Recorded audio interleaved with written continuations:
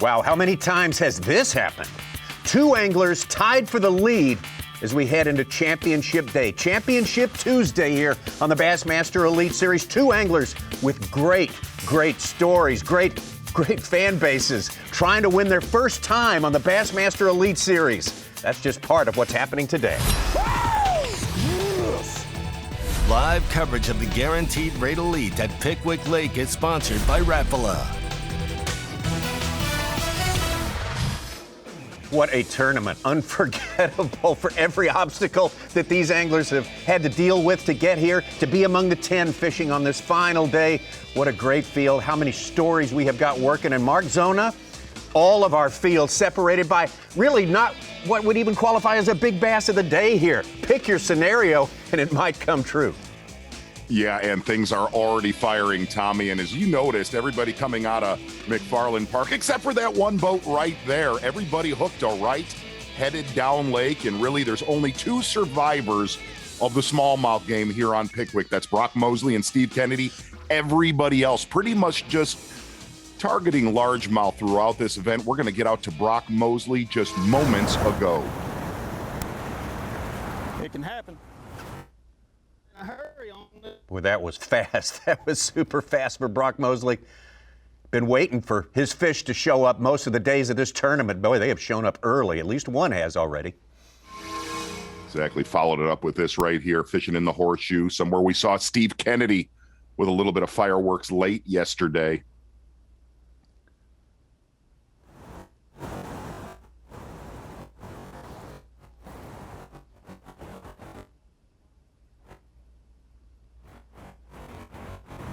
Bastard.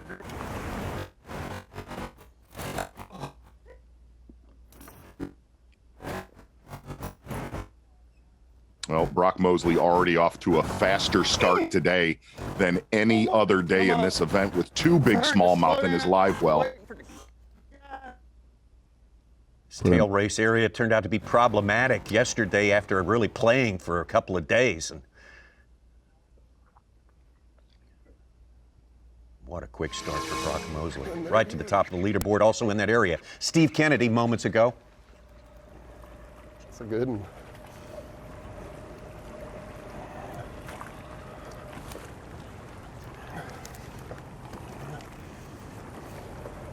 He's up on that front face. That's good. And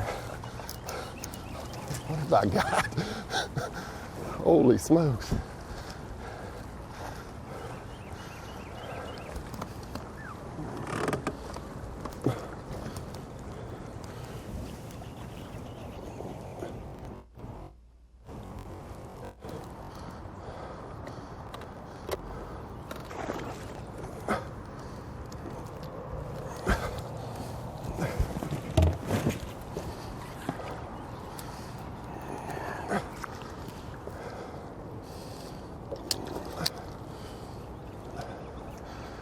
Come on, baby.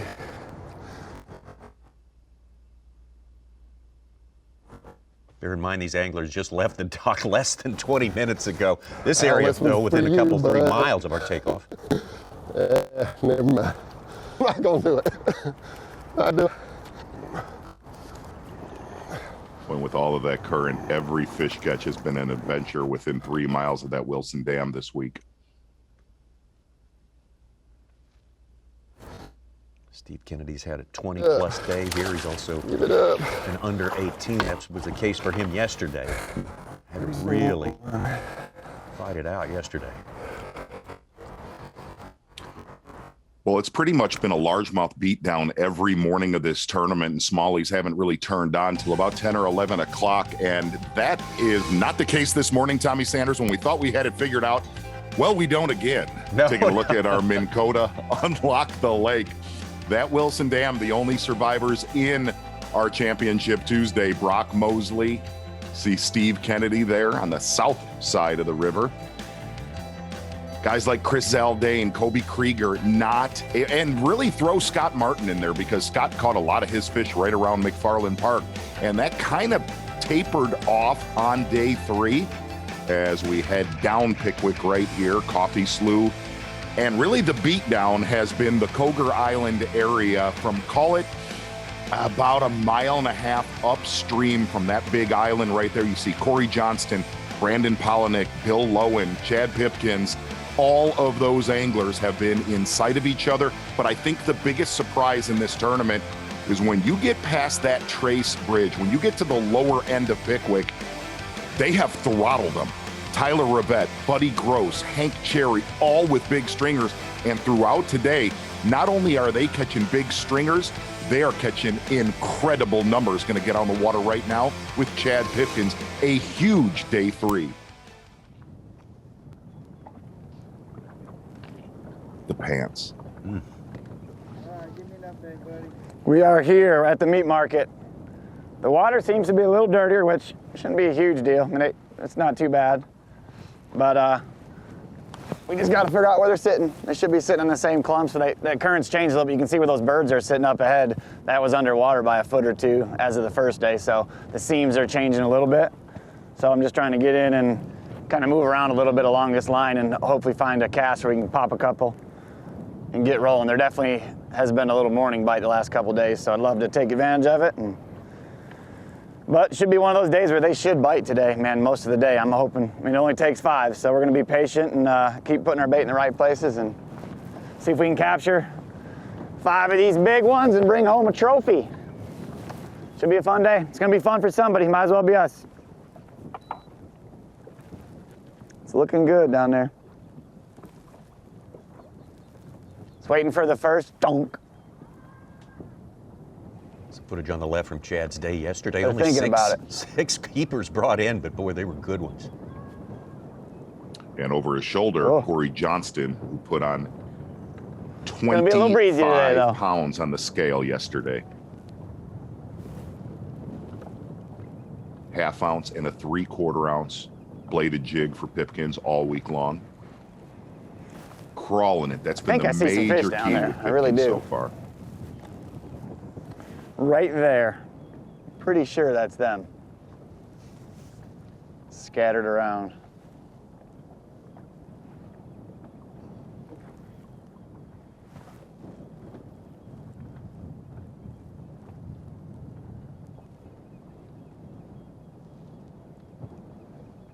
Well, and there's a lot of confidence in that boat right there.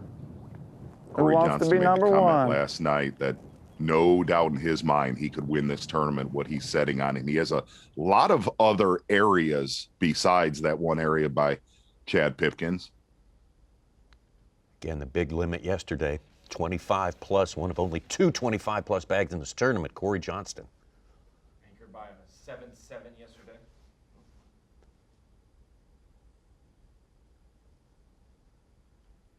I didn't hear that, Ronnie. What was that? 7-2. 7-2. 7-2 yesterday. 7-2. Anchored by that one. Oh my gosh.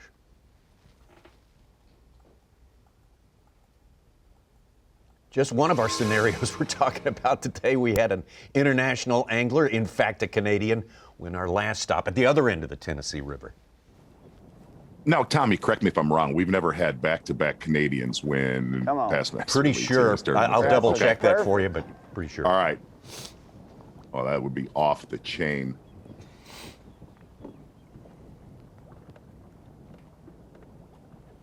But really looking at the weights, and we talked about this a little bit at the end of our broadcast yesterday, whoever holds that trophy today is going to have to hit that 25-pound mark. Strengthen up the current. Maybe it'll tighten them back up to the front, maybe. That's where they were the first day, and had a lot more bites that first day. I thought it would be getting better, but it should. Like I said, we only need 5. 5 of the right swimmers. You can look in the background of Chad there and see the weather that's on its way from the southwest. It's going to be a little thicker clouds, more chances of rain all day long. Yeah. And as if you kind of look over Pipkin's shoulder, you're looking at a line of scattered hydrilla and there's a little rise right there over his left-hand shoulder. And then it makes just a little ditch towards that island. I really looked at that on Google Earth yesterday and last night. And it's just a softer current area where we got to really dissect that yesterday. And I think the benefit to Pipkins and Cory Johnston, was that real heavy current that came through here the last 4 or 5 days really pushed a lot of fish to the back side of that island, because we've seen so many anglers that have prospered offshore. It's definitely been on the down current side of any of these current breaks, whether it's an island or a sandbar. Man, that is the cast. Come on. That is the cast. Z, there's also some good hard bottom like you were mentioning. He was talking about on his 360 yesterday, that line of grass that he had to make that repeated cast over. When he drops a little bit farther away from that island to the west, there's a roadbed that runs through that provides a great hard bottom for a lot of those fish, and that grass has just grown up and around it. And that's, if you can see that on mapping as well. Chad said that was the cast right there. You saw that shot from the tail race a few moments ago there with Brock Mosley, and I'm only about a quarter of the floodgates running now. That's going to translate into lower water for these anglers right here as we take it out right now to former Angler of the Year Brandon Pollinick. Last night I bet it dropped almost a foot, or if not more. Might have dropped over a foot. You can see the water line on the reeds really good. Goes from light to dark. Wow. I mean, the first day, the first fish that I caught off of this was behind those trees. And they're not even close to being in the water now.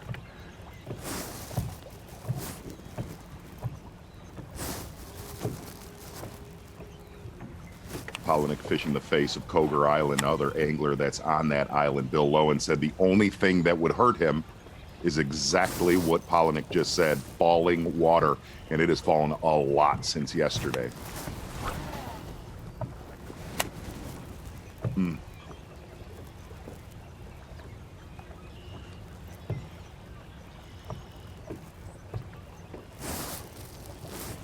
Yeah. Early The start. first early day I don't limit. catch one off this little spot right here. Hey, and really the other thing is, you look at that cast that Pollinick's making, I'm going to say 3/4 of what he's weighed in has come off that Thing is cast. here, there's really only one place they can go, and that's to the little grass line right out there.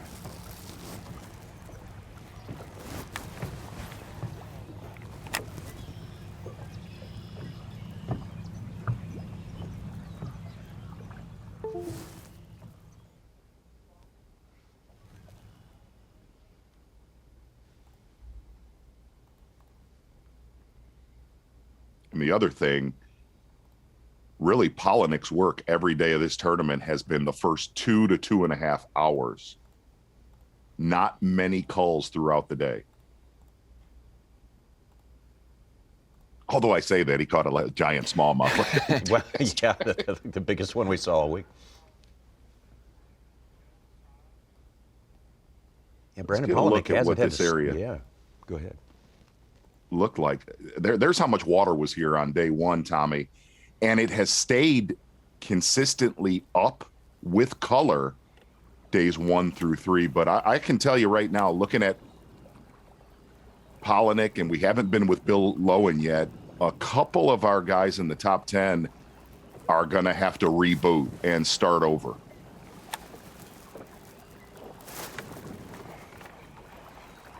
It is kind of interesting. A Little lot of duck these buddy's guys still here from yesterday. had to reposition from when the lake was 6 feet low. Now it's full pool and all that water. Where did those fish go? And now that it just drops a simple foot, it's going to make those fish go somewhere else as well. And they're going to have to find that in between, or they're going to have to go, maybe out to where that edge that they found them, before. Yeah, Pollinick hasn't been burdened with that until, as you say, Mark Zona, today. Maybe having to dig a little deeper, drill down a little further to figure out what's going on. Well, we've just seen the first 3 days of this. Pollinick makes 20 casts on that little corner off to his left-hand side. I mean, he's caught a limit off that spot every single day. Crazy.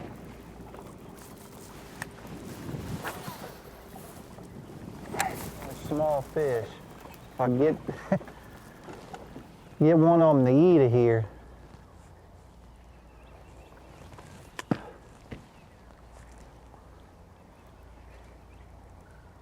And Schmidt over 20 pounds the past 2 days. And a really fine tournament here. Just don't know how you can hit something that hard and not get it, unless these are smallmouth.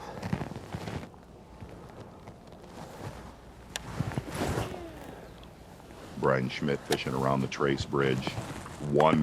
Pretty much one spot. The He said water's he dropped leaned a on good him bit. hard. Like you could look up there on them reeds, like it's probably dropped a foot since yesterday. So you would think my little deal right here outside of a spawning pocket would get better.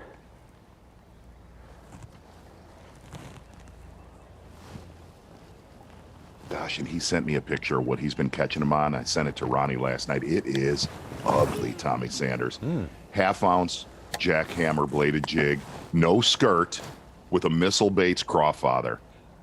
It is ugly. We'll get to see all that today, won't we? Absolutely. Stick with it. We got 7 hours of Bassmaster Live coming your way today. First time ever Championship Tuesday. And Tommy, not to start the broadcast off on a negative tone, I can't Brian be Schmidt bass last doing night. that. One of the biggest Bears fans on earth, and that's all he wanted to talk about last night. Really? Yes. So it was not all happy talk, I'm thinking. It was not all happy talk. He is a very disgruntled fan, as are Wait, all Brian the Schmidt? fans. No idea how Yes. hard they are biting my stuff. He's right not a now. Ravens fan, being from.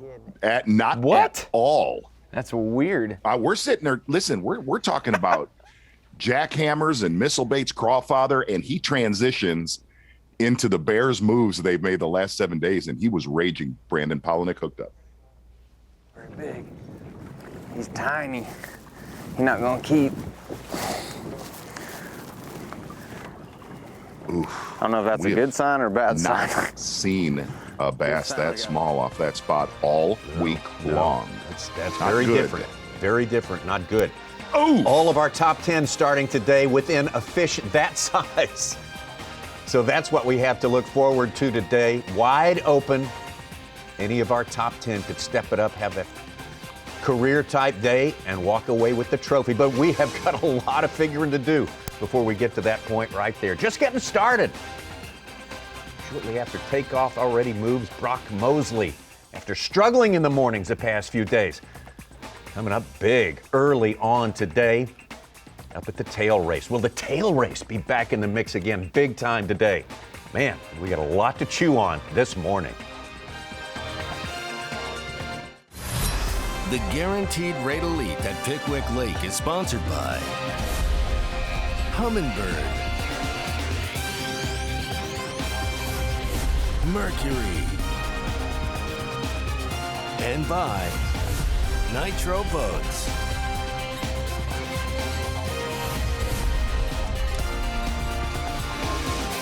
Thank you so much for jumping in with us this morning for Championship Tuesday on this Guaranteed Rate Bassmaster Elite. Fabulous Pickwick Lake. We're looking at our Humminbird bird's eye view. Been enjoying those views all week long. Pickwick is a beautiful place, and now we're looking at the 9th year Elite Series angler Chad Pipkins of Michigan, and he has been camped out in this place all week long. Exactly. Looking at the Humminbird bird's eye view, you see Chad Pipkins a little further up on the flat there. Cory Johnston a little closer to the main river channel. You see that marker right there on the left-hand side of your screen. As you said, Tommy Sanders, one of the biggest keys in this tournament so far with your leaders, the guys that have been in the top 10, get into your area, bunker in, and absolutely pick it apart for 7 or 8 hours. That is your Humminbird bird's eye view.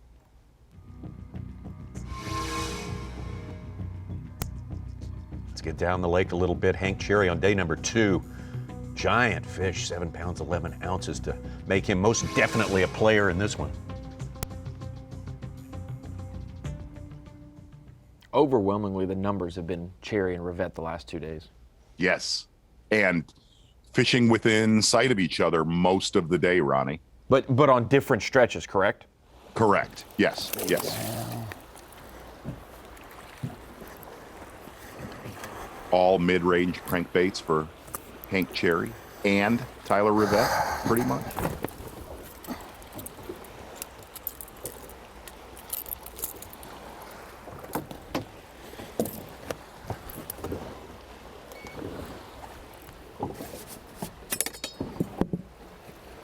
One thing we've definitely seen is flurries throughout this tournament. Here I And the go, guys that have been measuring really 17 inches largemouth again. fishing.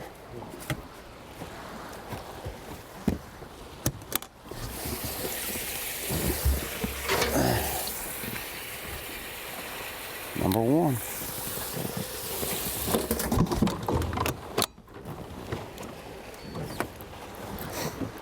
Interesting. Hank Not Cherry bad. has never been here before. Isn't that something? Yeah, on the water. Yeah, his the first time he's been to Florence and McFarland was for the Toyota Owners Tournament. 2 He's never 1/4. fished here though. That's crazy. Wow. A week and a year ago, he locked down the biggest title in fishing, 3 pools up at Lake Guntersville. Yeah. Makes it even harder to understand why. Tennessee River likes them. Yeah. Especially early in the year. Baby. Vice versa. Nope, that's a good one. Hank Cherry said he was done fishing on day 2 at No, it's 10 not. o'clock.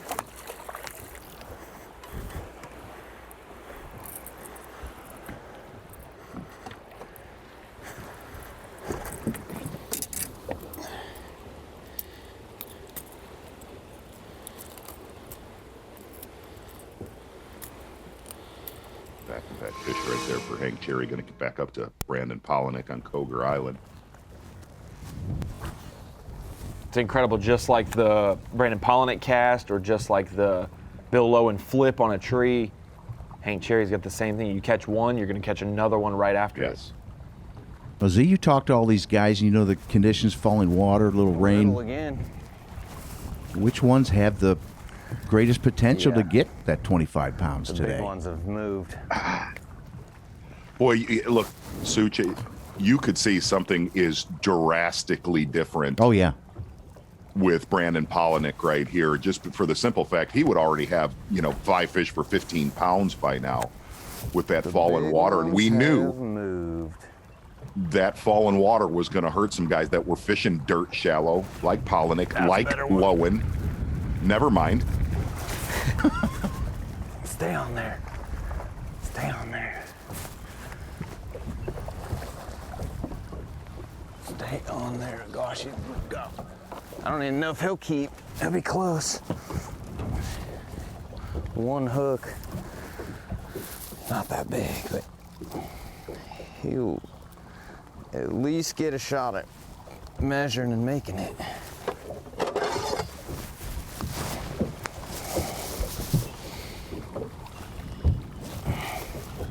Oh yeah. Number one.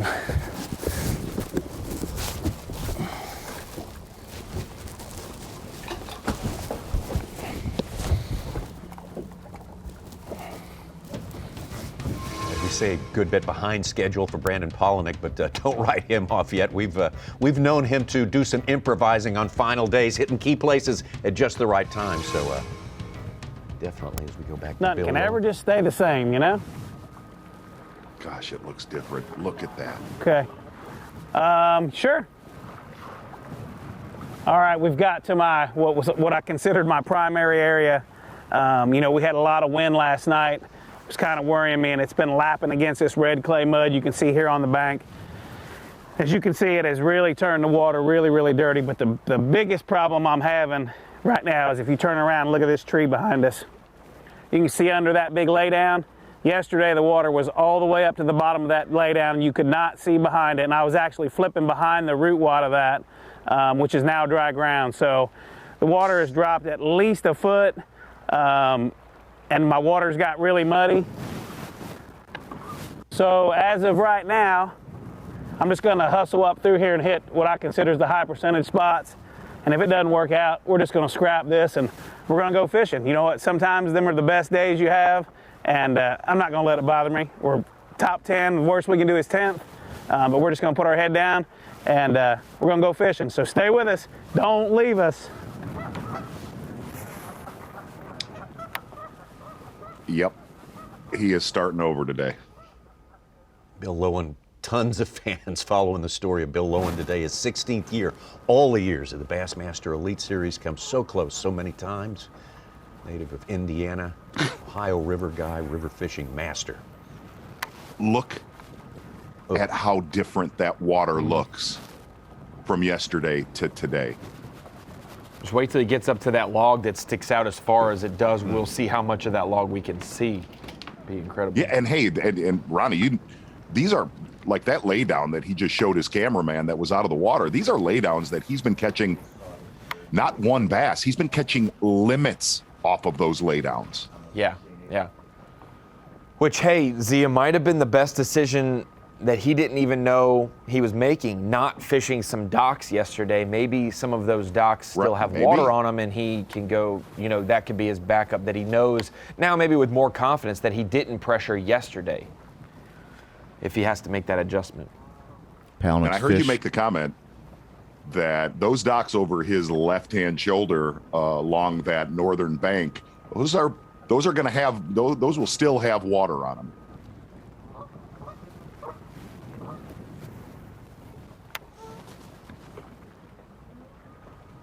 Yeah, it's like there's like a little ditch. I wouldn't call it necessarily a channel, but it goes kind of in between him and those docks, closer to the docks. And then there's a big flat with a bunch of ditches, and then it gets towards that Koger Island where it kind of dumps out to more of the main channel at a certain point. We didn't see it, but Buddy Gross is on the board with the 1.5 pounder, and Brock Mosley has caught his third fish. He's up to 9 3/4, and still in the lead. Brock Mosley off to his fastest start of the entire tournament today, and calling an audible, going to the horseshoe, something we didn't see him do at all yesterday or on day 2. Dirty. He kind of said he wasn't going to do the smallmouth thing today. He was going to go largemouth, and maybe changed his mind. Big girl, make it a 1 box. Let's go. Make it a 1 box.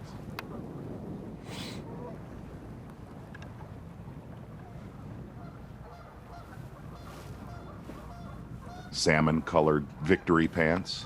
That begs for a 1 box by itself. Come on, Gary Ganoose. I would almost go as far as to say fuchsia. Yeah, I think that's accurate.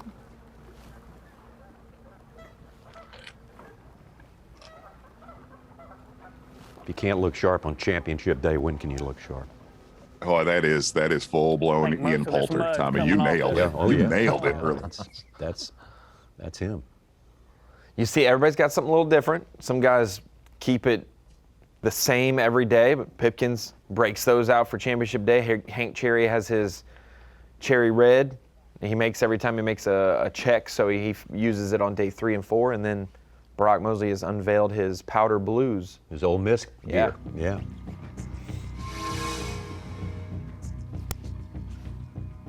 Back down to Hank Cherry, so I put a couple of quick ones in the boat just 10 minutes ago.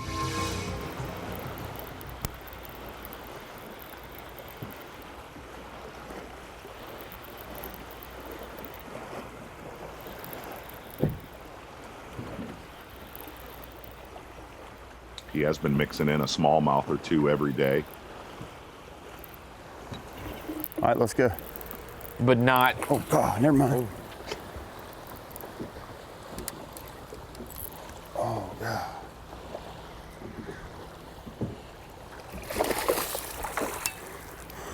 Maybe not.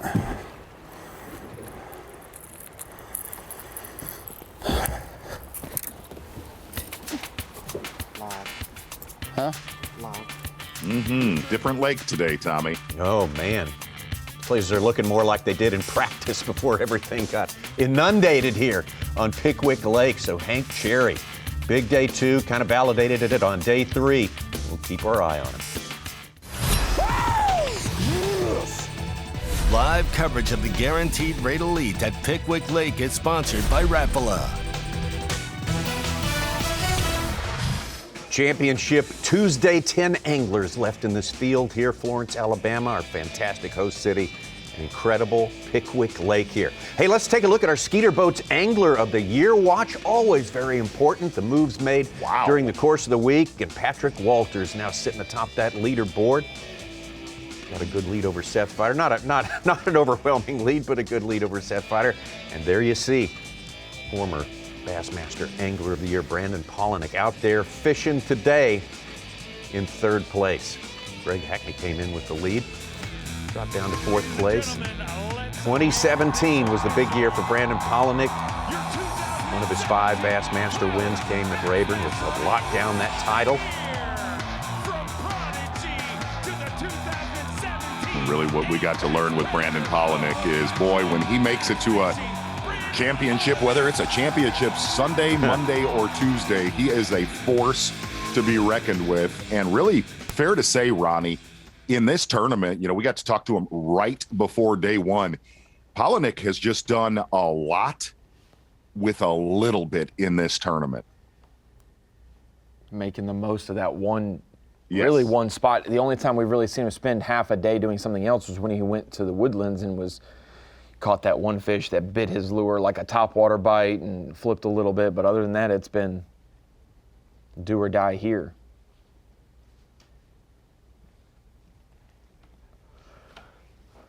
I texted with one Justin Atkins yesterday, and he said that he caught his 4-pounder on day one, last catch of the day, right here on that spot. He said he didn't realize it till that night that him and Pollinick fished that same spot because Pollinick had to evacuate his campground and parked his camper at Atkins' house down the street. And they were talking, and they realized they fished the same stretch, and Atkins knew he was probably doomed to fish that again because Pollinick's a great day. Already seen Hank put 3 in the live well. Third one was the best one. Here's another hookup. Boy, and watch his retrieve. Stop and go. There's a lot of chunk rock right under. Wow. Oh, gosh.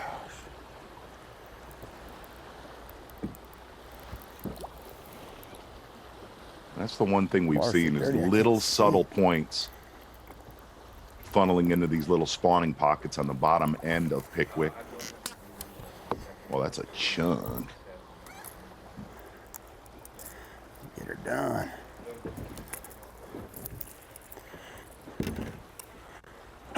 Yes, sir. Let me see what I got. Can I get him the lead now? Puts him in the lead. New leader. Big fed up heavy largemouth right there. What, 3.5 pounds, Such, something like that? Yeah, he's up to a little over 10 pounds today with 4 fish. Been a good tournament for Buddy Gross.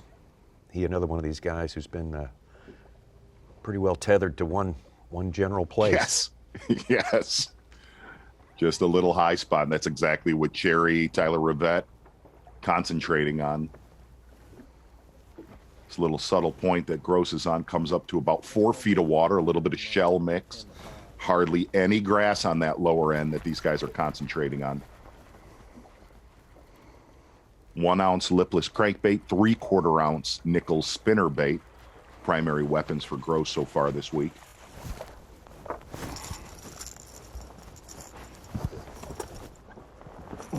Yeah, they are. Everything changes up here.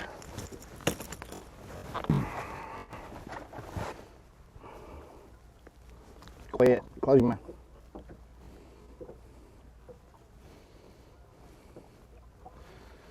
Number 2 is a baby, but we got him.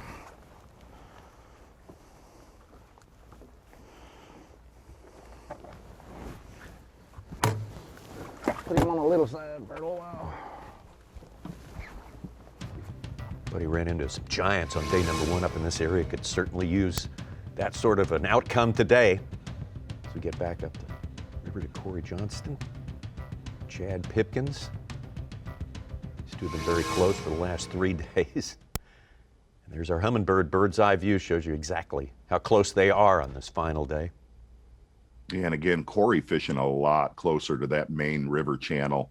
The other thing is you look at that little vein that comes off the left side of that island and the back side, making a perfect current break. But Pipkins has pretty much lived here and not left every single day of this tournament, to where Cory has a little bit in his back pocket, has a row of stumps he's caught some big ones on, and says he has one key dock that has a load of big ones on them. That is your Humminbird bird's eye view. So many fish caught right there all week long.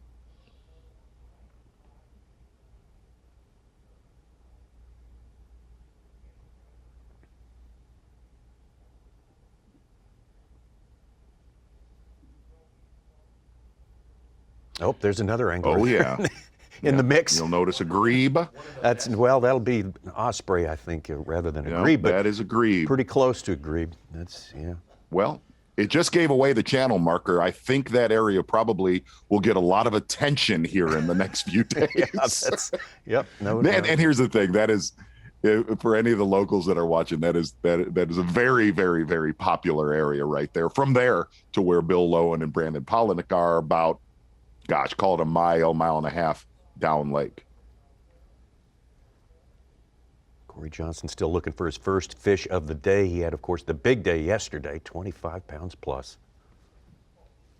Yeah, all the largemouth have come up off the back side of it or the main river side. Saw Brandon Pollinick catch a big smallmouth. On the front side, you see that chunk rock yesterday afternoon.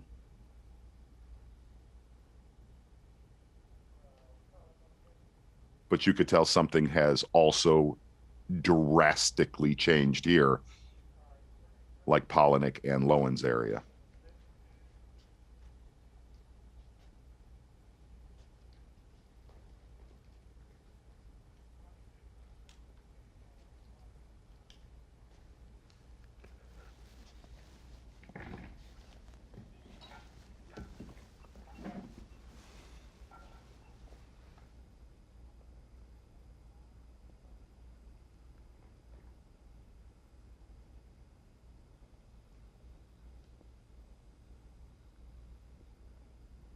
Chad Pipkins. And you know why?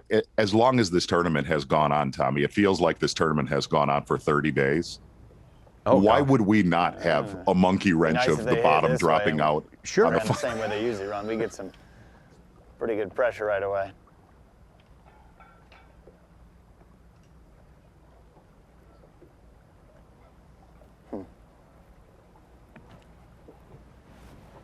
Again, not a big numbers place, as we mentioned, for Chad Pipkins. And most of the time he's caught one, he said he didn't want it. He's just kind of hitting them in the face with it. And once in a while they'll turn on, though, and that's what he's living for this week.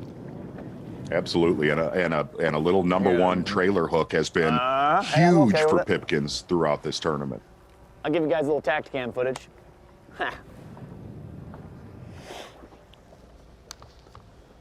I mean, it sets up different. Like the grass is taller right now. That bar is showing by 2 feet. I mean, they could have slid further back. They've slid every day. So they could have kept sliding.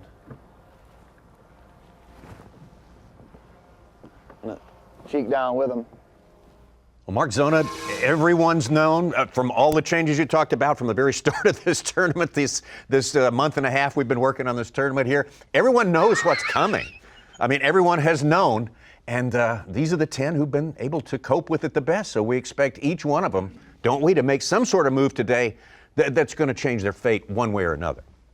You know, really, with Thursday and Friday being postponed, it's almost like the whole tournament started over and everybody had to scrap their practice and relearn them. That is exactly what we're going to have to see here today. I think guys like Hank Cherry, Tyler Rivette, Buddy Gross on that lower end of the lake, which was said it would not be a player, I think that they're going to benefit from this. And I honestly think Brock Mosley and Steve Kennedy are absolutely now still in the mix, seeing what Bill Lowen, Pollinick, Johnston, and Pipkins are going through, because I think those 4 anglers are in a little bit of trouble right now. And that's early to call on Championship Tuesday, but you're going to have to see those 4 re-rack and refine them today. Boy, it's going to be fascinating to watch. That is for sure. Welcome to you, all of us joining you today, this morning, for 7 hours on Bassmaster Live here in the Bassmaster Studios, sponsored by Marathon. Of course, Ronnie and Such in place. And Such, You've been watching the trends all week long. What's going to pop for you this morning? Well, I like that we may have, the odds are, we will have another new winner. We had it in Brian New, Jeff Gustafson, first-time elite winners, and last year we had 6 of them. And this year our top 4 have never won. It'd be great for their careers to want them to pull through and break through and notch themselves a blue trophy. Yeah, and I wanted to also touch on, Tommy, as we take it over to the screen of knowledge. A couple key things yesterday. We cut it down to 50 anglers from 100 on day 1 and 2, which was Saturday and Sunday this week. Cutting it to 50, the percentage of limits went up. Obviously, those 50 are dialed in more than the other anglers who got cut, but 72% of the field caught a limit yesterday. We saw another 7+ pounder, Cory Johnston, that anchored his 25.5 big bag of the day, not of the tournament. Kobe Krieger's mixed bag, 3 smallmouth, 2 largemouth on day 1, 25-12. That still takes the cake for the biggest bag of the event. And then 56-13 from Steve Kennedy. That was what the 10th place and Buddy Gross, they tied for the last cut spot. Those 2 anglers made the cut with that weight. Basically 17, I think you said, Such, 17 pounds a day. Or almost 19. 19 pounds a day. Sorry for that quick math. But yeah, 19 pounds a day to get to the cut, 21 pounds a day to lead. And that brings us over to Rapala Bassmaster Fantasy Fishing. Kind of the guys who were standout performances this week. Only one of them fishing today, but an 11th place finish for Kobe Krieger and the biggest bag of the event. That means 40 points extra for the biggest bag. And then he led 2 days of this event. That's 10 more points for fantasy fishing. Hank Cherry has the biggest bass so far. That's 7-11 on day 2. That has helped carry him into a top 5 position coming into today. That's an extra 40 points. And then Patrick Walters, no extra points for being the Angler of the Year leader, but it's not always about fantasy fishing for these guys. A 12th place finish this week. We have a new fantasy fishing leader with him, and also the limit streaks leader. 14 limits in a row for him. No one else has more currently active than Patrick Walters. Fascinating stuff, the good history stats-wise of what's happened in this tournament. Boy, this place can amplify all twists of fate, though. Kobe Krieger leading for the first 2 days. Can't even make it to the, I don't know when's the last time that has happened. A guy leads for 2 days, then doesn't make the top 10. It's just very volatile here. Exactly, and not even catching a limit yesterday. And you already noticed Cory Johnston pulling the plug. Big adjustments on the way. Boy, things are popping out there with Hank Cherry on top. Just getting started here. Thanks for joining us, Bassmaster Live.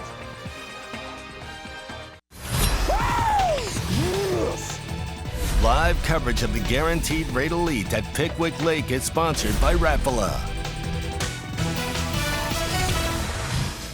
Still early going here on Pickwick Lake, the site where we've been watching Chad Pipkins and Cory Johnston up until a few minutes ago, plying their trade. Our TH Marine weather watch for today, a high of 69 degrees, low of 58 tonight, and rain.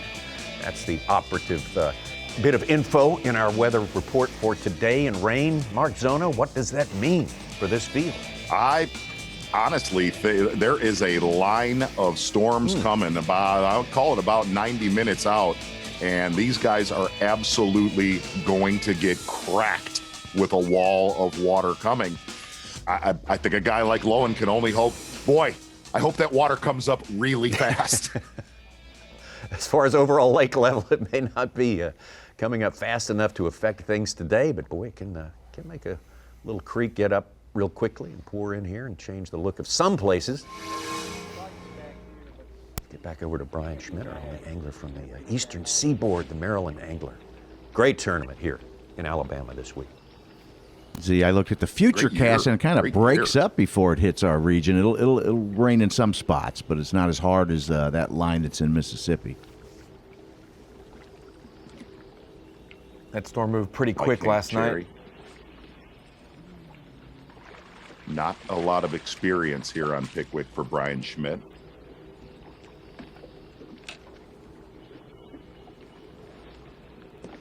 Maybe they are bass when they're eating the chatterbait from the outside. That's the skinniest fish I've caught all week.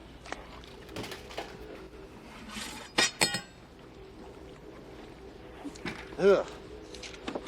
Something's wrong with him.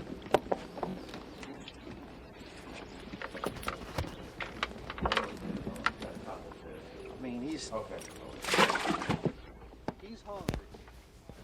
Kind of a lightweight keeper there for Brian Schmidt, but in the box nonetheless. 15 inches is our limit there. We're going to take you back down to this area where we've seen Hank Cherry and Tyler Rivette. They have been numbers guys, Mark Zona.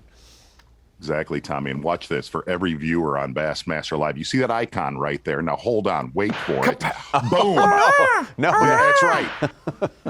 That is how many fish Tyler Rivette has caught off of that one area, similar to Hank Cherry, Buddy Gross. And here's what's really amazing, looking at how many fish Tyler Rivette has caught off of that one spot, is this has been a region of the lake coming into this tournament. If you talk to a lot of locals, I know you did, Ronnie, that said, man, those areas are really down lake. When you get past the Trace Bridge, they don't reload very well each day. That has absolutely not been the case out to Tyler Rivette live.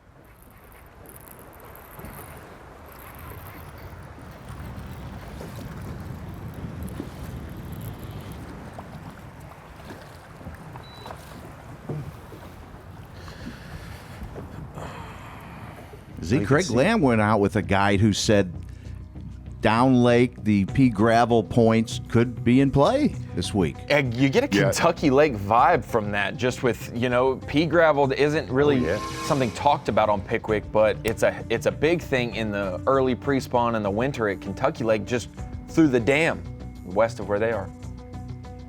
Just a short slide up to Hank Cherry. Hank Cherry already 4 in the boat, over 10 pounds.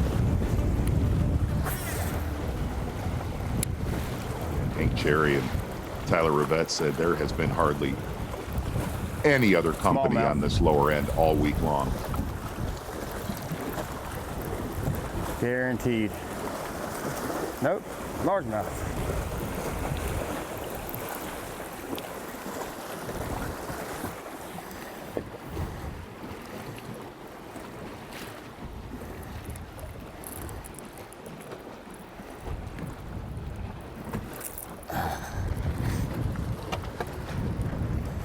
We got 4 in there, right?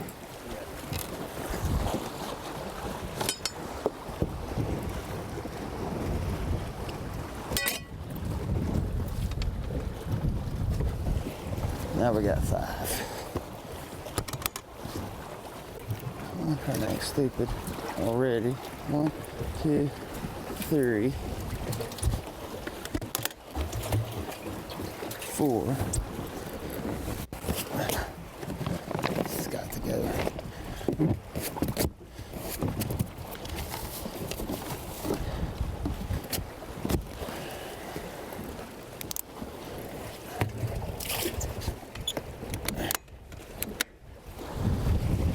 Fish number 5 for Hank Cherry. And that's been about the slowest of the whole week for us to see a limit here on Bassmaster Live. Yeah, as fast as it's been. It really has been. First hour. Honestly, I thought he's been catching them so quick that he was just holding his hand out the boat as he ran to his first spot, and he just would gather 5 on the way. I thought for sure where that hit after yesterday, I was like, smallmouth. I thought we had it again.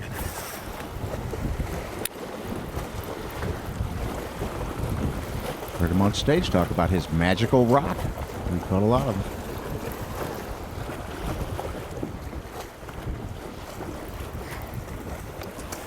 And to think after day 1, Hank Cherry and Tyler Rivette being in such a good spot, now almost seemingly the favorite with how the top 3 are dealing with changes in their areas. Cherry and Rivette started 22nd and 34th on day 1 of this event. I'm just trying to throw it to bluff until I can get to where I can make the cast. To keep them honest.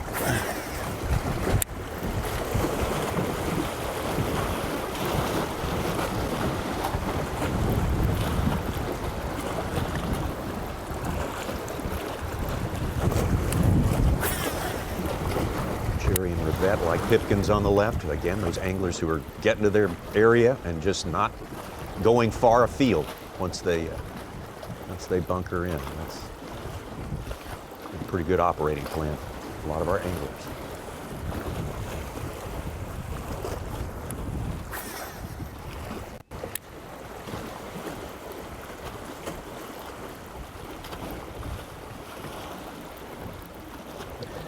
Yeah, you just feel like Hank Cherry and Tyler Rivette are not going to run out of numbers today. See Chad Pipkins sliding about another 100 or 200 yards downstream where he caught him yesterday.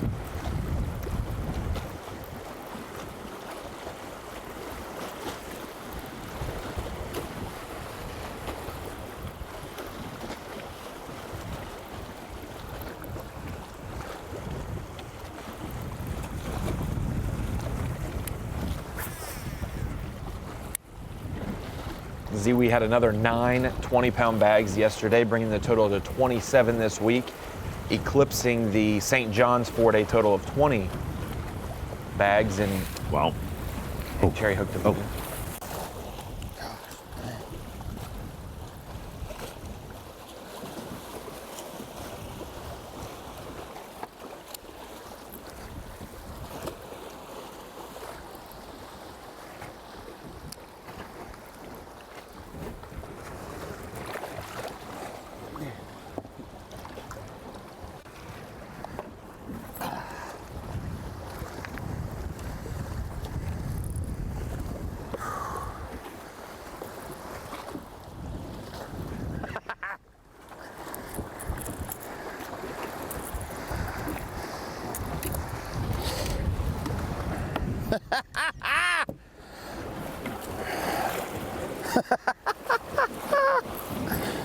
Yes!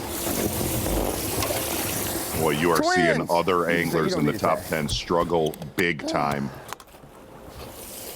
Already a solid limit and a big call right there for Hank Cherry. All mid-range crankbaits throughout the entire week. Boy, if you're going to start culling, might as well start with a good one. Start with that. That's the way to get that process going. Cherry's not going to be one that says, hey, watch out for me, I'm going to catch him and whatnot. He's going to be quiet, go about his business. But when he laughs like that, just a rant, just the Very telling. quiet, and then, oh my goodness, I caught a good one, laugh, you know something special. We saw that at the St. John's. We saw it at Guntersville last year. Yeah, he showed some emotion there. Put that in as a 4-5. He's up to 14 pounds, 13 ounces.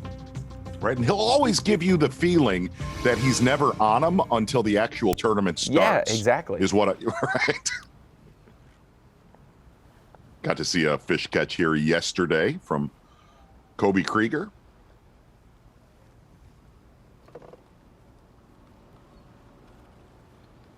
Up in that corner there of the dam complex.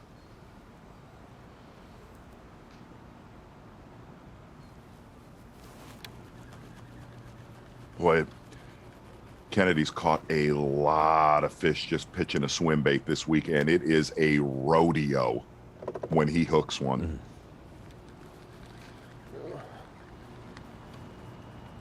What do you say for that classic promo, Tommy? Bull's boots. Wait, what is it? Bull's boots and Something. Bass? Bass, maybe? I think. Biggins. Big boots. Right. Something like that. Hey, they just unveiled the this morning. They said that the brand new hotels being built in Fort Worth, where the classic, block, the block of hotels are by Dickies Arena? are open and ready for you to reserve your stuff for the classic in June. Take note of that. Yeah, and Fort Worth got hit big time with those winter storms that hit Little Rock and Texas and whatnot. And so for them to be back up and running full speed, ready to go to host stuff is a good sign to see. Great part of town there, right adjacent to TCU and handy to all the freeways. It'll be a fun time. First time ever in Fort Worth. Kennedy's been rotating between a Scottsboro tackle swim bait that he absolutely would not send us a picture of, a striking 1 ounce and 1 3/4 ounce bottom dweller spinner bait. We've seen him catch a lot of fish. Day number 2, saw a lot of fish on that with Steve Kennedy.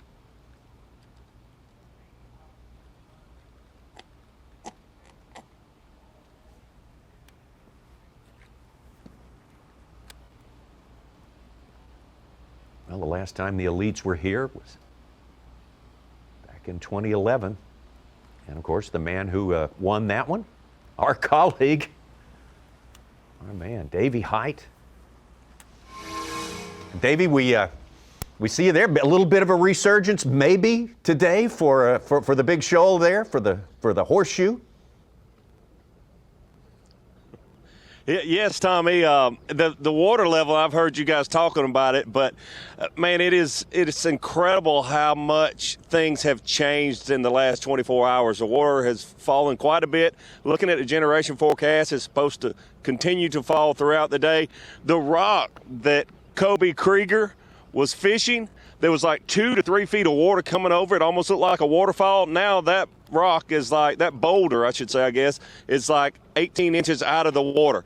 The horseshoe could definitely be a big player today. I've been up there, Brock Mosley and Steve Kennedy. Spent a lot of time with Steve Kennedy, and he's lost a few fish, got one good smallmouth. Brock Mosley's got a couple. Things could definitely change on this end of Pickwick, just like they're doing on the other end of Pickwick. All this water changing in the last 24 hours. B&W Trailer Hitches on the line with Davey Hyde. Davey, I throw to you. Really, that area around McFarland Park, look, there's a lot of release fish. There's just a lot of fish that live right outside of the harbor right there of our takeoff. Why has that, from days 1 and 2, guys crushed them there. Why has that completely fizzled out? Well, the guys that crushed them on day 1 and 2, there was a lot of fish caught there yesterday. Caleb Summerall caught them, Brad Watley, but like a Scott Martin that had caught them there day 1 and 2 just could not make it happen. Timing there is just like anywhere else on Pickwick. It's just guys that have stuck with it. Yesterday, the current was totally different. Scott Martin left there earlier than he had this week. I don't blame him. I probably would have too. But then there were some other anglers that probably had no other options and caught, 16, 17 pounds. A lot of release fish there, like you said, Zona. I mean, you go in there with your graphs and you mark a lot of fish being released right there, and the current was keeping those fish on the corners of the entry right there. So still a lot of fish there. No one there right now, though, but I really think the tail race could be a player throughout the day. Brock Mosley, you better keep an eye on him. I didn't realize he's got a lot of experience here. Yeah, Brock Mosley from neighboring Mississippi, of course, learned so much of his fishing right here on Pickwick Lake, and man, doing very well this morning. And Z, the water volume changed every day up in this fabled area up here. Do you have to reload? I mean, that's got to change where the golden seams are located, the ones that really put out. Do you have to just kind of replot that every day? If you really talk to a lot of the locals, if you've got to throw a Hail Mary and catch a 25-pound stringer, every single one of them would tell you more than likely your best odds are right where Steve Kennedy and Brock Mosley are at. Yeah. And look, this is one of those weird tournaments where the bottom is dropped out. We lost a foot of water. That absolutely we could see that happen again here. Well, we started out with 2 guys tied for the lead here. Lowen and Pipkins. Now we got 2 other guys at the top with a little daylight between them and the crowd. That will continue to change.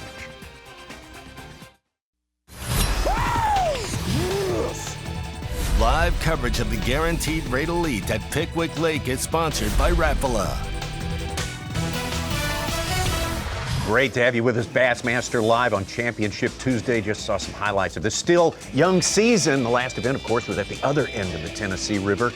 Now we're down, one away from the bottom end of it there, and there's our leaderboard. Fast Track has Hank Cherry on top right now, a good solid lead. Brock Mosley, another one of the anglers, sort of flipping his day around. It's been a slow start early in the day, yes. Mostly for Brock Mosley throughout the course of this tournament. He's got 3 good ones in the boat already, doing something a good bit different on this day. Started the day tied, Chad Pipkins and Bill Lowen. Of course, when you think of Chad and, of course, Bill, a guy who's waited a long time for this opportunity.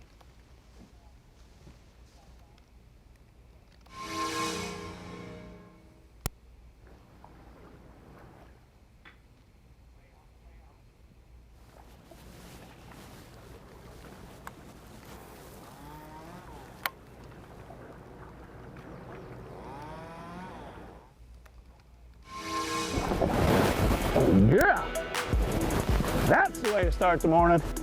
I never want to show up with a preconceived notion of this is what I'm going to do. So typically I take every event as a new body of water and try to fish the conditions, try to fish what's going on for that time of the year.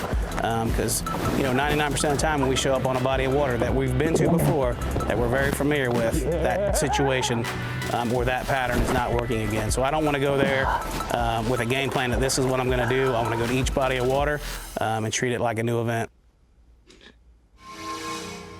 Oh, yeah. A lot of people pulling for Bill Lowen, of course, every time he tees it up. Well-respected angler. He ain't going to make it. I don't even need to check him, but I will. 3/8 ounce. Bill Lowen signature Lure Parts online jig almost all week long. Got us a And bite. if Bill's going to win a trophy today, he is going to have to getting a bite is definitely important. earn it.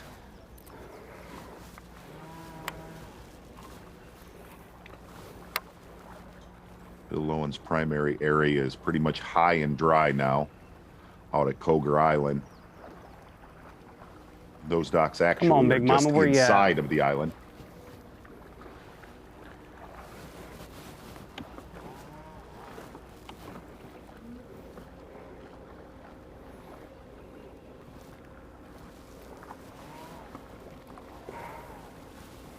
Gotta get a bite before you can catch one. I ain't the smartest man in the world, but I know that.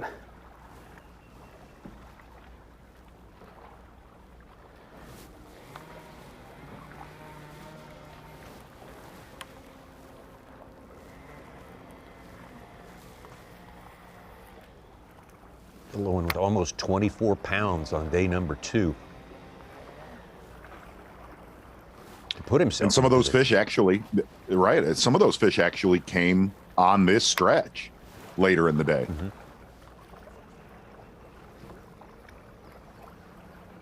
Looking at that seawall, you could see how much it's dropped out.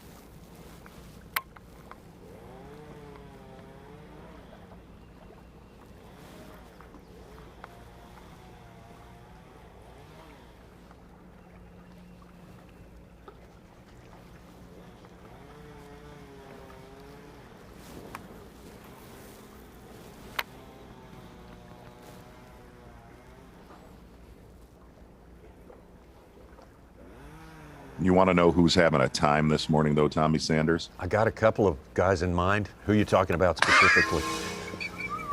Hank Sherry is crushing them right now. Is he ever? A lot of bites so far. Notice he kind of got away from his starting spot, a little bit steeper banks.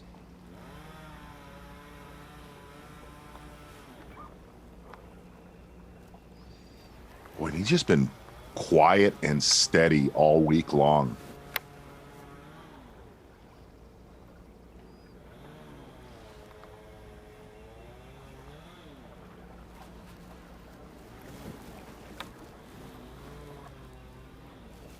Again, all mid-range crankbaits. Yeah.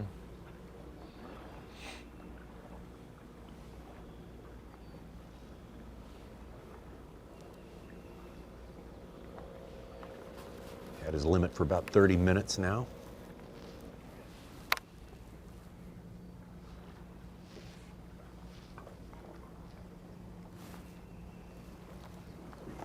Here again, you're reigning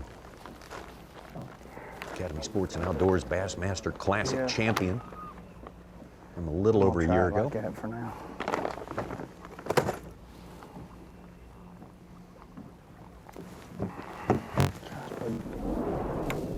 Not going to make the cut for the cull.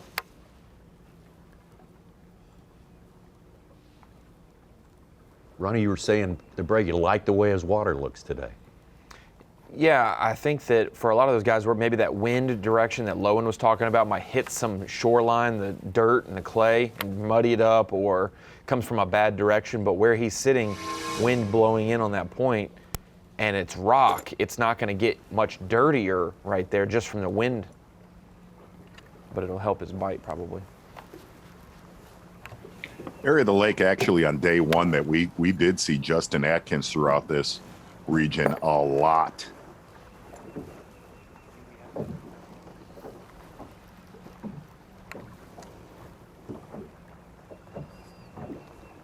There's a good look at that crankbait right there, Tommy. Mm-hmm.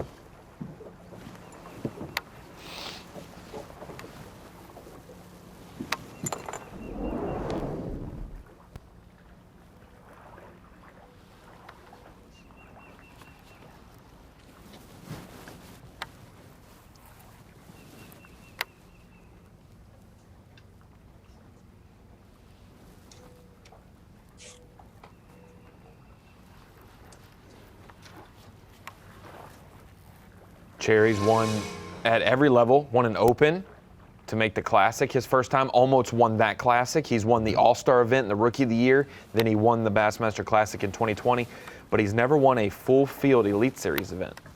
So this will be a chance for him to hoist a blue trophy against 100 of his peers.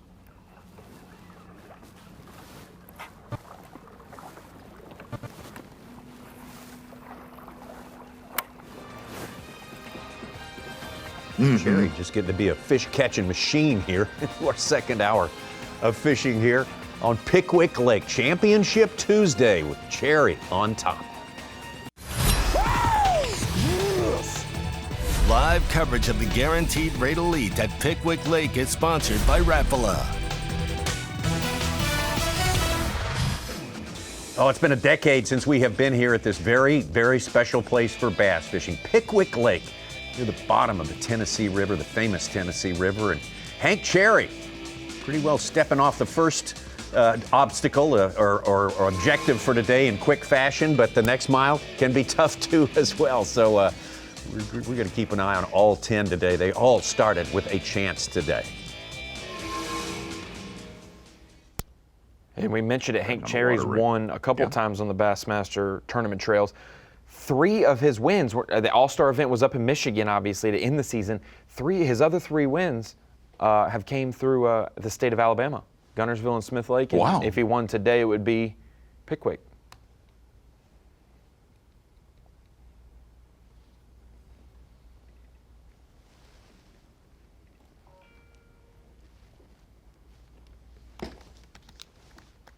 Oh, no. Oh, boy. Stupid.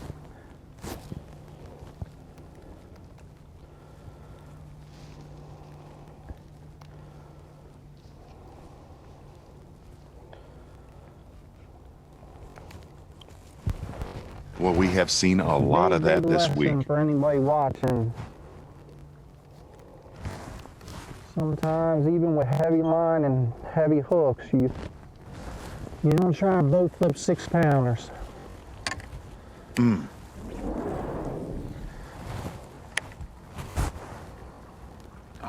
I mean, just barely, he was sitting on it. Flipping right now. Boy, just 3 little ones. That one. Did you see the pumped up? Did you see the fish? We did. But that was a good sign. See, I got bit in this tree yesterday twice and I missed it, but shallow. A tree like this, I could have 10 fish. You know, it's in the right place.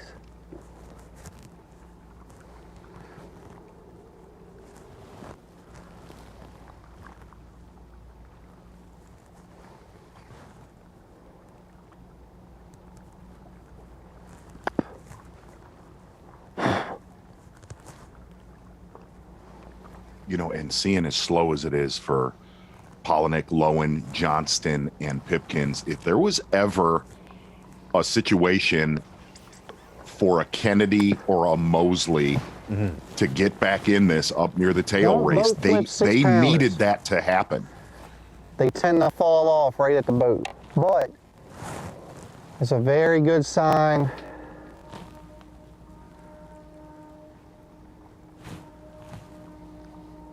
You know, here's a tree that has some water on it. I mean, I haven't done this in practice or in the Derby really, but I've caught a lot of fish up and down this bank, and This is the best piece of structure, you know, for a couple to sit on.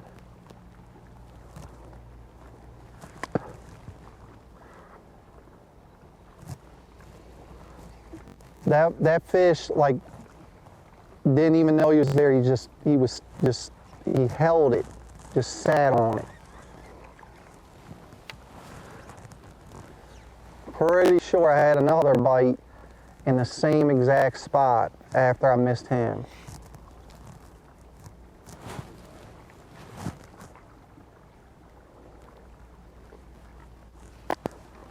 Z, we can officially say I did not curse Brian Schmidt this week on my fantasy team. Last time I picked him, he finished next to last at Santee because of some I remember that. You crazy spoke about situations it at length. And I notice you hold fantasy grudges, Ron, a little bit. You hang on to it. I just let them know, you know, like if you want people to pick you, you want people to pick you. When they do, you better perform, or they're going to let you know about. You know? Yeah. Seems pretty simple when you put it on paper. See, exactly. Yeah. I'll show you something else that's pretty simple. The Mercury move of the day. It is one man right now, and that is Hank Cherry. The door seems to kind of have been left open by a lot of people that have throttled him early every day of this event. Hank Cherry, not the giants that we have seen throughout this tournament, but slow, steady, and big numbers today for Hank Cherry in a big way. Started the day in the 5th spot, and boy, it was not long before he started going through the numbers there. Climbed all the way to the top. And this is a weird Championship Tuesday. Just saying that feels weird. Hank Cherry said, look, I'm not going to run out of numbers. Steep banks or little areas, pea gravel, meeting chunk rock. He said he's got one foundation that was out of the water last Monday. Got a little water over the top of it. He said, I'll hit that today. And man, for the predominant amount of our field really struggling here today, not the case for Hank Cherry. We said throughout this entire tournament, you will see flurries. Well, that's exactly what we've seen with Hank Cherry. That is your Mercury move of the day, unofficially sitting just under 15 pounds. Yeah, I got a good one, about 4.5 there in the boat. A couple of fish ago. Here's a good look at how those catches have laid out today for Hank Cherry, where he got started. Yeah, and it's been current 101 in this tournament. Wherever it seems you get one bite, you're going to get multiples. We've seen that on the lower end of, actually, we've seen that throughout the entire system throughout this tournament on Pickwick.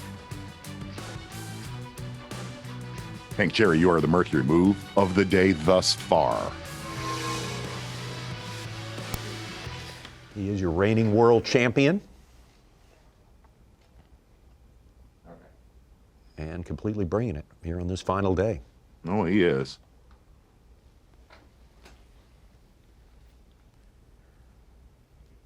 Could have made some money from people this week, Z, if we would have said, what do you think Cherry's catching him on this week? I guarantee you a lot of people would have paid money that he was catching him on jerkbait.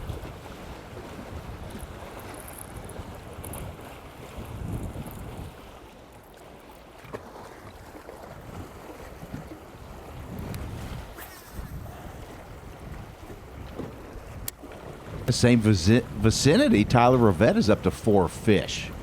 9.5 pounds. Second place right now. He's got a 3.7 as his largest. He was one of those other anglers who caught over 30 fish yesterday. We saw his area feather out with the peacock graphic. Yeah, and really rough service on that lower end when you get near that Mississippi line. Notice that actually with Clark Wendla too on day 2 of this tournament.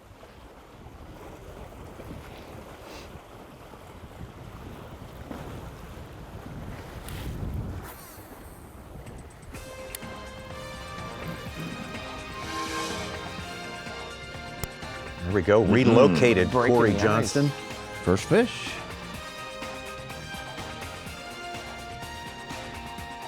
Big day for yesterday. Cory Johnston with the biggest limit of the day and a very, very different sort of start to his day today.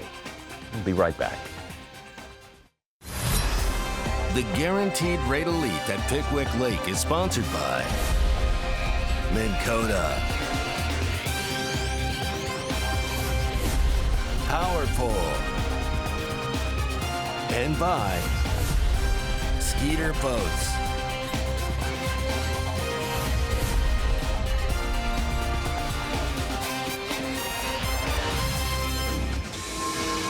Such an interesting championship day, fourth day of competition here at Pickwick Lake. Such an interesting tournament featuring some just otherworldly water flows during the lead up and the first few days of this competition out here. That's our Humminbird bird's eye view of the way that water has been roiling out of Wilson Lake. Of course, the whole Tennessee River drops 130 feet from up in Decatur.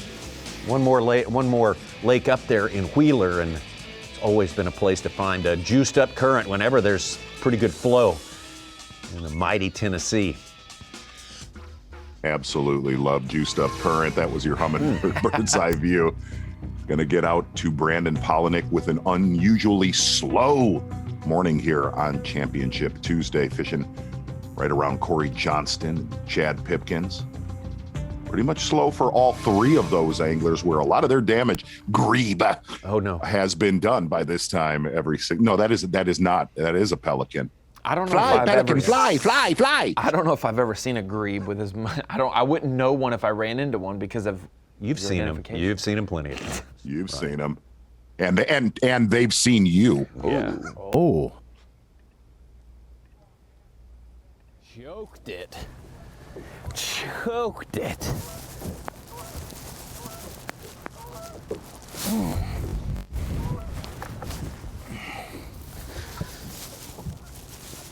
thing is gone.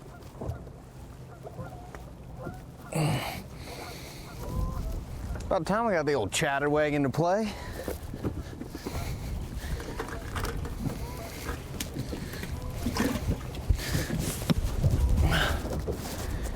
Who got us one?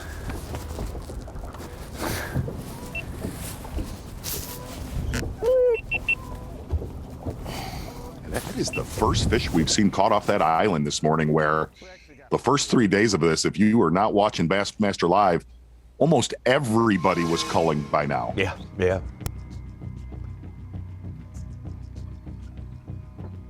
Take a look at Tyler Rivette. Speaking of birds of a feather.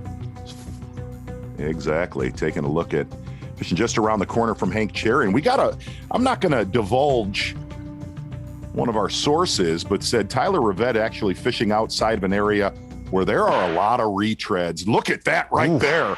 A lot of Mississippi tournaments go out of a certain. Yes. Did you hear the little the snap right there? Yeah. But like McFarland Park, we talked about, this was actually earlier today, Pea Gravel Banks meeting Chunk Rock, and one of our friends of the program, we'll call him, made the comment, oh, that spot is reloaded from local tournaments every weekend. Solid fish right there from young Tyler Rivette. I think it's okay to identify today, right? See? No, I will not do that. Sorry, Ron. I apologize. I mean, it's spun out bad. It's okay. We're getting there. The drop in water's really got me. Throw there yet. I can't believe that. Will not divulge them.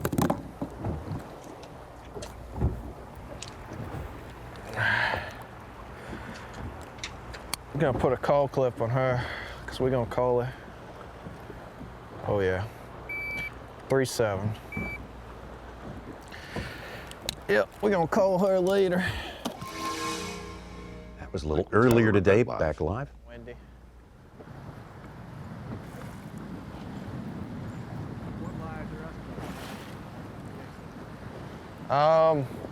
It's definitely slower. I started getting a few bites on the swim bait just now. They're kind of in the same spot where I thought they would be, but it's just, I think the wind and the water got dirtier for sure. The water dropped about a foot too. But all in all, they're not stacked here like yesterday, that's for sure. I only got 4 not good ones. If I want to do anything, I got to get them all out of there. I think my biggest is like a 3.7 or 3.8, but I'm about to go try another little spot right further down, and then go check on Hank down there because he's on the next point. But I might go on the other side of the river because I think this wind's kind of messing it up. I don't know what the deal is.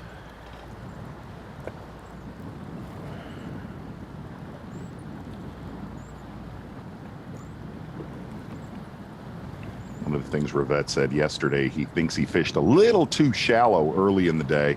A lot of his late day calls actually came out deeper from 5 all the way out to 20 feet of water. Tyler Rivette and Hank Cherry, both of those guys were players about 3 pools up in Guntersville when it was held about this time of year, the full field back then. A lot of guys in our top 10 were players in that, including Brock Mosley, also Chad Pipkins. Guys who just really know how to plot their way around the Tennessee River lakes.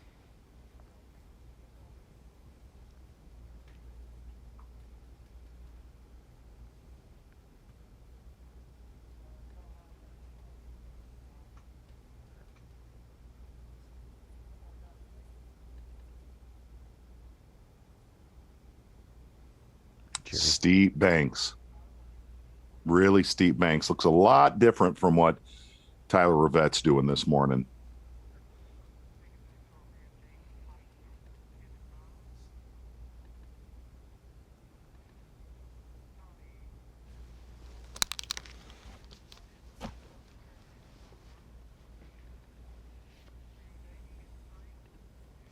Going to see how this one culls, and probably will cull out a smaller fish.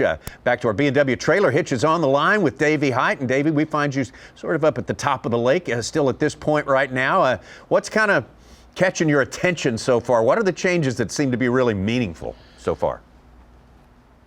Well, the big change, I'm glad you mentioned that, Tommy. The big change is the water level. And we talked about how the water level came up. So many of the anglers, including Bill Lowen, I was talking to him this morning and said, where I've been catching my fish was absolutely dry ground during the official practice, right at the beginning of official practice. So I'm here on the shoreline to give our viewers a little look at how much the water has fallen since day 1 of the event. So actually, if you right here, this was a stick marking the high water day 1 of the tournament. The water now, if you'll notice that tree and that bush there, Scott Martin and a number of other people caught fish right there day 1 and day 2 of the tournament. A lot of fish caught right around those trees. So just incredible. It's fallen 4 feet. That gives you a little perspective. And man, when I saw the generation forecast last night, the next 24 hours from midnight last night to tonight is supposed to drop another 18 inches. I was really worried about Bill Lowen. He knows what's happening. He knows how to adjust. He had a good practice when the water was low. So we'll just have to see, but a lot of adjustments having to be made by all these anglers. The one thing I will say, for Steve Kennedy and Brock Mosley, this had to happen to give them a chance, but I think they're definitely in the ball game now. Davey, really looking at what's transpired throughout this tournament, 2 things. Number 1, sick tan that you got this week. And number 2, you talk about that. Guys like Hank Cherry and Tyler Rivette, they have deep water access.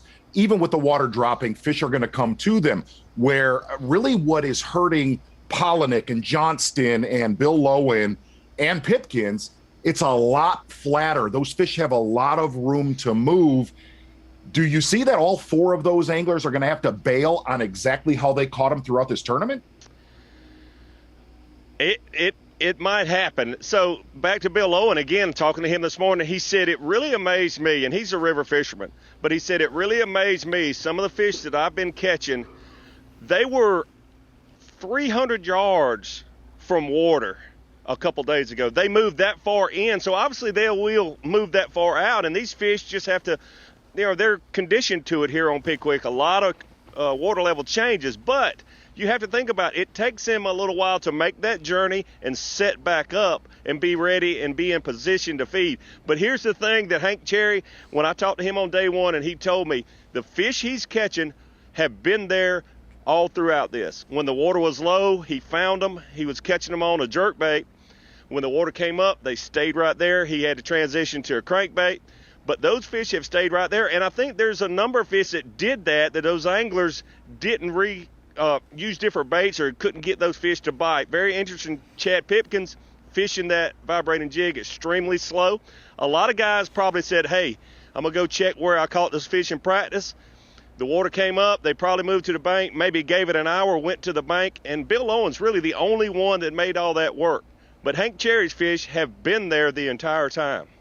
All right, some great points there. Davey Hyde, our past champion, most recent champion here on Pickwick Lake, the Bassmaster Elite Series, all the changes going on. He'll be tracking that for us all day as we go through it and we talk about these anglers, Pipkins and Johnston and Z, the notion that they're going to have to relocate. They got to reset it big time here.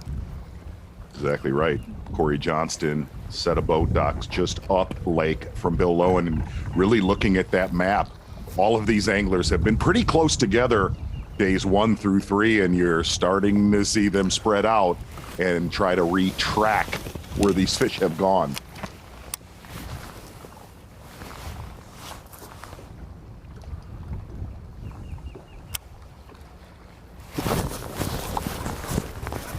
Good one.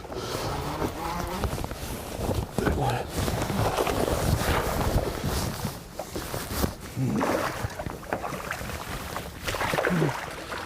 Come here. Yeah.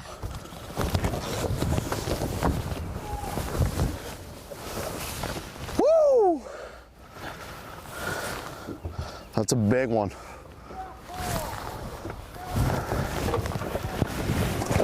Ooh, I like it. Here we go. Inside channel docks that Ronnie and I were talking about. 7/16 ounce Punisher jig.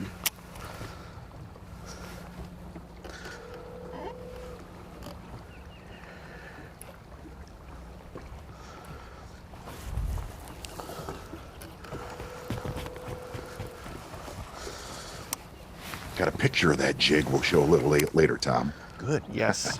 We look forward to that.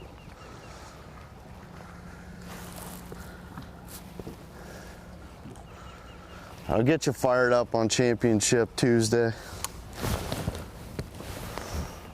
We had one tiny one in the live well, and that one made a big move for him. Up into 4th place now.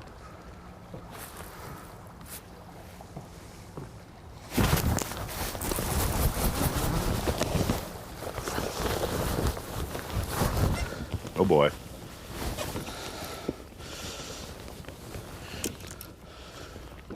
Pounder.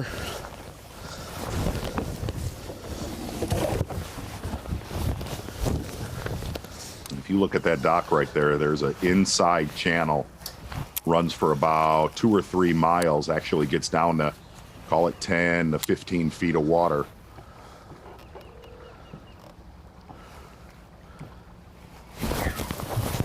This is fun. Wow. Ooh. Oh.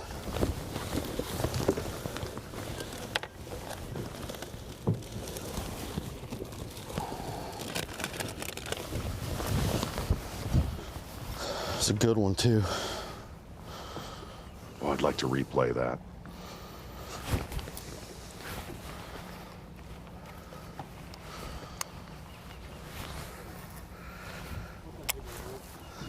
It's got to be 4.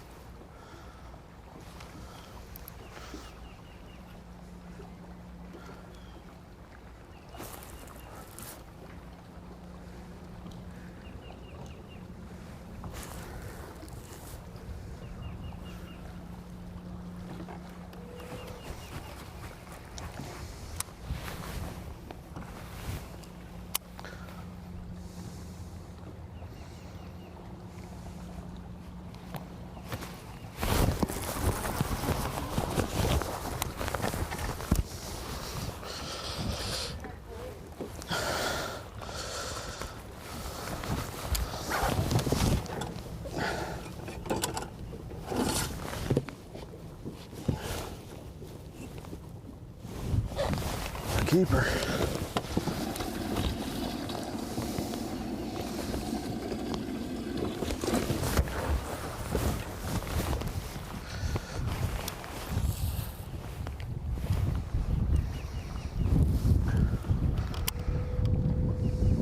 Feeling it.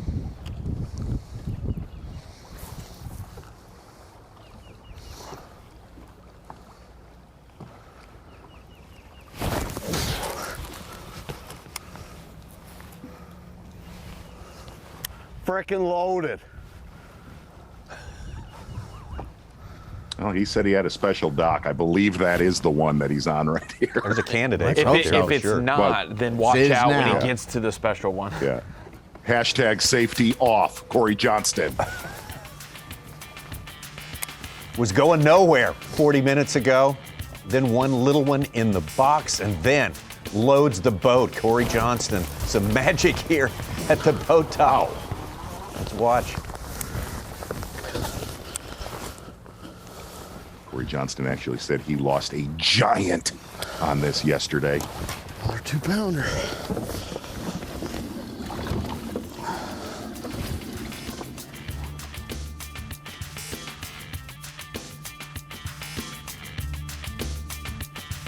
Oh, from about, say, call it 8-10 pounds back. Cory Johnston now tied for the lead with Hank Cherry. That's how fast it happens here on Pickwick. We grew up in bass boats. We were lucky that way. And, you know, it's the competitive drive that I love about this sport, where every day is different, everything changes, and it's one of those things that anyone can do it. It doesn't matter if you're young, old, male, female, don't matter. You can go out there, you can do it from an aluminum boat, you can do it from a glass boat. I was always saying to my parents, you know, I want to fish the Bassmaster Elite Series, especially watching the Bassmaster Classic every year. Then it was unheard of for a Canadian to make a living fishing.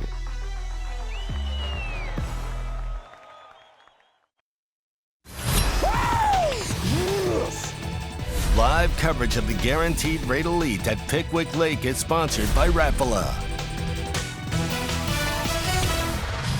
Wild and crazy. That's what we got going on today. Mark Zona here on Pickwick, that is for sure. There's the music.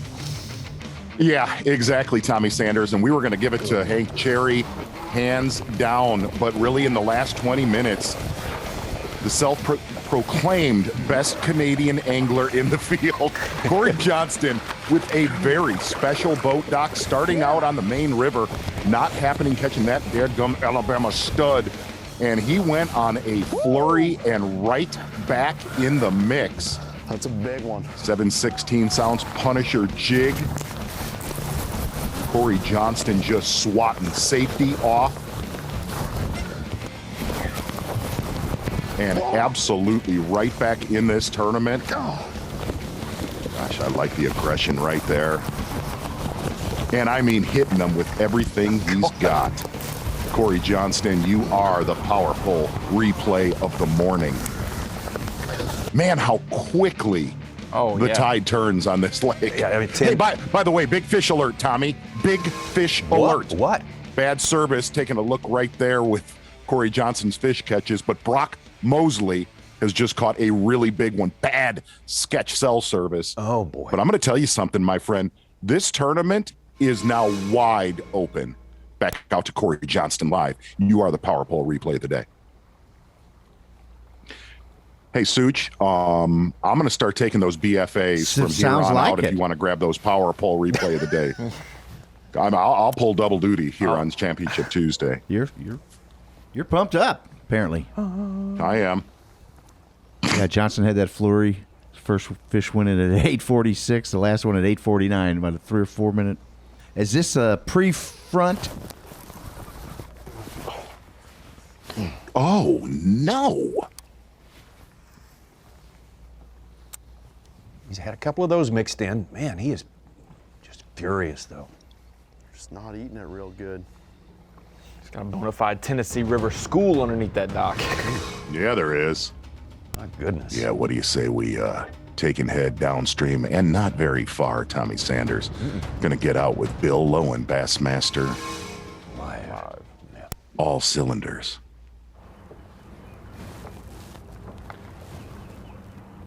Low and having to do a little We're gonna fish this refiguring dock today. and that dock, and we're rolling.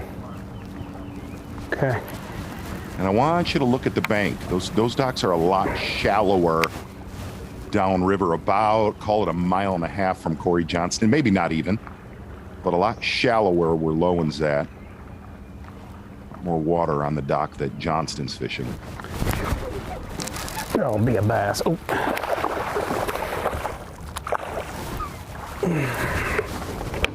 I thought he was bigger than that. When I set the hook, I thought he was a tanker. Well, it ain't a big one, but it's a bass. We ain't going zero. We are not gonna zero.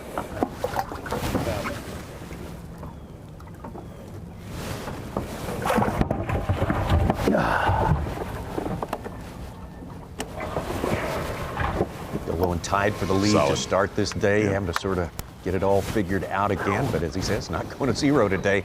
No, I don't expect that at all. Hey, Tommy, would you like me to, by chance, slap you in the face with a peacock? Wow. Get ready. Get ready. Just Watch hold this. on. Watch this. Okay. Watch this. Boom. Boom. That's just. Oh, no, that's yesterday. That's yesterday, and that's today. Well, yeah, right. Bang. Man, that is what a Tyler display Rivette live. of plumage that is. Feel like a white bass. Oh, smallie.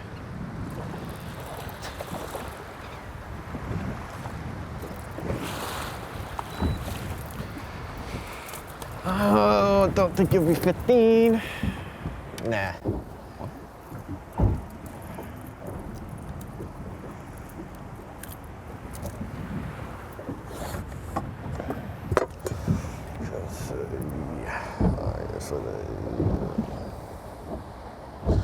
It's a caper. Boy, he had a lot of confidence coming into today, talking to him 5. yesterday after the weigh-in. Not the right ones. That's for sure.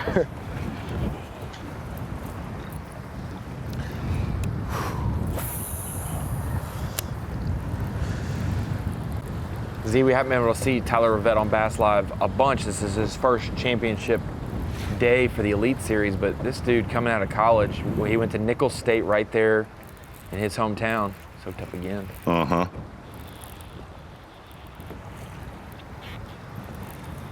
Don't feel big.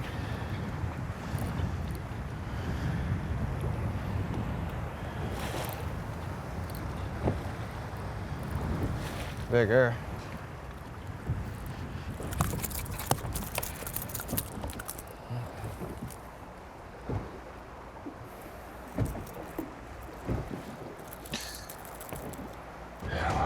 A little bit slow this morning, but things starting to fire like we've seen every day here on Pickwick, and we're going to get back up to Cory Johnston with 5 in his live well. Just right behind Hank Sherry here, and Tyler Rivette cut that deficit a little bit too. He's getting closer to our top 2 anglers right now.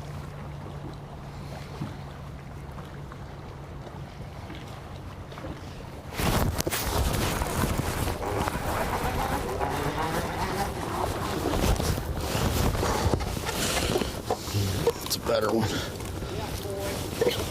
I mean, how many are under there?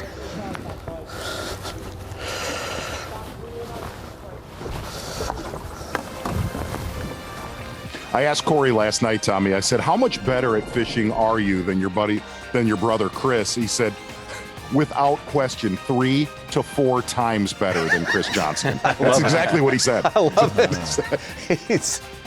He is wearing them out on that boat dock today.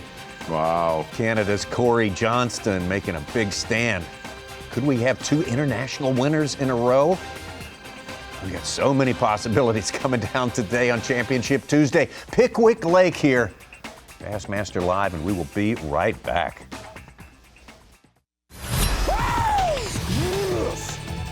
Live coverage of the Guaranteed Rate Elite at Pickwick Lake is sponsored by Rapala. Absolutely, but getting wild out there with Cory Johnston here on Championship Tuesday. Bassmaster Elite Series, Pickwick Lake. Cory having to relocate, doing a big lane change, and man, it has paid off for him.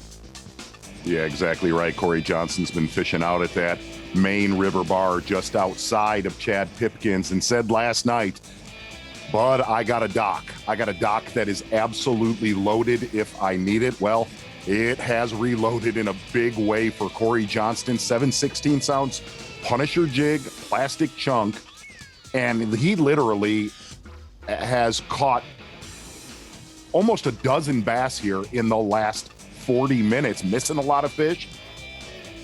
Just outside of an inside channel. This right here was Cory Johnston moments ago while we were at break.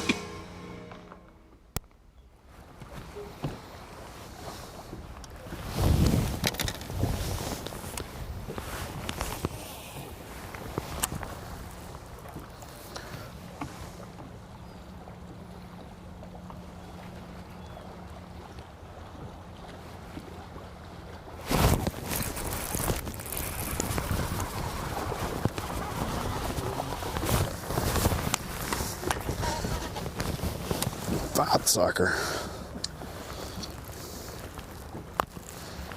Look at that thing.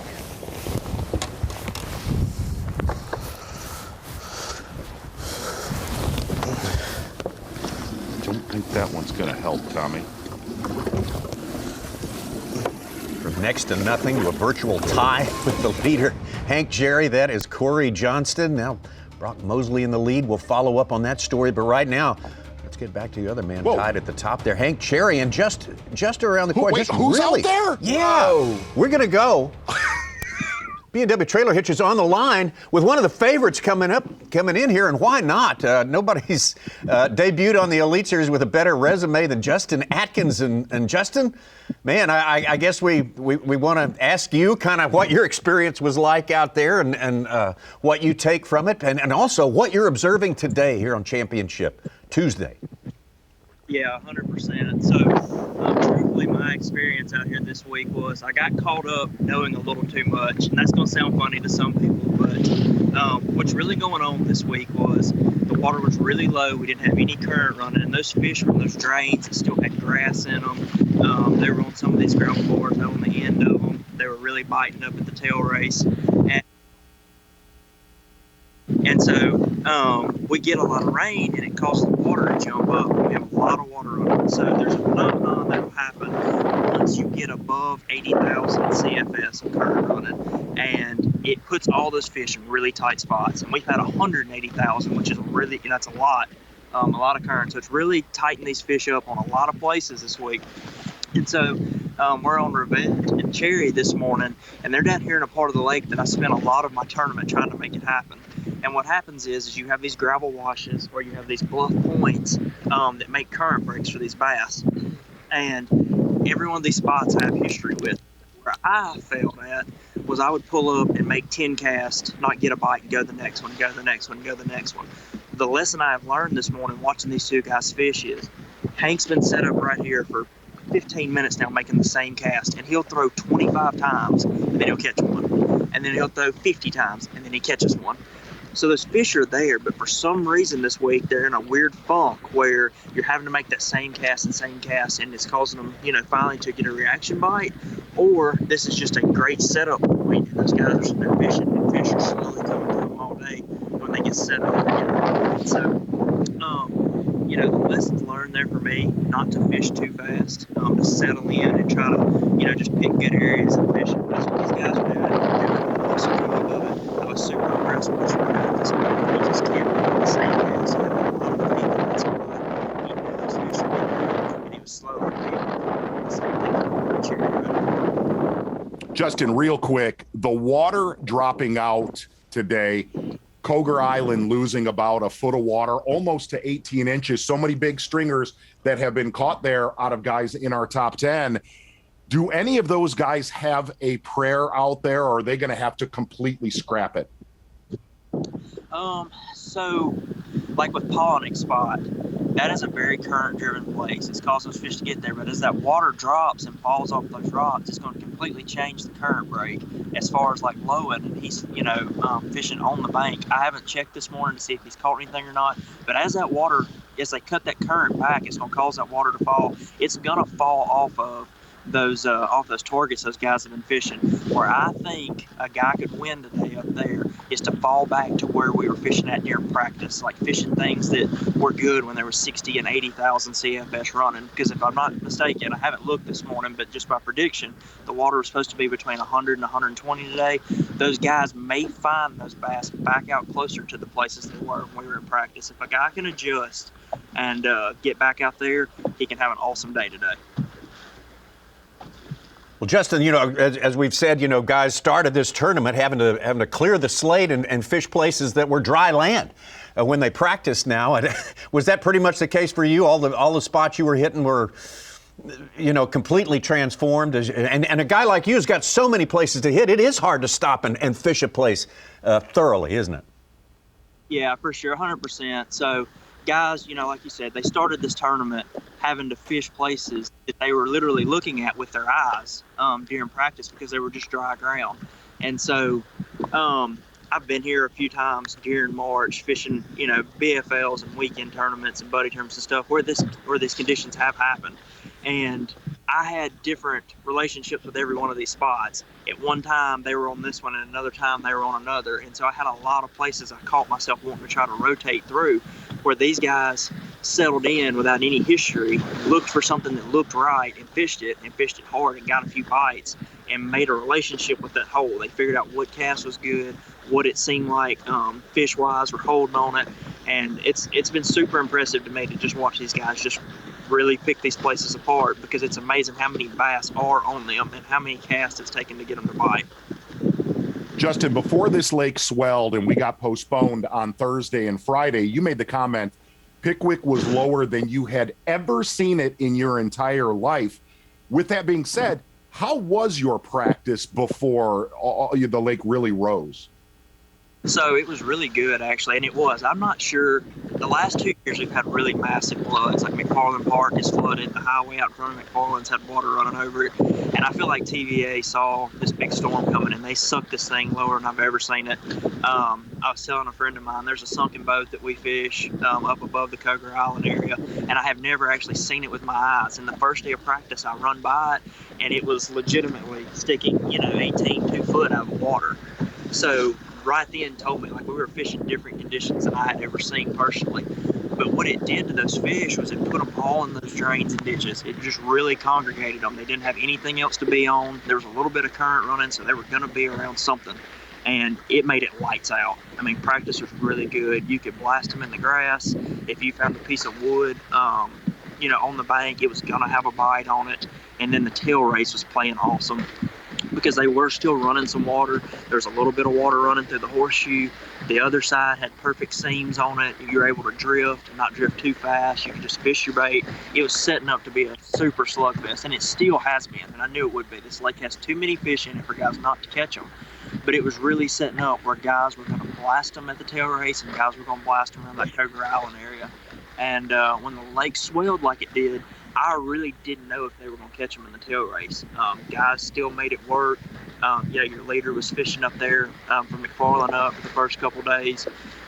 But the telltale was going to be where those guys found them when they left those ditches out there around Krieger and went to the bank. The guys that figured that out were going to catch them, because I've seen it more times down here than up there.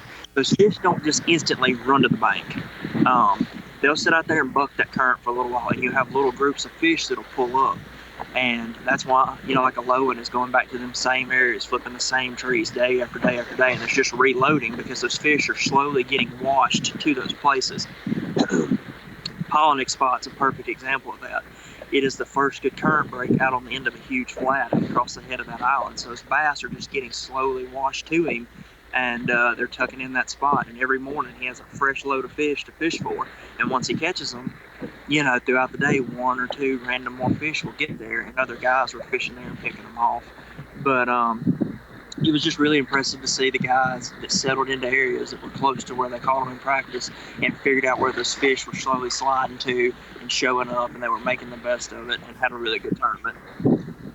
Justin, I can't thank you enough for getting out there after a tough tournament, sharing a ton of great information for us. Justin Atkins, who has a ton of experience here, making a great point that no matter how much experience you have in a place, you can still learn some very valuable lessons every time you come out here. It's weird what he said there. We actually said it on day 2, having too much history here and running around. And, Brian Schmidt hooked up.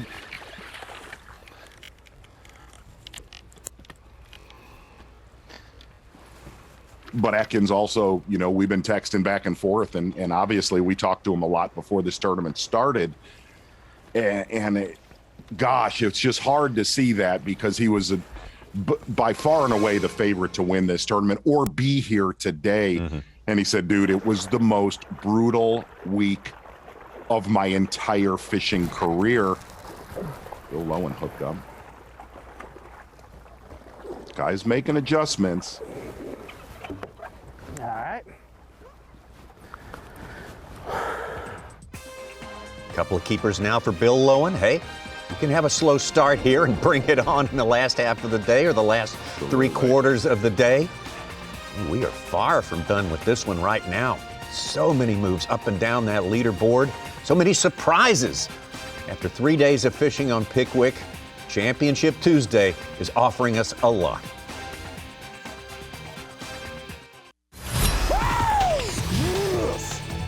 Live coverage of the Guaranteed Rate Elite at Pickwick Lake is sponsored by Rapala. Back out on Pickwick Live with Cory Johnston, pretty much locked in on 3 top spots with Brock Mosley and Hank Cherry. Deeper docks, steeper banks. Saw Bill Lowen on the docks that were downriver from Cory Johnston. Those are a lot shallower than these. Z said Brock Mosley had a monster. I don't see it, but he did have a 3-pounder and a 3 1/4 to he has total one. 16. He has one. It's not showing up on Bass Track.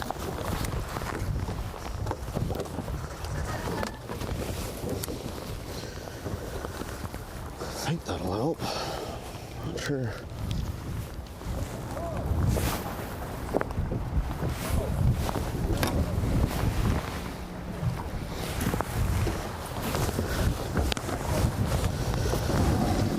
We don't want to take our eyes off of Cory Johnston or any other of these guys who made these big moves, the Brock Mosleys, the Hank Cherries, as things are really starting to pop here on Championship Tuesday. Ronnie Moore, though, we've got time for Ronnie Moore, and we've got time for the Screen of Knowledge. Always time for knowledge. I wanted to bring it in to the Bassmaster Studio, sponsored by Marathon, for some top lures. We teased it earlier, all the different lures that are working this week. We got to see some different techniques from the Wilson Dam all the way down to Tennessee earlier in the week. So a lot of different baits have factored at Pickwick. And for our top lures of the week so far, we're going to start it out with a guy who caught the most fish on day 3 and basically day 2 and possibly today when it comes down to it. Tyler Rivette mixing in a lot of different crankbaits. Zona said it, a lot of those mid-depth crankbaits, anything from that 2 to 8 foot, 10 foot region at the most. Also mixing in a swim bait. He mentioned that today, catching a couple more on a swim bait.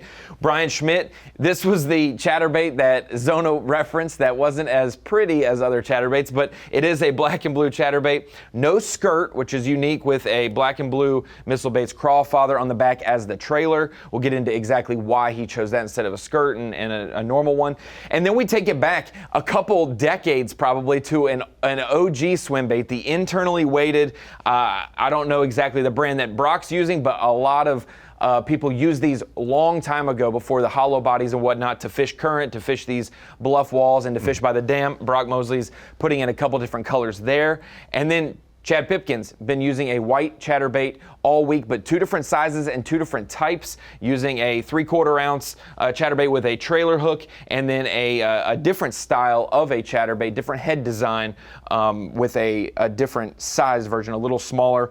And then Bill Lowen using that 3/8 ounce Bill Lowen custom jig from Lure Parts Online with a black and blue chunk. That's been working for him. That's his bread and butter. Steve Kennedy's been mixing in a swim bait, also with a 1 ounce and a even heavier, like a 1 3/8 or 1 3/4 bottom dweller spinner bait as well. You can see how beat up it is from hitting all the rocks and from catching all those smallmouth. And then the last guy, the guy who's really making the charge the last hour, Cory Johnston, had been using a chatterbait on those flats where we saw him with Chad Pipkins, also a bigger swim bait, a Scottsboro tackle swim bait. But this Punisher 7/16-ounce jig with a big chunk on the back, that has been the deal when he pulls up to that dock. And obviously, they're loaded in his dock today, and he's catching them. Thank you, Ronnie. Man, we've been waiting for that. Got a good look at those Killed baits. it. Yep. Yes. Big thanks to all of our anglers that sent all of those pictures. Appreciate that. Notice Steve Kennedy has not sent me a picture of that swim bait he's been catching them on so far. That's probably on the way. And the other three anglers. I promise it's not. And see, the other three anglers that we don't have photos of, Brandon Pollinick's been using that Rapala BX Brat. Hank Cherry's been using those mid-depth crankbaits as well. And then Buddy Gross went from a spinnerbait to that lipless the last couple days. Absolutely true story. Pulling the curtains back years ago, Tommy Sanders, you were there. They had a lot of stand by. A lot of room to swim around out there, and they were kind of concentrated, and now I think they've spread out. And yesterday I caught a 5-pounder on these docks too, so.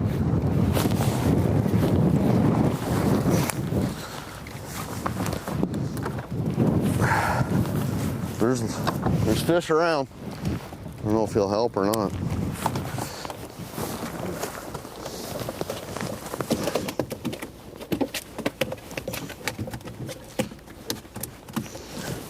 Come here. I don't think he'll help.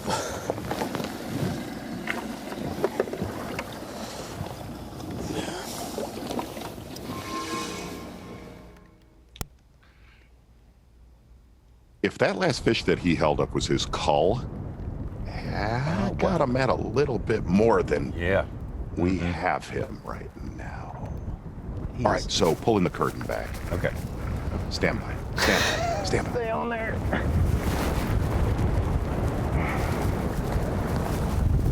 Oh, he's gonna be close. As soon as I switch back to the white one. Oh, he's just a little guy. Chad brought us some luck this time. He got up here. Brought us some luck. Little 15-incher. Isn't he cute?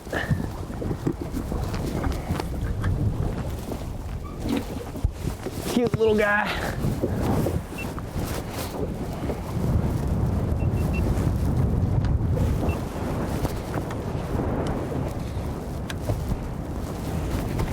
It's fish number 3 for Brandon Pollinick. Huge turnaround from his trajectory the first 3 days. Been texting back and forth with Clifford Perch, who's driving, watching the broadcast today. And these guys are, this is a really good point. These guys are actually fishing today where the conditions would have been about mid-practice. You know what I mean? Before that water really, really rose. So Steve, Kennedy's one of our favorite anglers to cover, but he is what the kids call an HM. He is a total hot mess.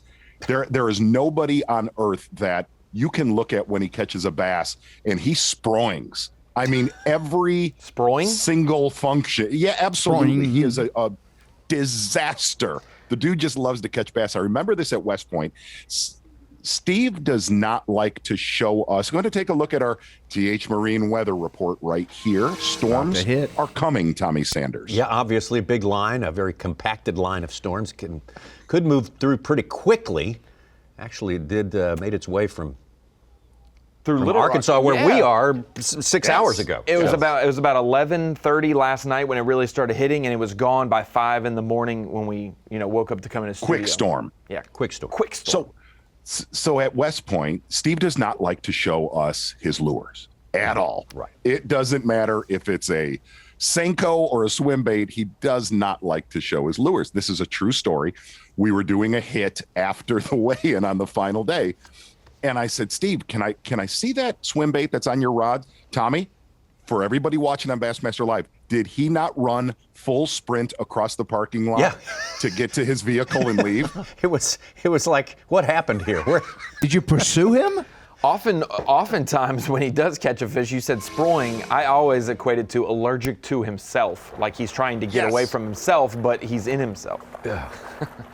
Hands, I don't know what to do with them. Back to Bill Lowen live.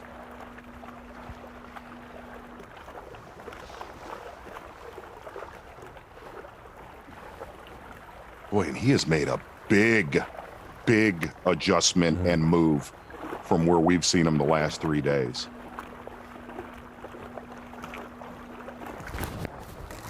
It's going to be keeper number 3 for Bill Lowen.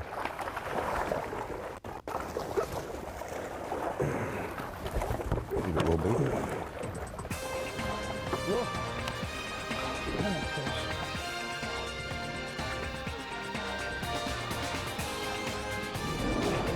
Well, where he came from in this tournament is not there anymore. Where he's going, well, there seem to be some fish there. Keeping himself in the game. What you got to do. Bill Lowen looking for his first Elite Series win, this much decorated pro angler.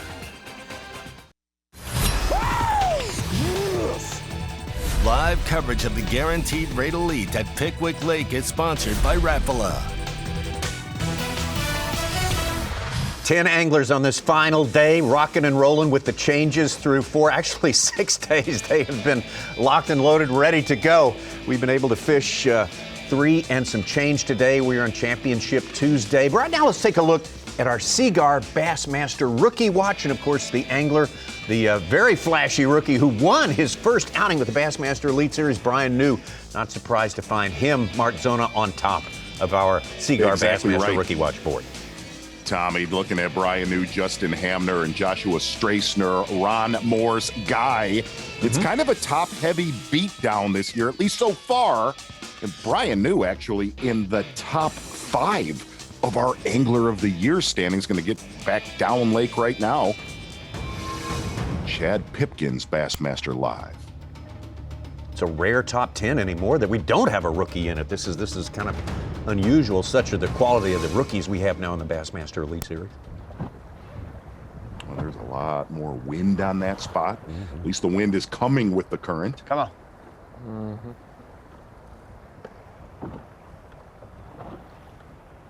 0 fish in the live well for Pipkins.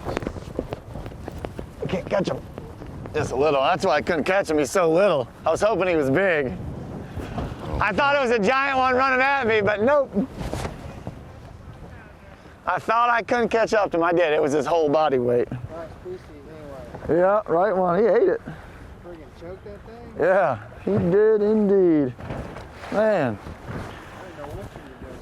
I was trying to catch up to a 6-pounder swimming at me, but it was a 6-incher instead.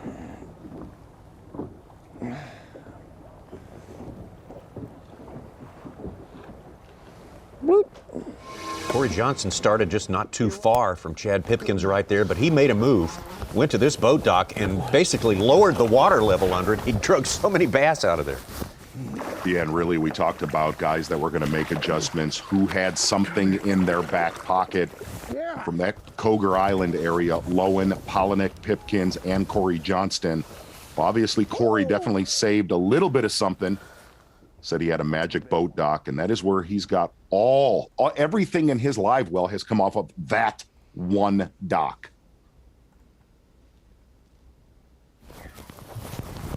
Oh.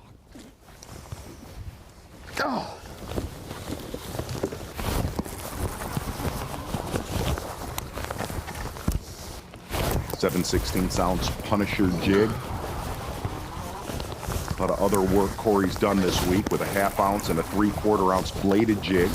Scottsboro tackle swim bait when he's been fishing his main river bar. Today it has been all about that jig.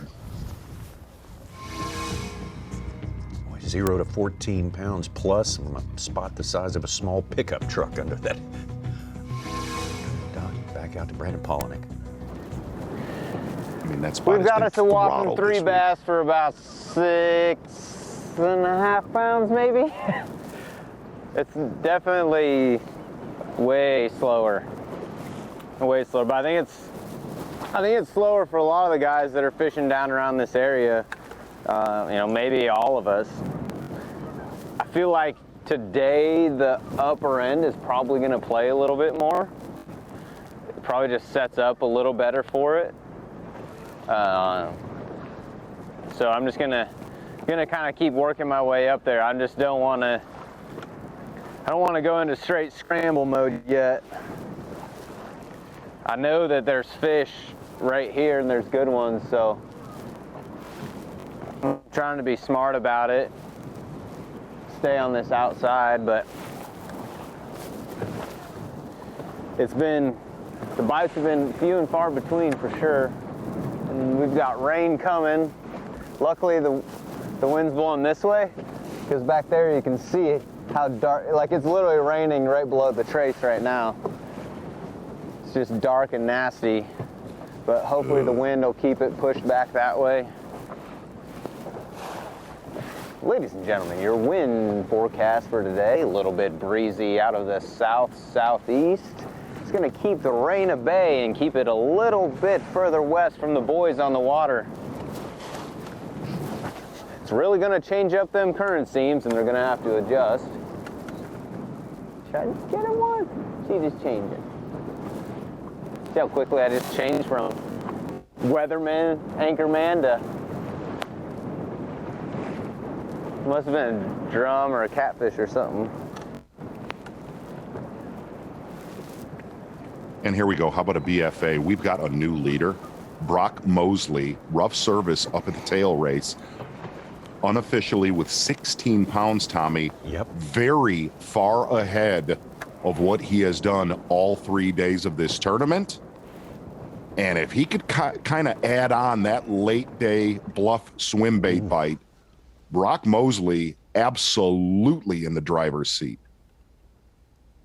Hails from the I'll steal him, Such. I'll do it, bud. Wow, you are he's taking led over those for BFAs. a good 30 minutes. Started the morning with a 4-0. Got a 312, 2-pounder, 3-pounder, and a 3 1/4. First, we got Pollinick taking over your TH Marine Weather Watch, Z. And Very smooth weathercast Such there is from fighting Pollinick, I back. must say. I don't even know what I'm allowed to say, what roles we're taking on right now. I'll have butter on mine, please.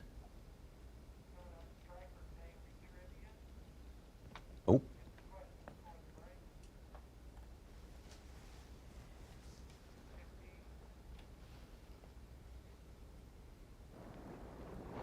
Brandon Pollinick trying to Something funky happened there.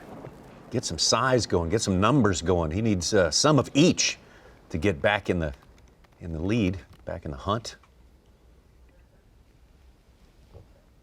And granted, unofficially, we're right around that 74-pound mark. I'm still going to say it. You're going to need 80 pounds to win this tournament today. Oh, yeah. No doubt. Well, I know my most important role. It's introducing Striker Daily Trivia. Today, the question, which is the only B.A.S.S. tournament Davey Hyde didn't win after leading on the final day? That's a good question. Was it 1996 at Lay Lake? Was it 1997? The Megabucks on Richland Chambers. It's a fastball. Softballs.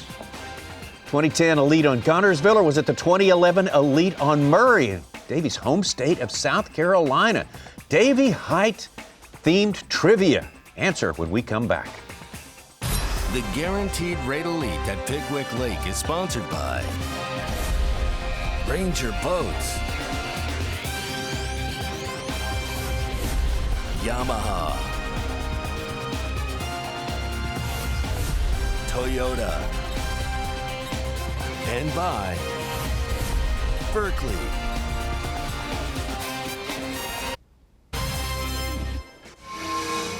Still about an hour away from the halfway point in the fishing today on Championship Tuesday, Pickwick Lake Bassmaster Elite Series. Striker Daily Trivia. All about one of the members of our broadcast team here, Davey Hyde, the one and only Davey Hyde, which is the only BASS tournament Davey Hyde didn't win after leading on the final day. Was it at Lay Lake 96, 99, 97 Megabucks, Richland Chambers in Texas? Was it up the Tennessee River at Guntersville in 2010, or was it 2011, following year on Murray? Mark Zona, I bet you know this one. Tommy, I believe I do know this one because we were on the water together covering him. Davey Hyde, one of the best closers in the history of closing. It is Lake Guntersville because we watched it go down. I think I'm going to go with you on that. I'm with so you. You're right. We were both there. Softball. I'm with you. That's I wrote a story on Davey Hyde previewing Pickwick since he won here a decade ago. There's a serious point of pride for him to be able to close out. He only lost one lead when he final day, second day leading in 8 tournaments. I know. And see that Lay Lake Classic one was trying to be tricky because wait, was that? No, that wasn't. He won. He gave up the lead on Logan Martin. That was what it was. Yeah, that was what it was. C is correct. Strucker Daily Trivia fans right there. Been a big Pat week. yourself on the back. Yes, sir. If you were on to that one, more coming today for sure from our associate Davey Hyde, Dave Mercer as well. Wait to give us some super coverage from on location. Tough day for Chad Pipkins. He is hooked up. Boy, and it's been a slow morning for Pipkins. I think that's one. Here's a small one, but it's one. Ooh. I'm hooked. The good news is we just came through here, had a bite, caught a short, caught a catfish, and caught us our first keeper. And we already been through here twice, so just had 4 bites. Maybe they're waiting for this weather. I don't know what they're waiting on, and I don't even care. As long as they get going. They're gonna have to get a lot bigger, but it feels good to get a couple bites. Hopefully, there's more to follow.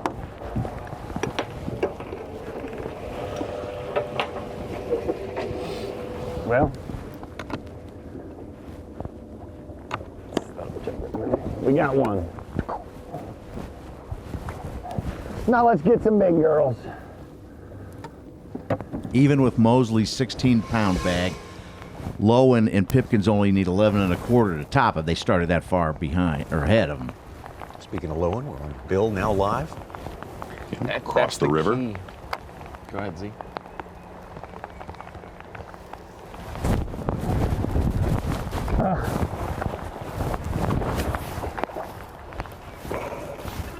These are big. They all feel big this morning. One's long and skinny. One of them short, fat ones. Not what he found on his 21, 23-pound days. Short ones.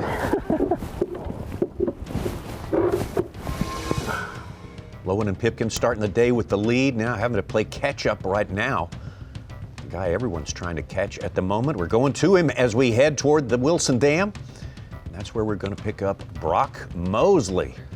Take a look at what he's been doing up there.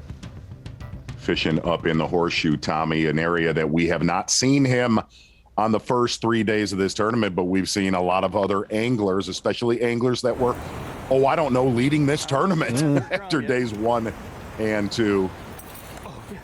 This is all earlier today. Brock Mosley saying he was going to make an adjustment. Suit, you even made the comment. Mosley said, man, I might go largemouth fishing for the first. Wow, that's a good one right there. It can happen. It can happen in a hurry on this place. Spinner baiting in the rapids. Davey Hyde made the comment. We talked about it early. The one thing Mosley and Kennedy needed was those guys around Coger Island to lose their water. That is what happened. Brock Mosley unofficially finds himself in the lead.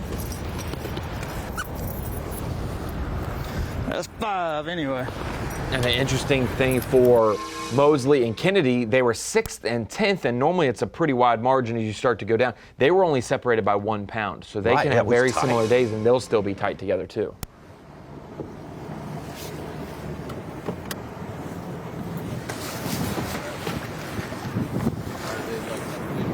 An update? Well, I kind of been waiting all week for the current to slow down just a little bit to come up here. Plus, I don't like coming up here with a bunch of other guys, and because they can play with your head watching guys catch fish. And the current slowed down yesterday. They shut a few gates, and usually it takes them about a half a day to adjust the fish. And the last 2 mornings I haven't started off very well, so I said, well, I'm gonna go to the Horseshoe and just see if they're positioned yet. And I ended up catching 2 big ones in the first 10 minutes, and then I ended up with a solid limit to start the day before 9:30. So I think I need 2 5-pounders to have a shot.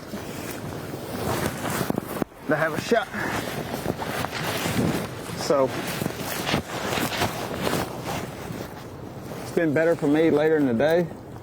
So let's just hope we can run into a couple of the right ones and hit a flurry like we've done every day and capitalize.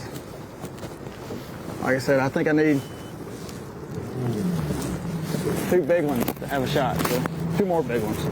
So we'll see.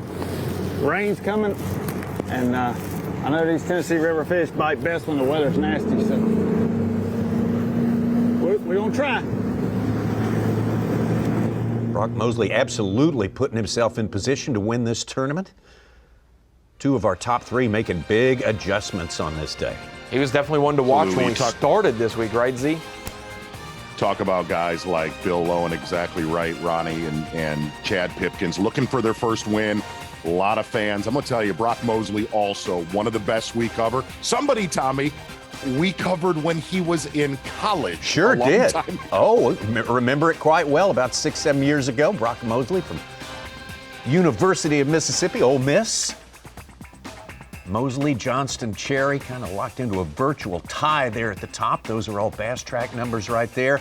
Plenty more action on the way. We're not even halfway done with this day yet on Bassmaster Live.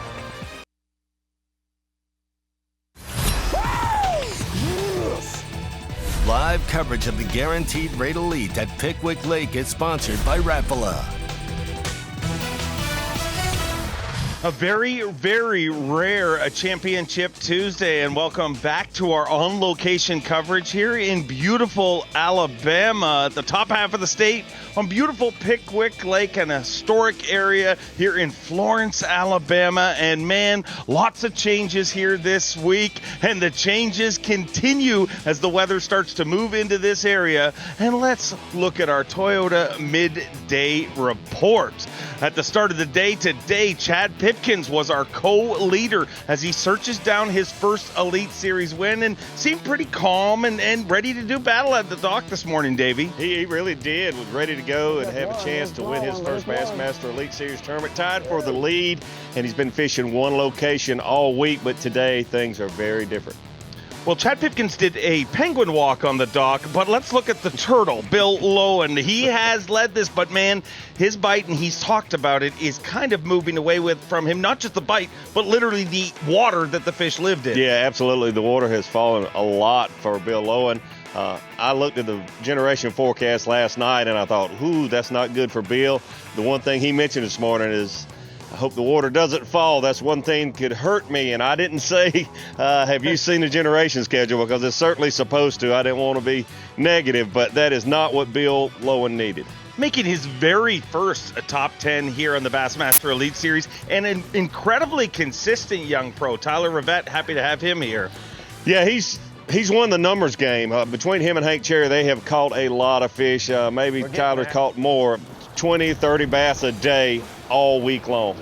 Well, let's throw in a Bassmaster Classic champ, not just any, but our reigning and defending Classic champion, Hank Cherry. Yeah, Hank Cherry is one of the few anglers that has been able to fish one spot all week long, basically with crankbaits and just fish after fish after fish. He's quietly gotten to Championship Tuesday with the crankbait. Said he found these fish in practice with a jerkbait, but you can see there DT6, DT10 has been getting it done, 20, 30 fish a day. He said a whole school of fish have been there since practice. One of the few people, like I said, except Chad Pipkins, that got on these fish when the water level was low, was able to catch them during the event when the water is high, and was able to keep catching them today when the water has fallen back to about half the mid-range depth, I guess, between the first day of practice and the crest.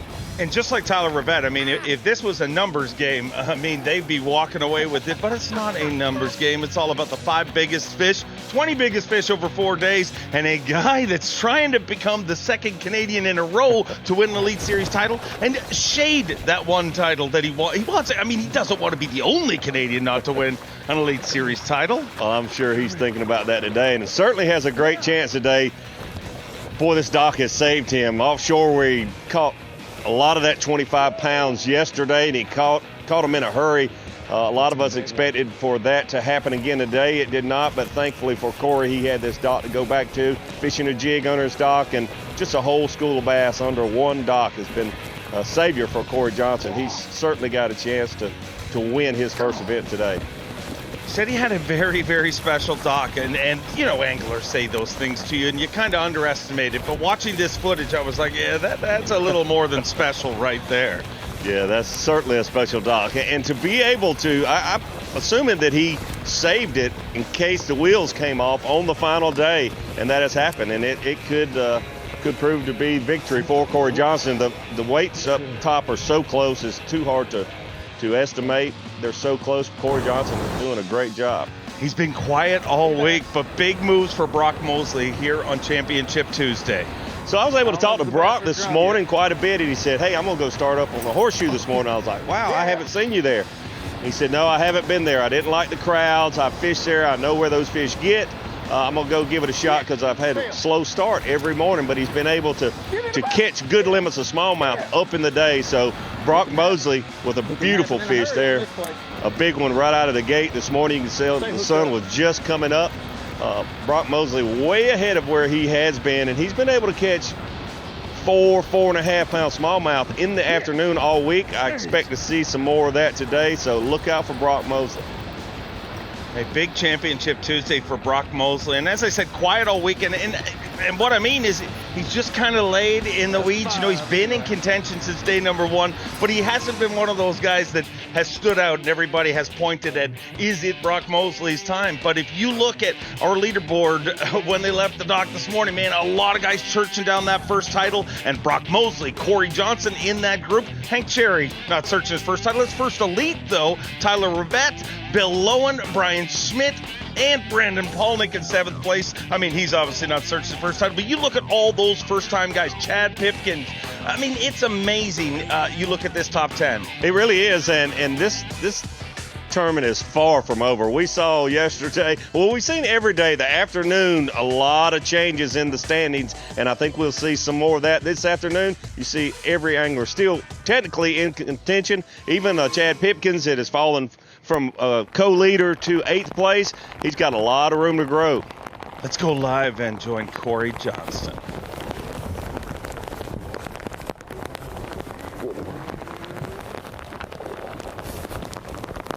Yeah.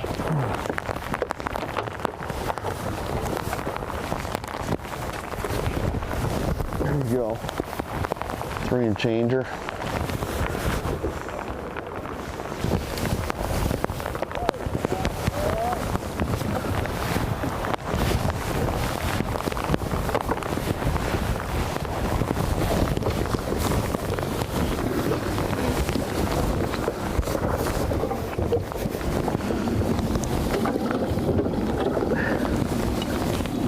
That fish right there, I'm going to say unofficially puts him in the lead. At one boat dock has been magic for Cory Johnston this morning. And just like that, Canadians are storming the border. How is this possible? How is it possible that the first time in history the Canadian border closes and we could potentially have our 3rd Canadian champion during that time? Cory Johnston trying to chase down the other 2 crazy Canucks that have already put their hands on that Elite Series title. Of course, his brother last year and Jeff Gustafson at our very last event. Unbelievable. Yeah, you can see the expression on Cory's face there. He knows that fish could make the difference for him. Wow. One boat dock, the whole school of fish holding. And, you know, you say, well, if the sun had been shining all these other days, the fish would be under those boat docks, and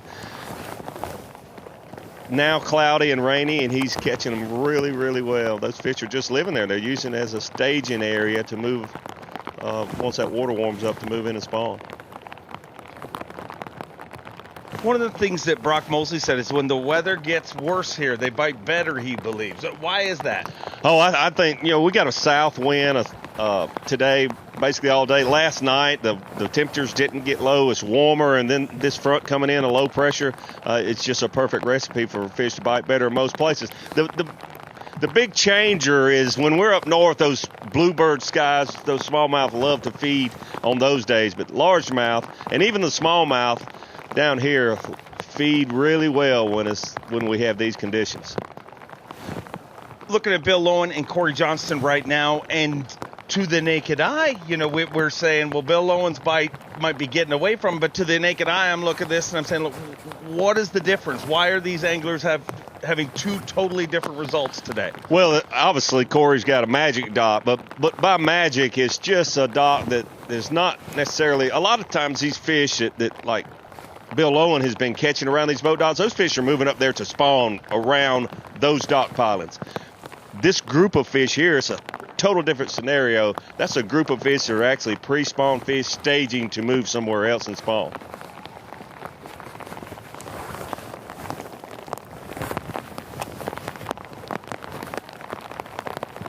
Bill has moved to the steeper banks, which is a great idea, but Cory is, that's got to be deep water close to that dock that Cory's fishing.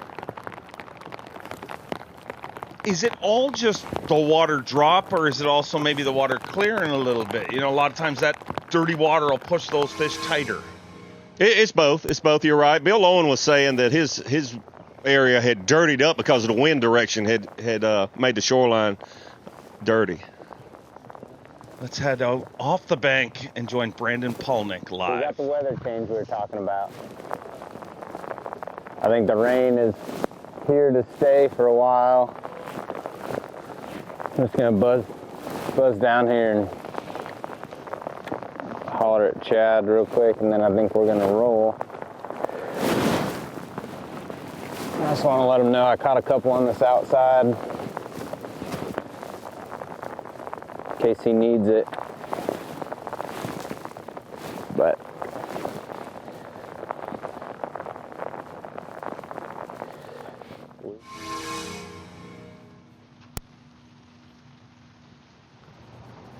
over to Steve Kennedy.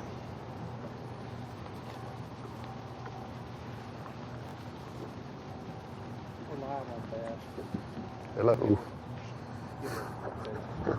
I've only got one. I mean, he's almost a 4-pounder, but no, I made the rounds on all my key stuff and didn't even get a good bite. And we came by here earlier on the tail end of this island and caught a big striper.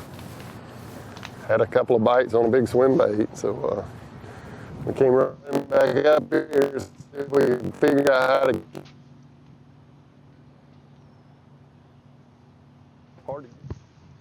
A little choppy service there, but man, these anglers, a lot of time left in the day, but it's amazing the eclectic group of anglers we have here in our top 10, joining Hank Cherry right now. But an interesting exchange this morning on the dock with Cory and Chad Pipkins. Chad showed up in what he referred to as coral pants, and Cory found that quite humorous. I believe the rain suit that Cory is wearing is the brightest color that Cory owns in his closet. So Steve Kennedy, it's surprising that he hasn't done any better this morning. He has. When I was out on the water earlier, saw him lose a few fish, catch that monster striper, but you can see he's downsized a spinning rod in his hand. Things could get going for him there this morning.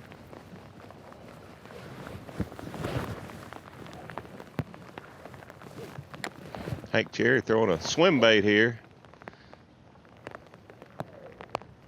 I think that's just trying to get a bigger bite or just cycling through bait. I mean, yeah, giving them something different to look at.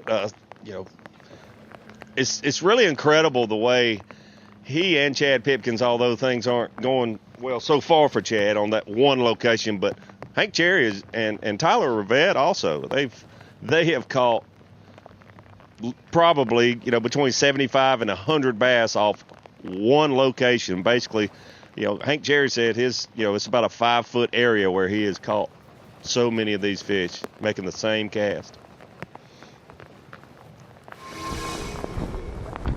Let's join Brian Schmidt, hooked up live.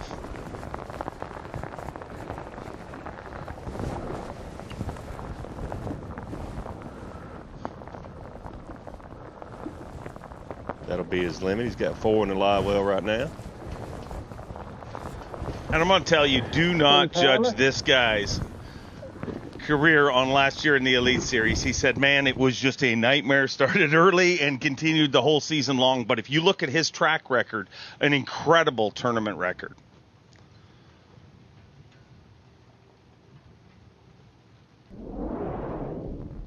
That's his 5th keeper.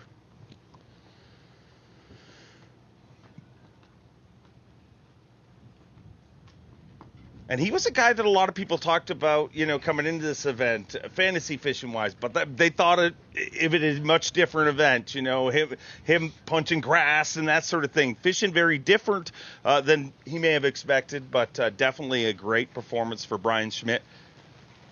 Has a Bassmaster Open win to his resume and actually has the title for the most Toyota Series wins ever. It's incredible. Looks like he's throwing a jerkbait, which is we've not seen much of this week. Water clarity having a lot to do with that. The one lure everybody expects to see Hank Cherry throwing, and he's not. Yes. Let's join our co-leader coming in today, Bill Lowen, an 11-time Classic qualifier.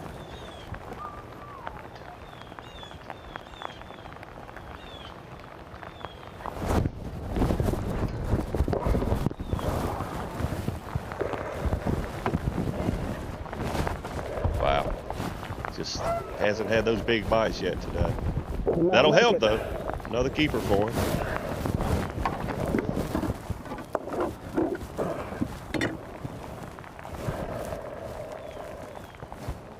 Yes, sir.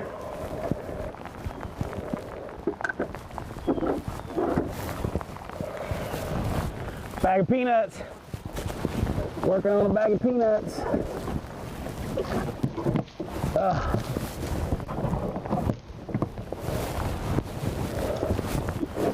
So you see he's transitioning to these docks. This one has a blowdown right beside it. A perfect looking scenario there for Bill, his 4th keeper. Well, let's look back at his 4th keeper for Dollar Bill Lowen. That fish, a key fish for Bill Lowen, but I'm going to tell you one thing. One thing's guaranteed at the Guaranteed Rate Bassmaster Elite. This is not going to go sleepy. I mean, it's going to be a lot of changes going down, and we're going to follow him on location at Bass Live. Check out this one. Our extended stay here allowed me to enjoy one of the greatest historic, an amazing hidden jewel here in Muscle Shoals, and that is the Muscle Shoals Sound Studio, home of the Swampers. You know the line from the Lynyrd Skynyrd song, Muscle Shoals has the Swampers. Well, the Swampers were 4 incredible individuals that literally had more gold records than the Beatles. If that doesn't impress you, I don't know what will. They recorded with Bob Seger, the Rolling Stones, Willie Nelson, Aretha Franklin, Wilson Pickett, Cher. The names go on and on. Amazing studio, and you get the opportunity to go and tour that and look back. I mean, the actual piano that Freebird was written on and first performed on resides right here in Florence, Alabama, just outside of Florence, in Muscle Shoals at Muscle Shoals Sound Studio. Something that everybody has to see. But let's check in on my Canadian brethren, Cory Johnston.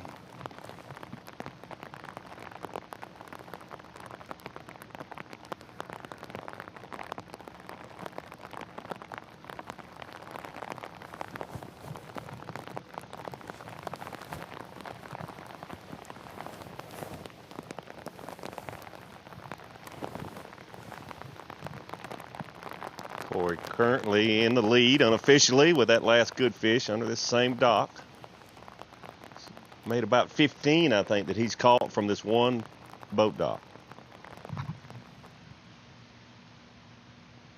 From this day forward to be referred to as the most popular dock on the lake. My main deal has changed, and you would think it would get better. little point with a little bit of water right outside a spawning pocket, and all the water in the spawning pocket now is too shallow, so you think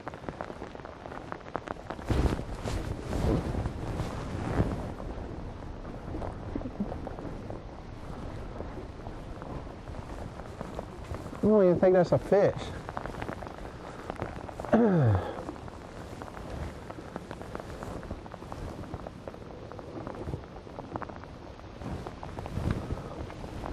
So I was running around on the water earlier today, but our friend Ronnie Moore reminded me, or informed me, I guess, that Brian Schmidt lost a 6-pounder trying to boat flip it earlier today, and he's currently in 6th place without that fish. Well, Brian kind of owes one to Cory, to be honest here. I'll get you a little insider scoop on this. Earlier this year, Brian set that record for the Toyota Series, was not going to fish that event until Cory and Chris said, hey, we're going to go down there, fish an event early, knock the rust off, and Brian won that event. So, wow. Cory's hooked up. Or another. Ooh. Don't know if that'll help him. His smallest one is not very small. Just not eating good. Like, I've missed so many of these things.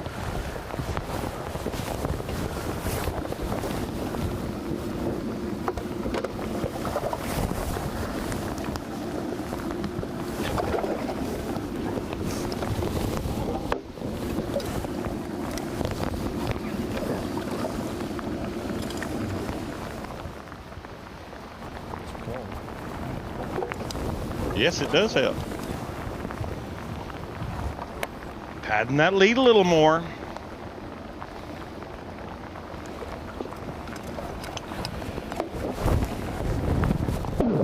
Oh, Nancy. Bill Owen? Oh, baby, stay on. Please stay on. Oh, my gosh. Please stay on. Please. Come here. Come here. Come here. Yeah! Woo! Look at the size of that one! Oh my gosh! Oh my gosh! Denny Brower sent me a message last night and told me to catch him a 7-pounder on a black and blue jig. Oh my gosh! Look at the size of that thing! Woo! Oh my gosh! Holy moly! Oh, look at that! Oh my gosh. Oh, I don't know, it's big. It is big, folks at home, it's giant. Look at that. Oh my gosh. I was just thinking, just in my head, I'm flipping docks with a black and blue jig, and I'm thinking about Denny telling me that last night. He sends me a message. You know, me and Denny Brower are really good friends, and we were practice partners before he retired, and he sends me messages all the time when I'm doing well, and he's like, buddy, go out there and catch me a 7-pounder on a black and blue jig. And I think it's bigger than a 7. It might be close to a 10. All I know, buddy, is it's a big one, and that's number 5. Oh, my goodness.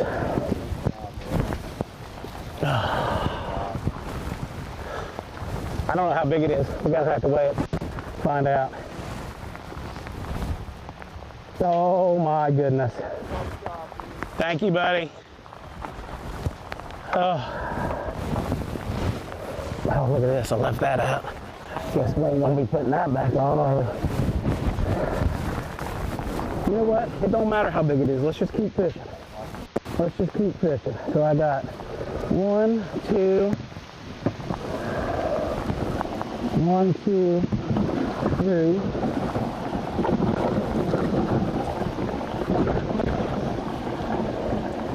Make sure I got what I got. No reason to be dumb right now.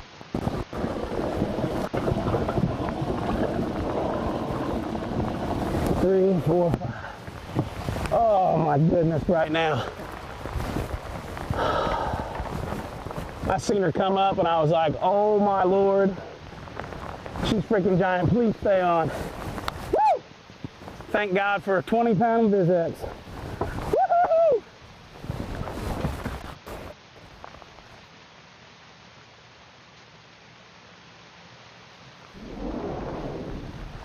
Oh my goodness. Wow.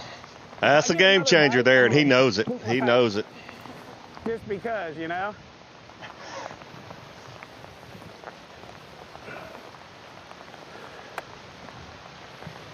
The flipping power of Denny Brower still felt here on the Elite Series. Wow, he led day one of this event when you won a decade ago. His roommate Bill Lowen, just when everybody is probably starting to count Bill Lowen out. Wow, black and blue jig strikes again. Amazing, amazing. And they were rooming at the time that Denny led here the first day, a decade ago. My heart's about a lot of things going on in Bill Lowen's head right now. All right.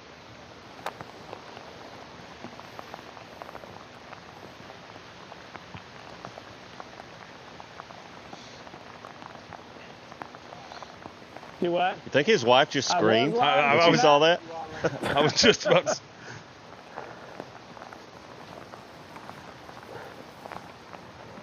Weigh-in's hours away, but I'm pretty sure I heard Team scream when he set the hook there. Wow.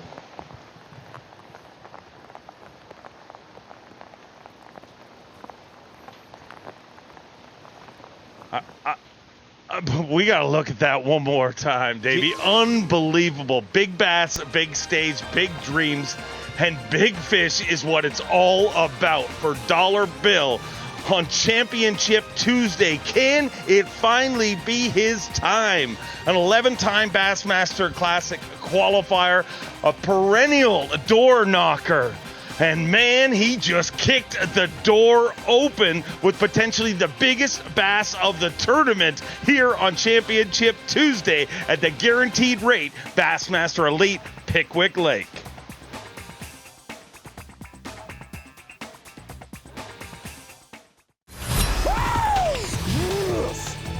Live coverage of the Guaranteed Rate Elite at Pickwick Lake is sponsored by Rapala. Oh, Nancy. Oh, baby, stay on. Please stay on. Oh, my gosh. Please stay on. Please. Come here. Come here. Come here. Yeah! Woo! Look at the size of that one. Oh, my gosh. Oh my gosh. Denny Brower sent me a message last night and told me to catch him a 7-pounder on a black and blue jig. Oh my gosh, look at the size of that thing. Woo! Oh my gosh. Holy moly. Oh, look at that. Oh my gosh. Oh. I don't know, it's big. It is big, folks at home, it's giant. Look at that. Oh my gosh. I was just thinking, just in my head, I'm flipping docks with a black and blue jig, and I'm thinking about Denny telling me that last night. He sends me a message. You know, me and Denny Brower are really good friends, and we were practice partners before he retired, and he sends me messages all the time when I'm doing well, and he's like, buddy, go out there and catch me a 7-pounder on a black and blue jig. And I think it's bigger than a 7. It might be close to a 10. All I know, buddy, is it's a big one. And that's number 5. Oh, my goodness.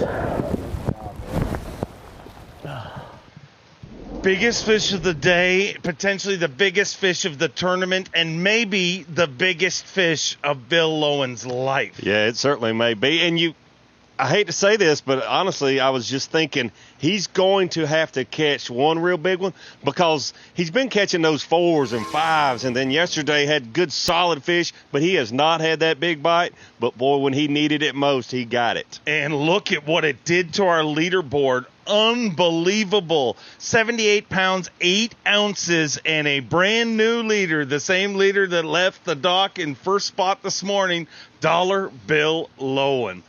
Wow. Yeah, that's awesome. It's awesome to see, Bill. I was talking to him this morning. You know, he's been on the Elites since 06, I think, since the Elite started, and has been close so many times you had to be pulling for Bill Lowen. And but this is far from over. It's far from over. This is a great fishery, and that's why we knew today was going to be so exciting to watch. What? You're live. How you feeling about that fish? I don't even know what to say right now. I mean, to catch a fish like that on championship, whatever day it is, it's hard to explain. You know, I mean, there's a lot of emotions going on right now. I got a lot of people pulling for me, a lot of people helping me out. You know, I come to the bluff stuff because Matt Herron, you know, him and I are practice partners now, and he caught some fish on some bluffy stuff yesterday right at the end of the dam before the cut was made. He was like, look, you got to go check some of that bluff stuff if your stuff gets messed up. So I ran and did that, got me a couple bites, got me settled down. And I'm kind of in between bluffs right now, so I just figured I'd fish these docks out. I got some bites on these docks in practice. And then I had the thought in my head of Denny Brower sending me a message last night about catching him a 7-pounder on a black and blue jig. And I literally, it's crazy how things happen. That next dock down, I was literally thinking about that message and got that big bite there. I don't know how daggone big it is. All I know is it's giant. I got 4 just little keepers in there. I need to catch me some more 4-pounders and freaking close this thing out. So we're just gonna keep our head down. I'm just gonna keep running bluffs and docks and whatever kind of little kearney break stuff I can find to throw my jig around. And if it's meant to be, it's meant to be. If not, I caught a giant on championship Tuesday. So it's all good.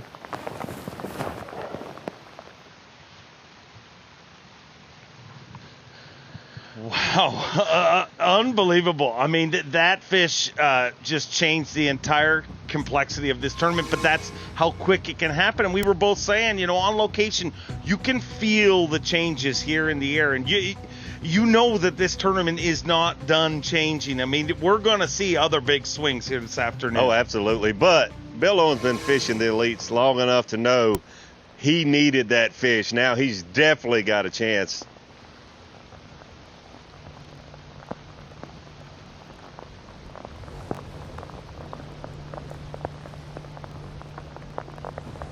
I just want to keep watching it over and over again, Davey, I'll be honest.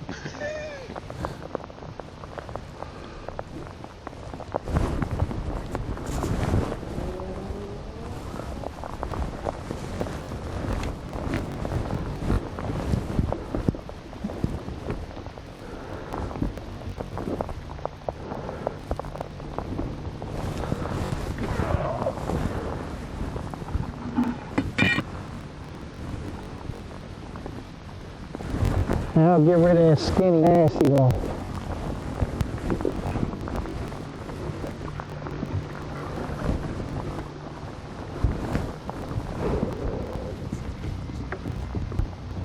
Brian Schmidt there with a goal. He had one, I think Ronnie said about 1.5 pounds, so he got rid of that. Let's jump over and join Canada's Cory Johnston as he too chases down his first Elite Series title. Can the Magic Dock continue to deliver?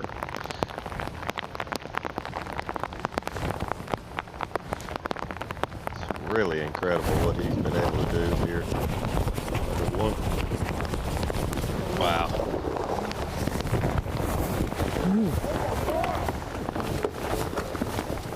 Phew, that'll help him too.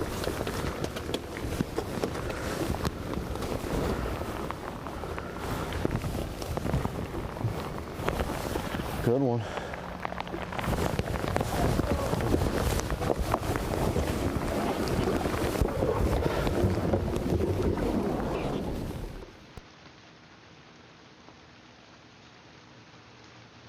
Cory Johnston fishing a jig, looks like a black jig with a green pumpkin trailer. Punisher jig, yeah. Makes fish like 15 or 16 off of one boat dock. That jig is made by a weird individual, the Freakapuff up in Canada. Jared Dean, an accomplished angler. But, man, I'm going to tell you that's one of those little secrets that those guys bring down here.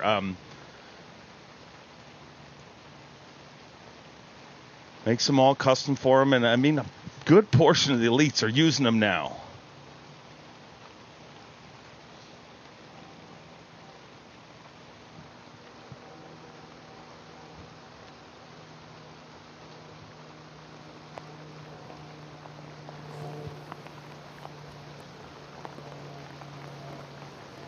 All of a sudden, when you're looking at those two, remember before when we were looking in Cory's spot and I was like, well, what's wrong with what Bill's doing? All of a sudden, about what Bill's doing looks pretty good. It's amazing how one bite can change your entire perspective. Yeah, you wonder, which would you call the magical dot? The one that Cory has caught 16 bass and has his entire 5-fish limit in the live well?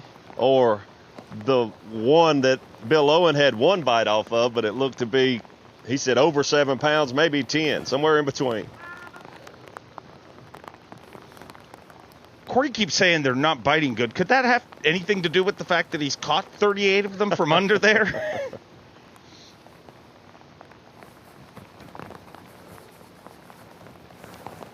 How rare is what he's found here? I mean, Davey. Cory, that's very, very rare.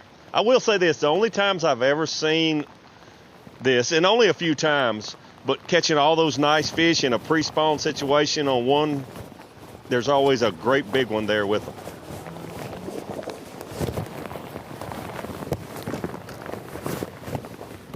This fish there, I don't think will help him.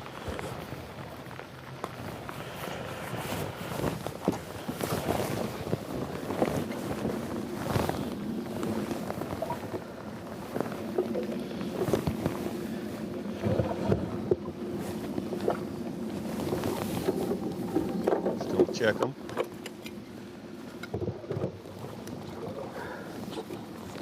I mean, you can't leave there. I mean, a dock like that. I mean, you don't leave them biting. The old saying, don't leave them biting to try to go find some fish somewhere else. I mean, it really hasn't slowed down very much for him.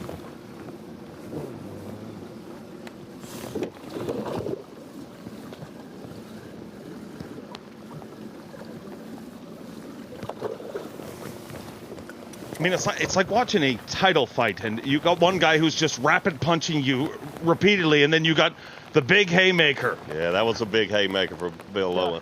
Far from over, though, but that's game changer.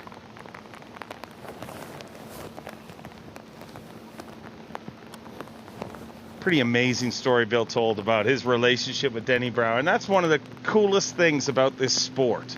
I mean, Denny Brower was a guy that Bill Owen grew up idolizing, reading about him in Bassmaster magazine. And not only did he make it to the Elite Series and fish against Denny, they became friends, they became roommates, and even since Denny's retired, Bill and Denny still tight, still a mentor. It's amazing how this sport, I feel, sets itself aside that way, Cory's hooked up again. Ooh. Oh. I mean, there are a lot of fish under that boat dock right there. Unfortunately, that's a drum for Cory Johnston. Cory Johnston, the little drummer boy right now, but man, he is putting on a clinic on that dock. But the clinic belongs to Dollar Bill right now with this absolute finned freak of nature. He did a great job keeping his head down, staying focused after all those small fish. A giant. Man, I could not imagine how excited Jennifer and the kids are right now. We're going to follow it all day long, right here on location, Bass Live.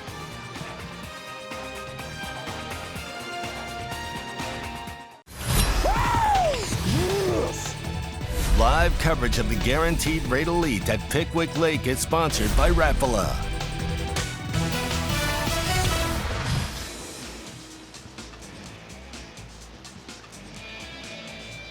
Well, welcome back to our Guaranteed Rate Bassmaster Elite on-location coverage. And this is the Guaranteed Rate Bassmaster Elite, and we are guaranteed a showdown.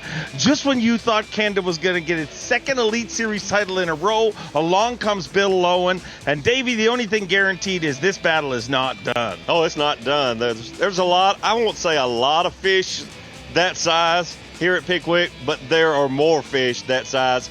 We were talking earlier that it's surprising that we haven't seen one, looks like an 8-pounder or so, come across the scales yet, but I think we're going to see it today. We had a lot of debate. What was going to be our power pole repeat? No, we didn't. Even Cory Johnston called in and said, this is going to be our power pole replay of the day. Dollar Bill Lowen. Yeah, Cory Johnston has the dock of the day. Maybe, maybe not, because he's caught 16 or 17 bass and a lot of them real good ones. But Bill Lowen gets a power pole replay of the day. One dock, one bass, the one that he needed. Oh my gosh! Bill Lowen has to be the power pole replay of the day of the week so far. That I'm saying that is the biggest fish all week long. And, you know, a wise man once said, you know, you can catch a whole bunch of little ones or one big giant one. And that's exactly what Bill Lowen did here on Championship Tuesday in one of the weirdest tournaments in, you know, delays and things changing. You knew there was going to be a big move, and that is your power pole replay of the day. So I'm going to have to also say this. Bill Lowen is normally a very positive person. He makes checks like every tournament, it seems. But the water level coming up and this river changing, for Bill Lowen, he was a little pessimistic about this tournament and how things had changed, and he didn't feel like he was going to catch them very well. But his attitude has certainly changed. He was our co-leader going into this morning. But that is a game changer, no doubt for Bill Lowen. But he knows this fishery. He knows he's still, even with that fish, he's not safe.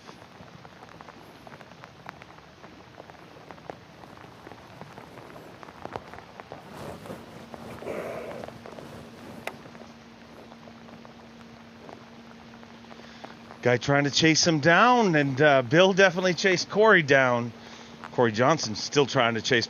Obviously does not understand what's going on out there. But, man, both these guys got to feel like maybe today is the day with the way things are going. Yeah, the number of quality fish that Cory Johnston has caught, and I think he has moved away from that one dock that it seemed like every fish within miles of that was living under. But breathe, Bill, breathe. Cory's going to have to have a good fish to make up that 3-pound deficit. What do you think? Cory fishes that dock again today? You think I think so. I think he'll get hit again. If he doesn't, me and you are going. That was unbelievable. Yeah, I mean, that's what I've done all my damage on all week.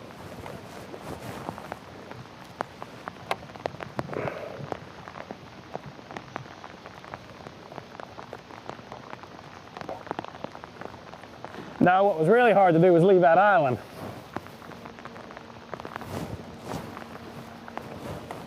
Yes, sir.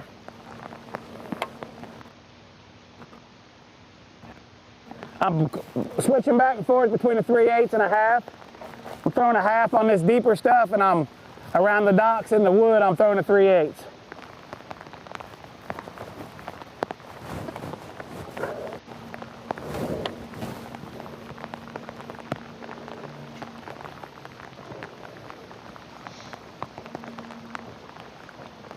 Cory talked a little bit about his hockey career on the dock this morning. Said, you know, he used to score goals, but as career got on, he kind of became a bit of a goon. And he said he just sat in the dock waiting for the tap on the shoulder.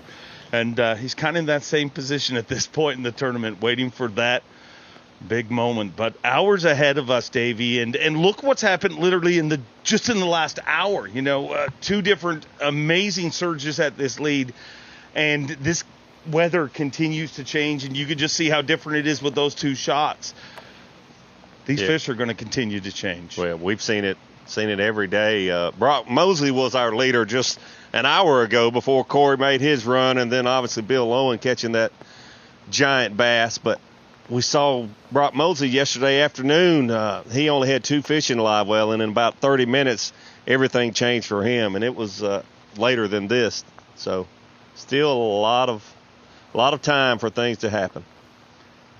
As a competitor, Davey, how hard is it to bring your blood pressure back down, calm down, and fish? I mean, we saw Bill, when we asked about the fish, he literally, me and you were screaming at the TV, cast, Bill, cast. You know, he talked for a few minutes, but I get that. I mean, how tough is it to recover from such an amazing moment? Well, I was saying, we were saying here that, cast, talk to us while you're continue to cast. You need to catch a few more. This thing's not over. But he has put his head down, and we do appreciate him talking to us. But so if I had to guess what's going on in Bill's head right now, it would be, that's the one I needed. Now I just need to focus and try to upgrade a little on those other 4 fish. But he's got to be feeling super, super good. I talked to him this morning about, I remember doing First Look years ago when I was still fishing. Bill Owen had a great chance to win a tournament on Chesapeake Bay. But he thought, man, I just probably don't have enough, and he didn't. But he's got to be feeling totally different now, thinking with that fish, all I got to do is upgrade a little, and I can hold that trophy over my head this afternoon. Here we go.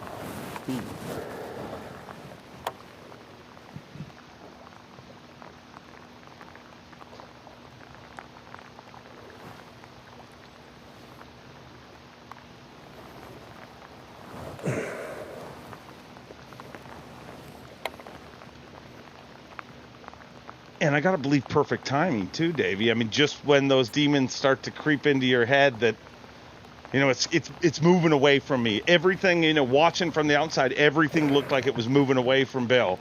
But all of a sudden, you feel like you're right in the middle of it. Well, it was. But hats off to Bill. He's changed where he was fishing. He was fishing that island, a lot flatter cover, and just a good move. A lot, just shows his experience and determination to, hey, I know what's been good to me for the last 3 days is not going to be good today. He gave it a shot this morning, but for him to transition into totally different looking banks, a total different location, that's what you have to do to win these multiple day events. 4 days of fishing in these conditions, the water level coming up so much and now going back down so much, you've got to be able to adjust. Very, very seldom do you get to use one bait, one location, and win an event that's 4 days long.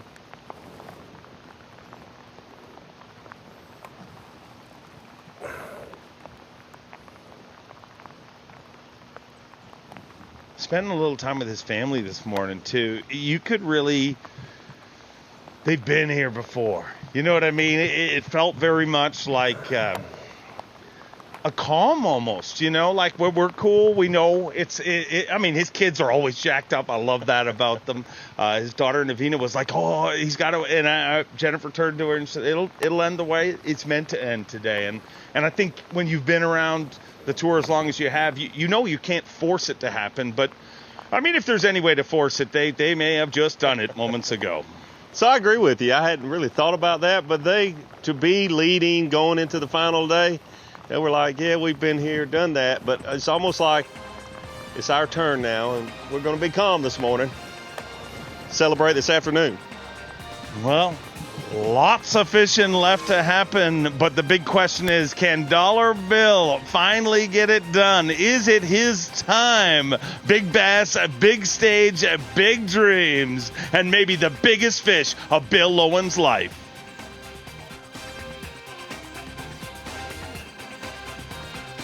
Bill Owen, 5 fish away from his very first Bassmaster Elite Series event. I'm always pumped about every season. I'm not that guy that tries to plan for every single event. It's just like this week being here. You try to plan in advance for that, and you show up here and, oh my gosh, my plan's not gonna work. And typically for me, when the conditions are tough, that's when I excel. So if you try to plan in advance for that, and you show up here and, oh my gosh, my plan's not gonna work, sometimes that spins you out. So I try to fish the conditions and fish what's in front of me. The Guaranteed Rate Elite at Pickwick Lake is sponsored by Humminbird, Mercury, and by Nitro Boats.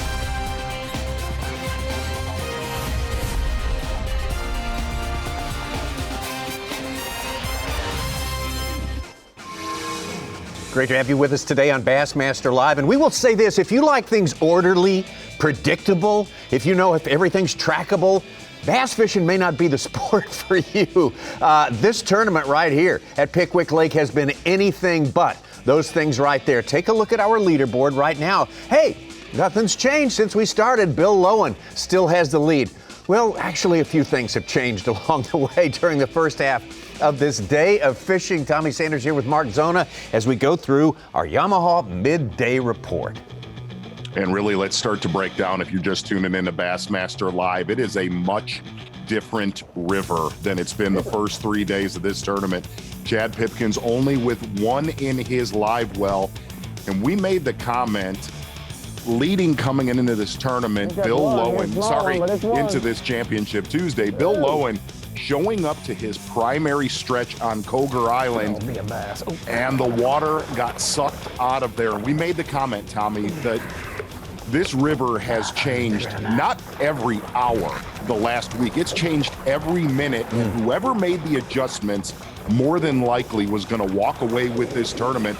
Well, Bill Lowen and a couple others have definitely made big adjustments, areas we have never seen them fish the first 3 days of this event. And to me, as weird as it sounds, looking at Lowen, guys like Cory Johnston, this is a very throwback event. When you live in the world of live scope and electronics and satellites and aliens, man, the dude has locked a jig in his hand and absolutely done work in the dirty water of Pickwick. From there, actually heading down Pickwick, somebody we were watching sneaky, quiet, Tyler Rivette. Here's the only problem, Tyler Rivette catching them, but the size that we got to see on days 2 and 3 have left Rivette.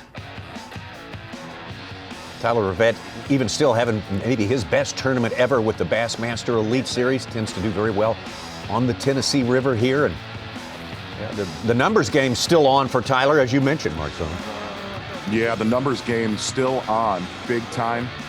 Pea gravel meeting chunk rock, and right around the corner, your reigning Bassmaster Classic champion Hank Cherry. And like Rivette, listen, for the numbers game, these two have absolutely dominated the last few days, really kind of finding something that a lot of local anglers said was not going to happen. Areas on the lower end of Pickwick that would reload, and that's exactly what has happened for Cherry and Rivette. But again, only one really solid one in the live well for Cherry. Lost the quality like Rivette here on Championship Tuesday. Quality definitely there on day number 2 for Hank Cherry, a 7-pound, 11-ouncer. Nope, large enough.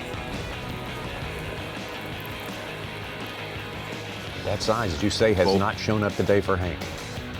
Both Rivette and Cherry, a lot of mid-range cranking, not far off the bank. And a lot of Cherry's key areas, he said he found when the water was low, little isolated chunk rock piles. He said one was a foundation. That right there is by far Hank Cherry's biggest one. From there, actually getting up near the tail race.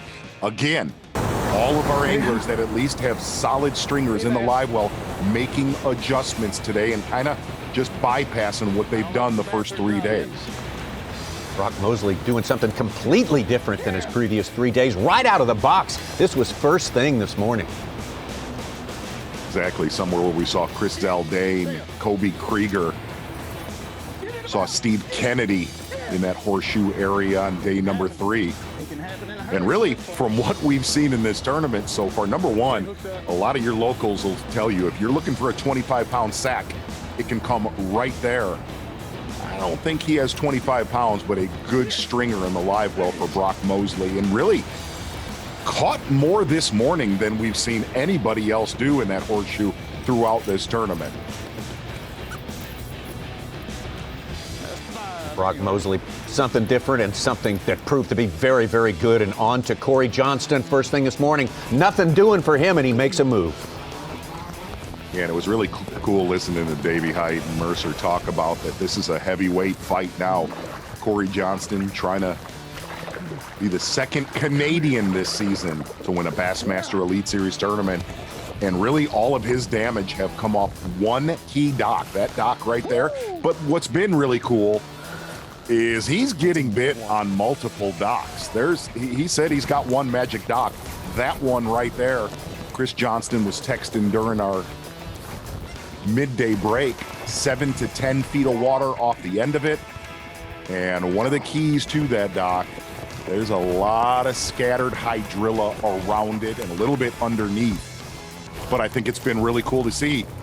He's got bit on several different docks on that stretch, just off of a inside channel, about 12 to 16 feet of water over his right-hand shoulder. A 7/16 ounce Punisher jig doing most of the damage. Mark Zona, have you ever been on a dock as ridiculous as that before? I actually was on that dock, Tommy, 2 weeks ago. Okay. And look, here's the one thing. Biggest difference, you know, those docks 2 weeks ago, man, the inside of them was actually dry.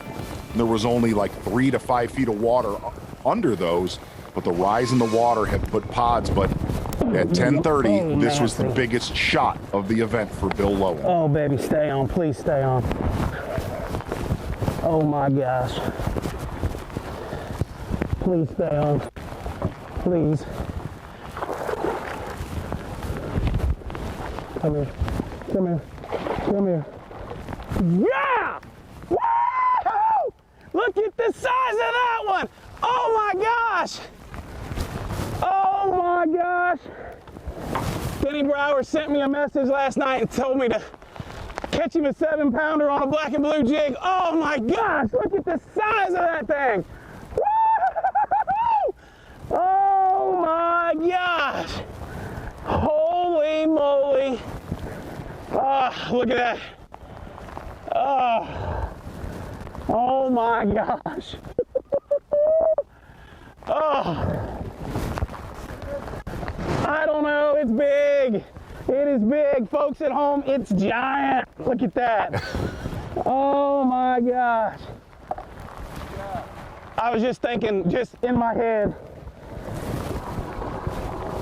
I'm flipping docks with a black and blue jig, and I'm thinking about Denny telling me that last night. He sends me a message. You know, me and Denny Brower are really good friends, and we were practice partners before he retired, and he sends me messages all the time when I'm doing well, and he's like, buddy, go out there and catch me a 7-pounder on a black and blue jig. And I think it's bigger than a 7. It might be close to a 10. All I know, buddy, is it's a big one, and that's number 5. Oh, my goodness. What an incredible, incredible turnaround. It was dismal for Bill Lowen the first couple of hours of this day. And that's how fast, that's how profoundly things can change in an instant here on Pickwick. Taking a look at our Humminbird Unlock the Lake, all Lowen's catches. Well, here's the biggest thing. They are all where he has not caught them the first 3 days of this tournament. Really kind of just creeping across the lake from Koger Island, getting it done, steeper banks. And you know what's weird, looking at this Humminbird Unlock the Lake, we talk about this, it's always amazing to me how fast these guys are able to know to scrap it. Man, I need to leave, my area is done. To see what Bill Lowen has accomplished today, absolutely incredible. And what's weird, Tommy, is I was watching that fish catch when Mercer and Hyde were on, and through the years, there's just memorable, you can go to Larry Nixon down in Florida, Denny Brower in a megabucks on Lake Gunnersville a few years ago off of, well, a boat dock. This fish right here, possibly the biggest one of Bill Lowen's career. And here's the one thing I'll tell you though, this thing is so absolutely epically far from over. Oh, no doubt about that. What an incredible, as you say, an incredible fish there. Ronnie Moore, we've all known people who were smaller than that bass right there, just to put it in perspective. Yes, and I was talking to you before we came back live, and I said, oh, how we do this. I was watching Dave Mercer and Davey Hyde do it, and we've done it on live before. What is Bill Lowen going to do to turn around this tough final day? Catches an 8-pounder. It's not over yet, though, folks, because it's everyone's Far from over. We always do that. But looking at Bass Track, it isn't over because there are options for these guys to upgrade. So over at the screen analogy, you're looking at Bass Track, you can expand the angler and see their 5 fish limit for the day. Bill Lowen's now up into the top spot, obviously. And looking at his day, he's got about 16 pounds, and he had a 3 to 4 pound lead over Cory Johnston to start the day. That 7.4, which we all probably agree it's probably 8 to 8.4 at minimum, is bigger than that 7.4. It goes with a 2.4, a 2.2, a 2.8, and a 1.12. So he has so much room to grow in his 5 fish limit compared to Cory Johnston, who hasn't caught that giant, but he's caught a lot of really, really good fish. Probably enough weight to get him in that 18 to 19 region without having a big one. So he probably still needs a big one now that Lowen has it to break that gap that he started the morning with, which was about 3.5 pounds, right, Such? 3.9 difference when they started, Ronnie, yeah. Back out live now with both Cory Johnston and Bill Lowen, 1 and 2. And for folks at home, there's no information on the Bassmaster Elite Series. No, you can't practice 1 month before the event. That's the off limits period, and there's no information from outside sources. So Denny Brower texting Bill Lowen saying, go catch a 7-pounder on a black and blue jig. That's not information because he's been using that black and blue jig all week. It's just their Right. styles. They both would love to catch a 7-pounder on their go-to, and that is Lowen's go-to. He's been using all week. I showed that in the top lures. We'll go back through that later today as well. Just to do it for me, buddy. I think that covers it, Counselor. Yeah. And what was amazing is and I think it's fair to say, Tommy, you know this, Denny Brower, lending some encouragement to his friend Bill Lowen, but Denny's not scared to also via text light you up, if you know what I mean. Sure, he's versatile. He's always has been. Yeah. In fact, this lake was the site of, if you remember years back, Denny Brower was catching them in some pockets that we saw Hackney in earlier, and I walked up to him and I said, Denny, Tommy and I want to get on the water and follow you tomorrow. Can you tell me what pockets you're in? He said, no, but I can tell you to get away from me. One of many similar exchanges you and him had through the years. Yes. Great friend. It was a little itchy, scratchy for a few years. Yeah, I think you both enjoyed it. Z, I wasn't sure if Denny was tuned in watching the moment that Lowen caught that, so I took the screenshot of that giant, texted him and said, Bill just caught the 7 that you told him to go catch, and it might be bigger. That's and awesome. He said, that is incredible. Great angler, great friend. He deserves it. Yes. And those guys were tight, man, when Denny was fishing full time. They were totally inseparable. But again, this is far from over. Going to get back to the tail race. Wilson Dam with Steve Kennedy. Steve Kennedy done okay for himself, not quite to the extent of Brock Mosley so far this day, but boy, like you say, we got plenty of time to fish. Absolutely. Kennedy fishing right where Brock Mosley caught him earlier today.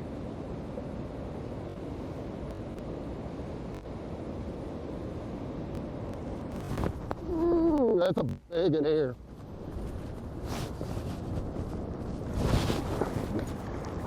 Wow. Wow.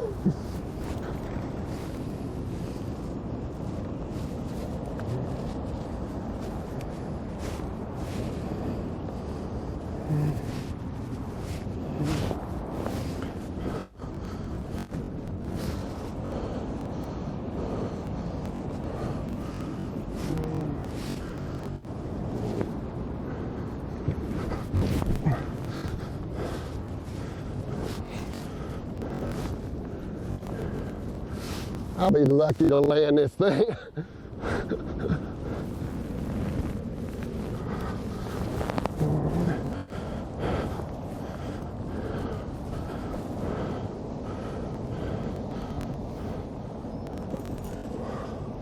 A missile.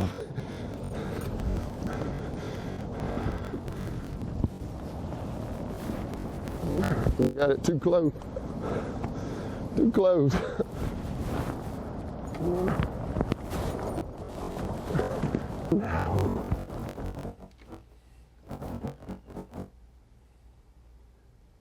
Gosh, every catch below that tail race has been a complete adventure disaster this entire tournament. Yeah, the fish won the big battle yesterday. Let's hope that doesn't happen again. All right. Big one. Oh, yeah. Oh my goodness. Mm. And that catches him up to Brock Mosley as far as the battle of the tail race goes. Right there, Steve Kennedy. But Bill Lowen, this earlier today, just can't watch it enough. I think Ronnie nailed it. That is absolutely over 8 pounds. Biggest fish by far of the week. Couldn't pick a more timely catch for Bill Lowen on his quest to get that first Elite Series trophy here. A lot of people pulling for that guy, Bill Lowen.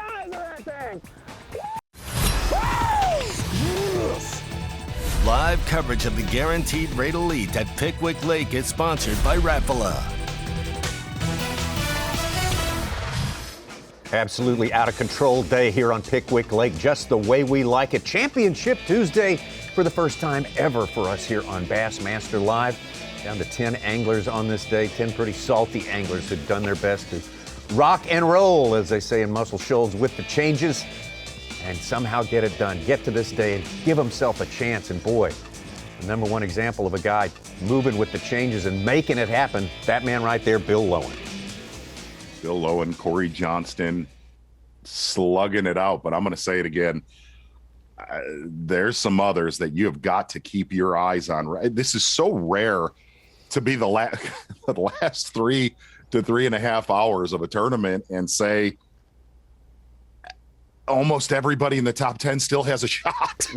Yeah, that last fish Z they entered for Steve Kennedy was a 6-4. He's up to 12-13 on the day, but he's still 8-14 back, and he started 5-13 back of the lead. Right, and I think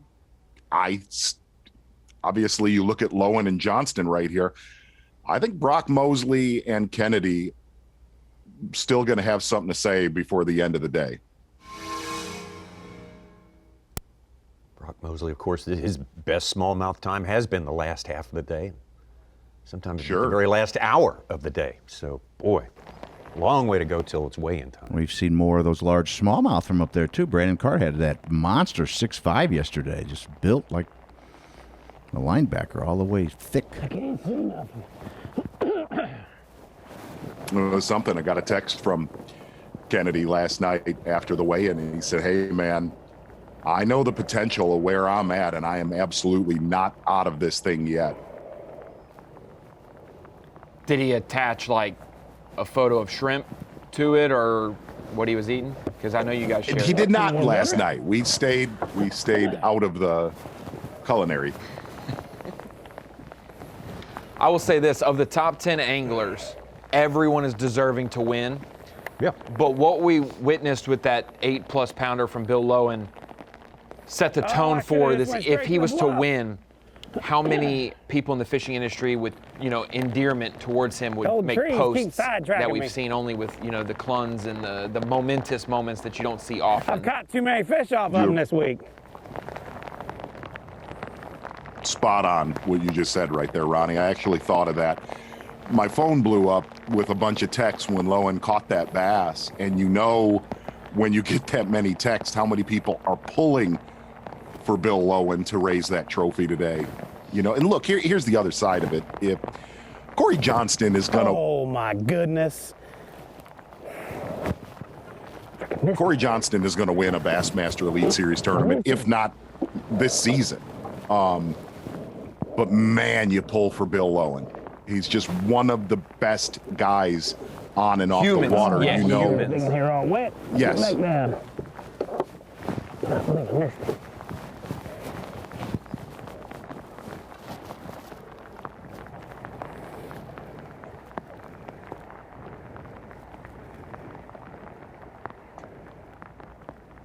And there's guys that we've covered, you, Ronnie, and Such, but Tommy and I've covered Bill Lowen since the first day of his career, and he's just one of the best guys to talk to.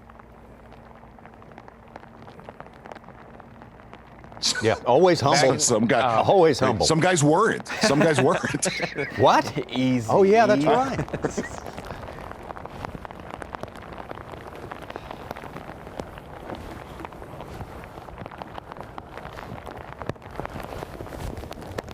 I mean, that's what you guys were in the heat of it covering it. And that's what I grew up to was 06, Bill Lowen with glasses, fresh on the trail, fighting another rookie Kennedy for AOY and rookie.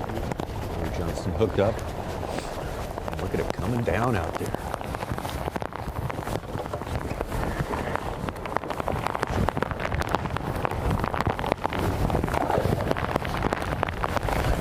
But I want you to pay attention real quick, guys.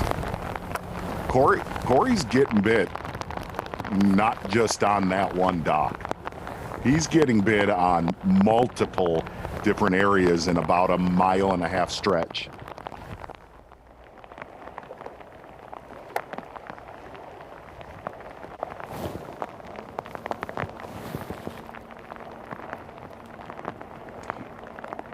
You know, really with that postponement and with this tournament does feel like it's been 37 days long. It has been one of the coolest tournaments that we've covered in a very long time. Endlessly entertaining. Yes, a lot of sticks in the spokes throughout the last 7 days.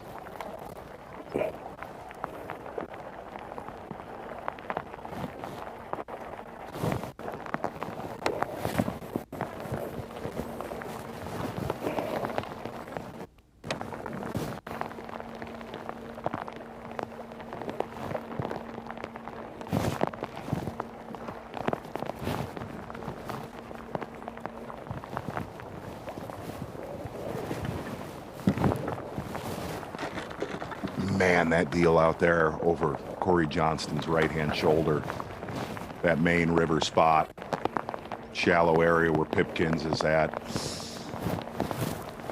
that drop in water has really hurt those guys out there, Pollinick and Pipkins. And you notice Cory did not stay there long, and that's exactly where his damage was at on day 3.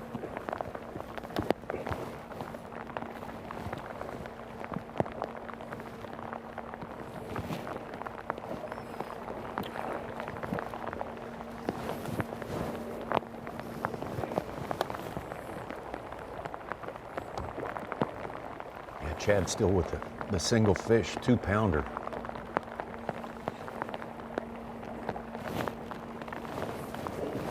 I texted Davey because Davey and Mercer got to witness that. And I texted Davey and said, we've seen Bill die on the final day trying to make an area work that's just fading and withering and just hope like one more bite and they're still gonna happen. But to see him make the adjustment but still stick with his pattern, not go throw a crankbait somewhere else, but stick to his pattern, but make the correct adjustment, and for it to pay off immediately with a couple keepers, and then really come through with that giant. It's not like we're like, oh, Bill Lowen's maturing, but it was a good sight to see for his psyche today. Absolutely, Ron, and what you're looking at on your screen was the 2 anglers out in that area that pulled the plug the fastest. I mean, they both gave it 25 to 35 minutes and we're gone. Yeah, Lowen didn't catch his first fish till right around 9 a.m. That big one came at 10:30.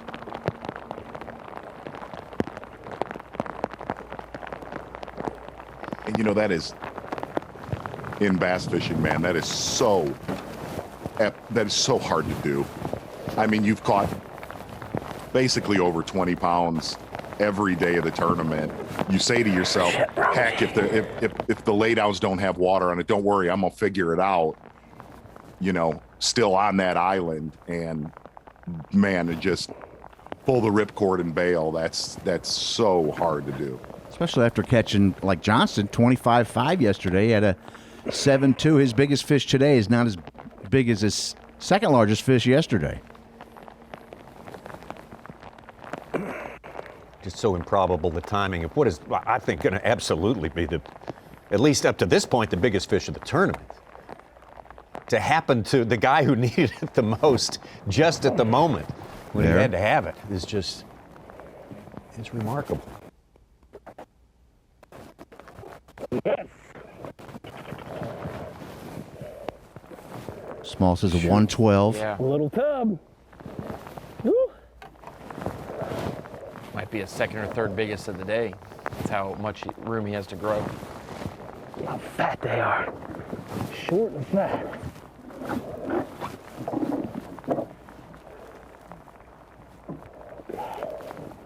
All right. Got a little work to do.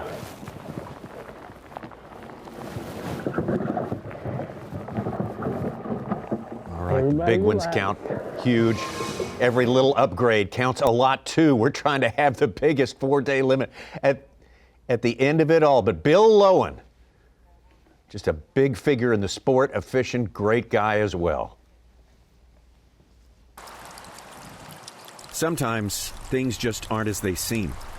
A rock can be transformed into a memorial, and a room can emerge as a living, breathing, feeling place. It's a room for us to memorialize our son's life. Billy was William Backman's son and Bill Lowen's best friend. The two grew up hunting and fishing the Ohio River, dreaming of becoming pro anglers.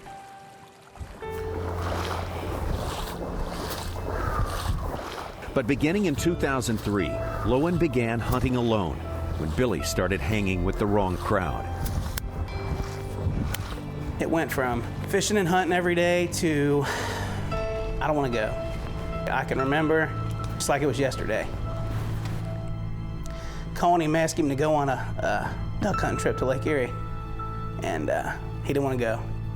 Billy Backman was only 21 when drugs took over his life. Bill Lowen's tears suggest they did more than that. Drugs hooked him,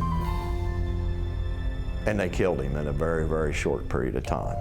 And I can still remember getting a phone call that he was dead. After struggling to deal with his son's death, Billy's father invited Lowen over to his house. Here, one day in 2004, he offered to pay his entry fees to fish the Elite Series. Billy's life was all about fishing.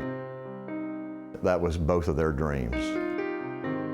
Being a father now, you know what it would be like to lose, you know, my little girl. I mean, I could only imagine. That gives me that little extra drive every day to go out there and do well, not only for myself, but for them. If it wasn't for them, I wouldn't be there.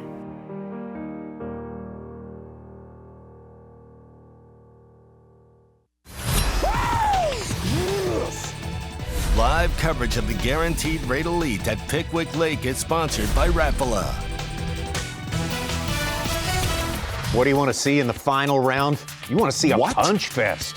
You want to see a heavyweight knockdown drag out at the top of the leaderboard. You're exactly right, Tommy. What was that sound What's right a there? punch? Whoa. Exactly Such, right. don't Nice. me. That's what you have in a punch fest. And here's the great thing about this. I know Davey Hyde is somewhere probably watching a little bit of this footage. A punch fest with two guys slinging jigs, man. Come on the Tennessee River. Yes. Just want to see hear it one more time. Yeah. You need a big punches for that. Like, listen. Punch. The punch sound was very anticlimactic. Right? It was. It was more like a slap fest, right?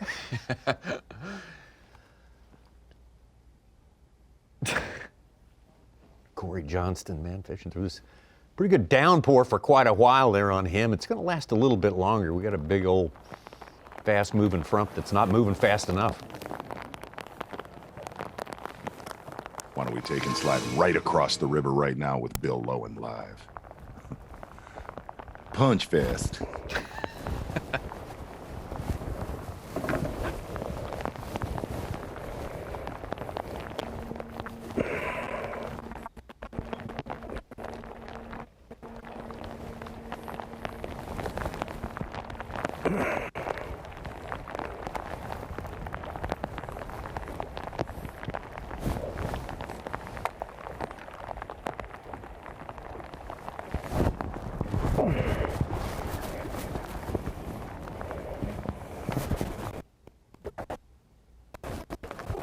Yes.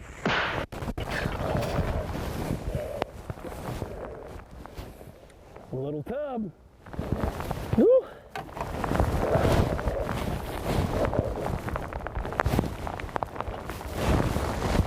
How fat they are.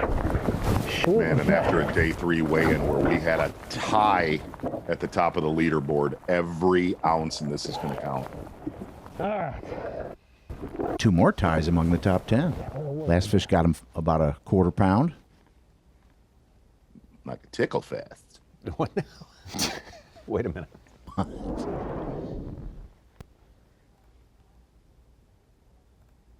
Now, when we go ahead and see Lowen catch 3 more out of that one tree, just know that we've seen that before because he always pulls up to a tree, and if he catches one, he's going to catch another one. Oh, absolutely.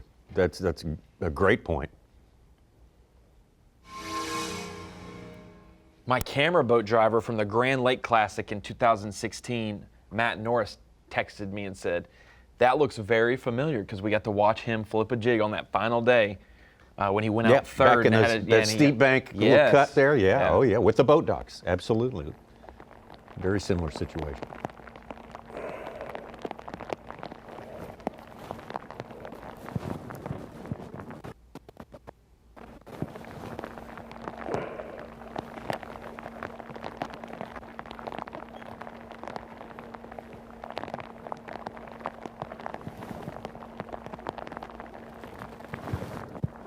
I think what's one of the great things about this event on Pickwick this week has been, man, the dominant techniques have really bounced all over the board, from mid-range cranking down the lake to, you know, guys swim baiting, spinner baiting in the tail race, to you're looking at what has survived here on the final day.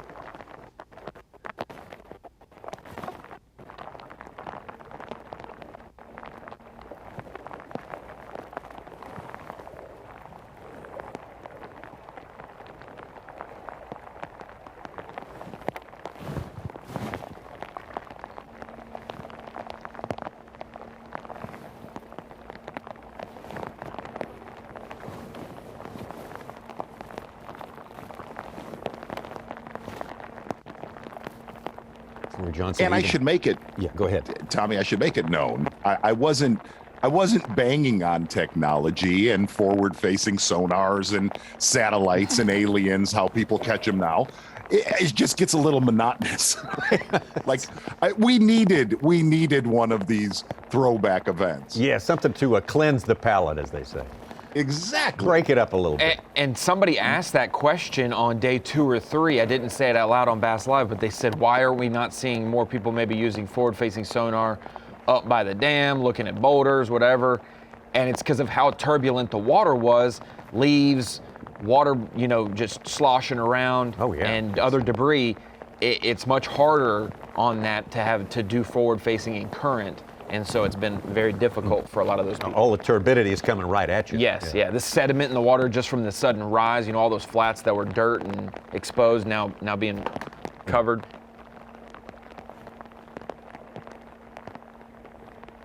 I think we're going to have another throwback event in a couple weeks in Texas. Should be fun.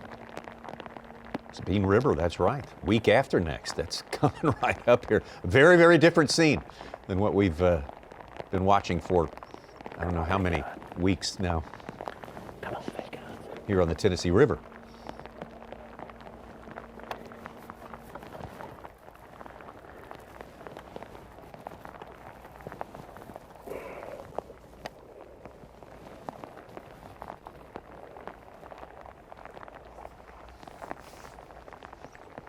Just sort of feel, though, Bill Lowen needs another call or two. Oh, yeah. He was talking to himself right there. Ah, it's a drum.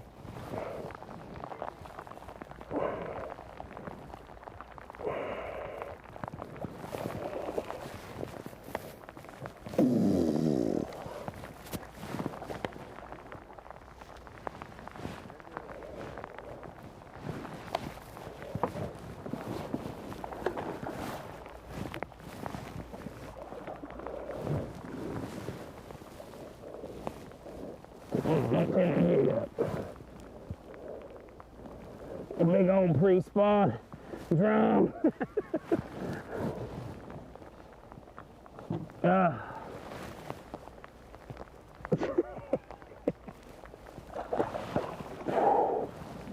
I thought, here we go again. Here we go again.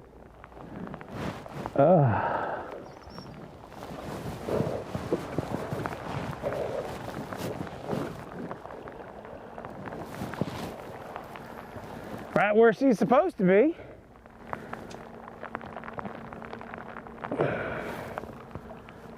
Wrong species. Wrong everything.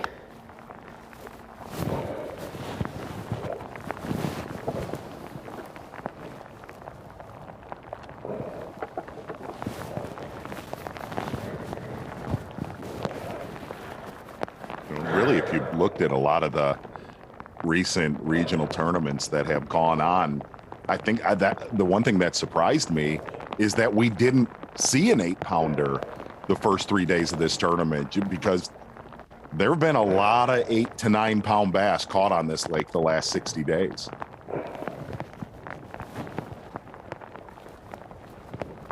I thought there were a handful caught in that Alabama bass trail, 9-pounders caught, along with that 5 25-pound bags and the bag close to 28 that won it.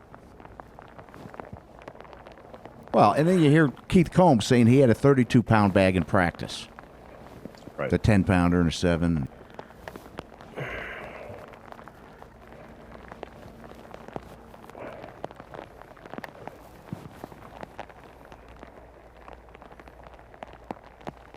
Have we had events where the conditions changed this much? Yep. Recently. We've had them where the conditions changed so much they had to change venues up the road, Right, the yeah. Arkansas River and Fort Gibson. Yeah, yeah. Tommy, did they get practice for like an afternoon at Fort Gibson? Or did they go straight and start the tournament whenever that flooding came, didn't they? Did they have a practice period for Fort Gibson? Because it was like right at, like during the, or right before the event. Gosh, I can't quite remember. I don't know how many tournaments we had where the real changes are occurring while the lake's getting back to normal.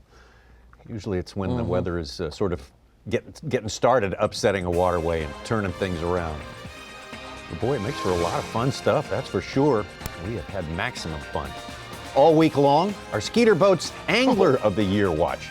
Certainly don't want to leave that out. And Patrick Walters been on top of that pretty much since he got through with day number 2 here on Pickwick. Seth Ryder not far behind. Brandon Pollinick, good tournament for him.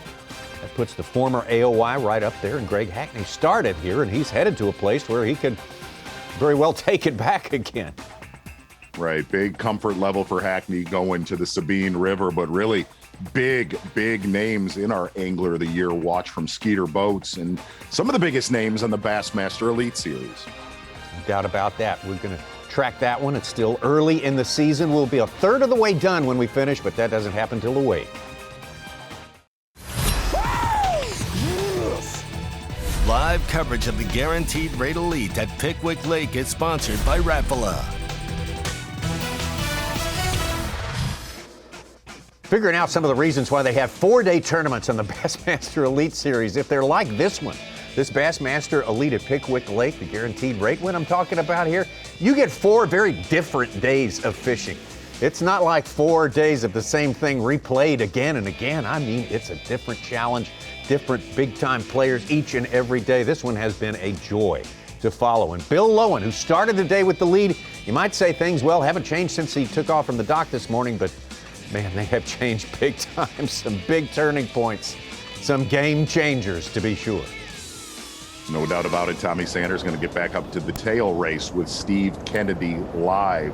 3 in his live well, 1 really good one. 5 different leaders before Lowen took the lead an hour and a half ago. Wow. Say it again, Serge? Well, Mosley took the lead, then Hank Cherry took the lead, Cory Johnston took the lead. Mosley took it from him, Cory took it back, and then Lowen. Okay. Steve Kennedy also in this area yesterday, you can be sure of that. smallmouth in here. It's a little farther down from the Wilson Dam. It's really been fun to watch Steve Kennedy after day one. Kennedy was actually fishing right next to Greg Hackney in one of the pockets, fishing sawgrass, where he got tons of bites in practice.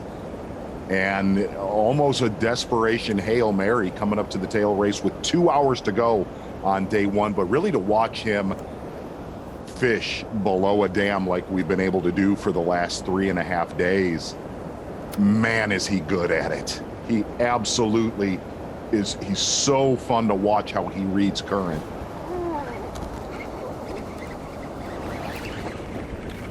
Very much at home. We're back live maybe here. Come on, baby. Come on, baby.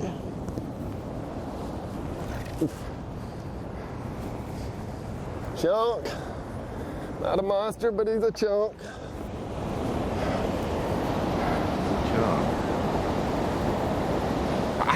It doesn't even look like Pickwick anymore. In some of these rapid shots, it looks like it's a totally different area that we haven't seen. The rain and the fog really with how the changed water's the look changed. of the place. Yeah, absolutely. 4 keepers now for Steve Kennedy. 3-pounder puts him 6-2 out of the lead. That's Chad Pipkins.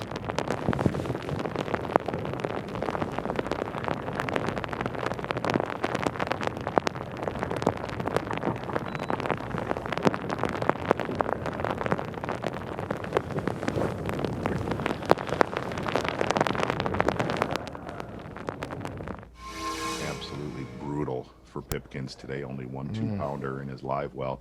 And you asked, actually, we got an answer on what you were talking about, Ronnie. You asked how many days of practice they got for that Fort Gibson tournament years ago. Hackney and Menendez both texted one day. Yeah, see, I thought it was. And I thought it was fascinating that a few guys that we used to cover, that a few of them found house foundations 2 miles offshore in that 1 day of practice. It was eerie how fast they picked the lake apart. They are amazing. They are amazing. Yep. Absolutely incredible. Now. Tyler Rivette, fast start today. Him and Cherry, yeah, it's just like dissipated. Hank Cherry, yeah. Yeah. The numbers yesterday, Cherry's only at 6, and Tyler's at 6 as well. Total fish caught. They were closer to 40 yesterday, both of them. Back over to Cory Johnston live.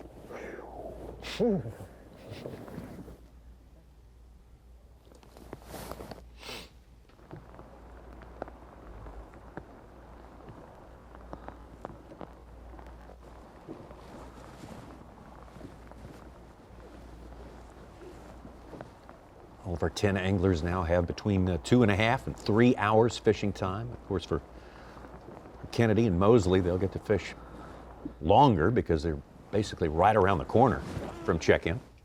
Yeah, if you go, it's about a 20-minute run, probably, if it's not too rough or too, whatever, to the Trace Bridge from takeoff. So these guys that are in Koger and, towards the Woodlands, it's, 10 to 12 minutes.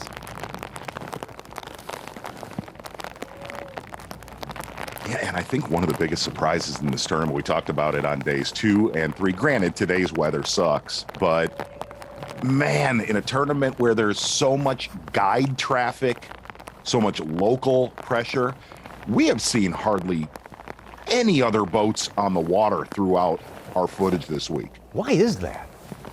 I don't know. I cannot answer that. I got a text from Cody Harrison. He's a guide on the lake, and he's been fishing Wilson, during their practice period to stay away and whatnot. And he said he's out there today just watching the elites. And he said, you guys need to have more midweek tournaments on the Tennessee River because there is no one out here today. And we haven't seen any spectators in camera view all week. And some of it might be probably the sudden rise in water has people turned off, but it's Alabama in the spring. I mean, they're going to go wherever to try to catch a bass. We've gone from 100 anglers to 10 anglers on the water. And still everybody's had a little company today. Just about, when you think about it. Yep. We heard one Pat Renwick and Seth Feider are out on the water watching Cory Johnston. Oh. Pseudo, I guess, rooting him on. Can't imagine the party in that boat. Yeah.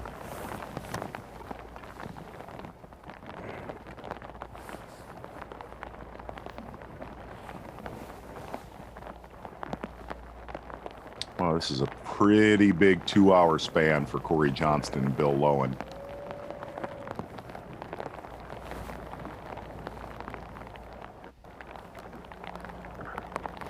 There they are.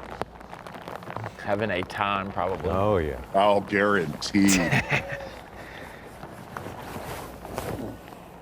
Renwick, who is the host of Straycasts, was a marshal this week.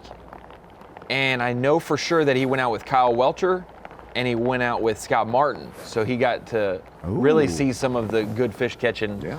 And Brandon Lester. Oh, and Lester. You bet, yeah. Uh-huh. We're going to take and slink back up the lake right now. Brock Mosley live.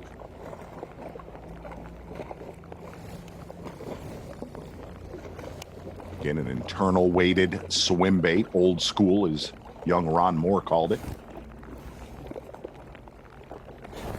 Got it. Stay hooked up. Stay hooked up. Be a bass.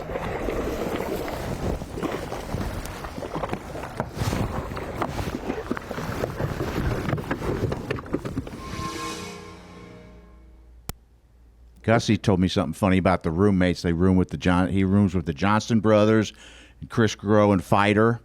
And Gussie's he keeps the boys in food and keeps the place ship shape. He says the Johnston brothers never cleaned a dish in their life, probably. And he called them, here's the funny part, he called them dump bears. He said he'll cook, he'll make chicken strips, and those guys will come in with groceries and they'll buy cheap frozen pizzas and chips. Dump bears. I like that. Takes all kinds, I guess.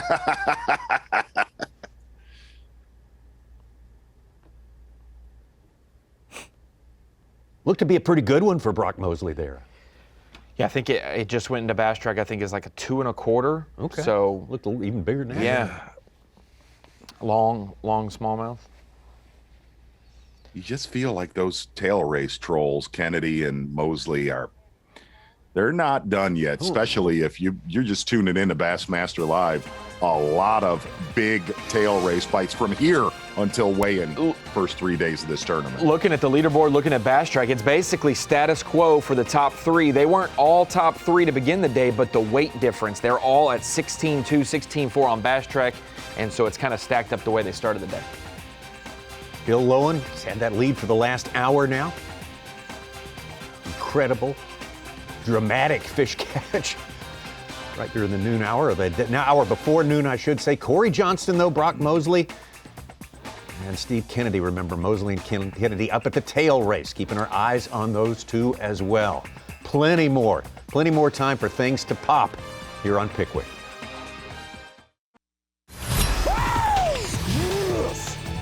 Live coverage of the Guaranteed Rate Elite at Pickwick Lake is sponsored by Rapala. Talking about things popping on Pickwick. Both of these shots were moments ago with Bill Lowen and Cory Johnston. Wow. I don't think it's gonna help me. Not going to help either one of them. My gosh, what one more big bite would do for either Bill Lowen or Cory Johnston. Mm-hmm. And you see, Tommy, you got this bunch down in the mid-lake area, and then you have what I like to say is our contingency below the Wilson Dam. You know, that bunch. Yeah, I know what you mean. Back out to Bill Lowen live.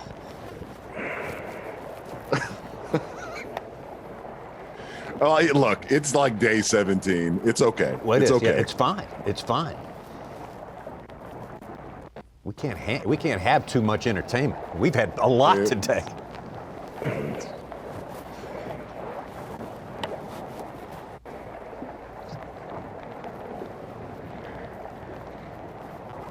Yeah, Mosley had caught a 2-4 and then that 3-4. That last fish was a 3-4, so he's Yeah, up to I thought it looked pretty 17 and a good. quarter today, and he's only 311 back of Lowen. Just chipping away at it. But he had 2 fish back to back. That's a good sign.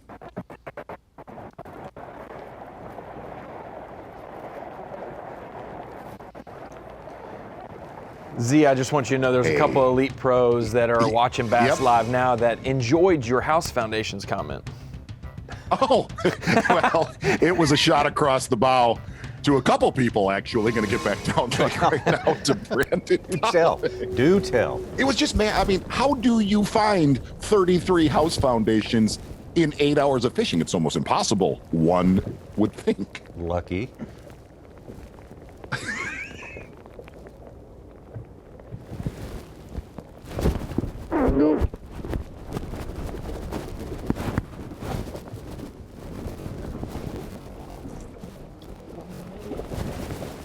Oh, he's gonna be short. Mean mouth. 2 bites right there though. I don't got it. Short. Notice for the first time today, Brandon Pollinick pulling the plug on the Krieger Island area. Close your mouth. He's not short by much. Yeah, come on, relax. Relax. How much longer he's getting. Come on, relax.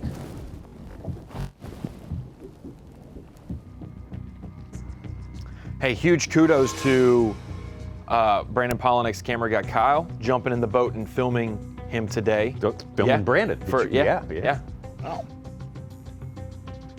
Yeah, this crazy schedule of this tournament is. You got to stay on top of things all the time. You made that happen, I think, Ronnie. Did you? No. Yeah.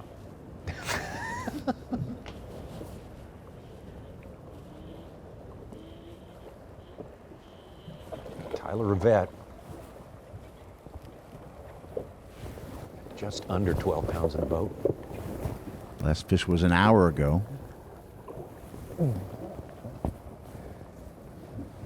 Might keep. Yeah, keep. Oh, that's where I caught my 4-pounders at. They got more there. There's a brush pile or something right there that they're all on. Yesterday I didn't catch anything. Weird.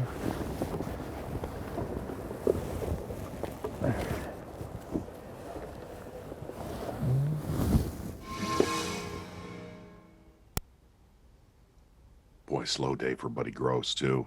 Man, painfully so. We also have, we mentioned Kyle out there as a cameraman today helping out, and then also McCoy Fisher. He is new to the Elite Series trail covering it with Scott Martin, so he was able to fill in as well. We appreciate that. Sure do, man. Pollinick Stepping hooked up again. Storm's about past. A few more rain shower, maybe.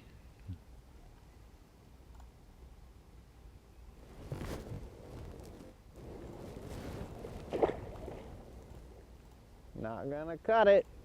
Previous one did not stretch for Brandon, and that one won't make it either. Still stuck on 3 fish today, about 2 1/4 pound average.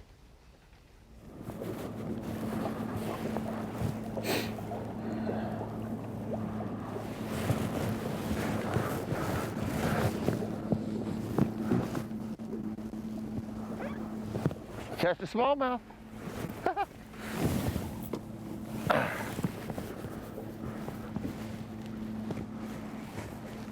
Hank Cherry's made his way up lake. Yeah, those fusion hooks, man, when they get them, they just got them.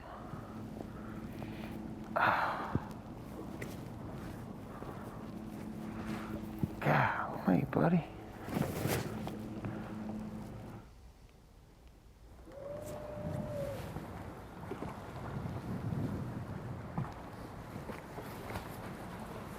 Cory Johnston in pure poundage has caught more than anyone else yesterday and today.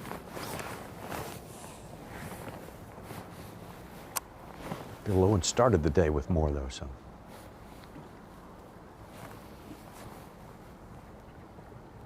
That's the key with a 4-day event is you can have a tougher final day and still eke out a win if you did your job on the first 3 days. That cushion is, it's not a slight to you if it's a struggle. You earned that 3-pound cushion, and it's not zeroed out and starting over scratch today. You know, it's building on what you've built. Yep.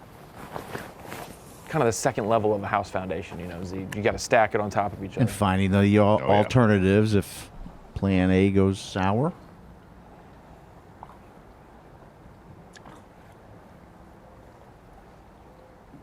If you're just checking in with us on this Tuesday, this Championship Tuesday on Pickwick Lake, Bill Lowen started the day tied for the lead. Everyone thinking, well, is this going to be the one Bill Lowen breaks through on? Very, very slow, painfully slow until this happens.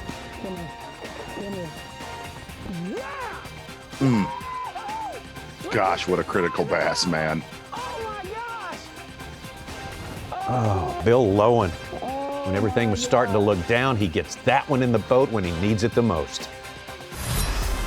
The Guaranteed Rate Elite at Pickwick Lake is sponsored by Minn Kota, Power Pole, and by Skeeter Boats.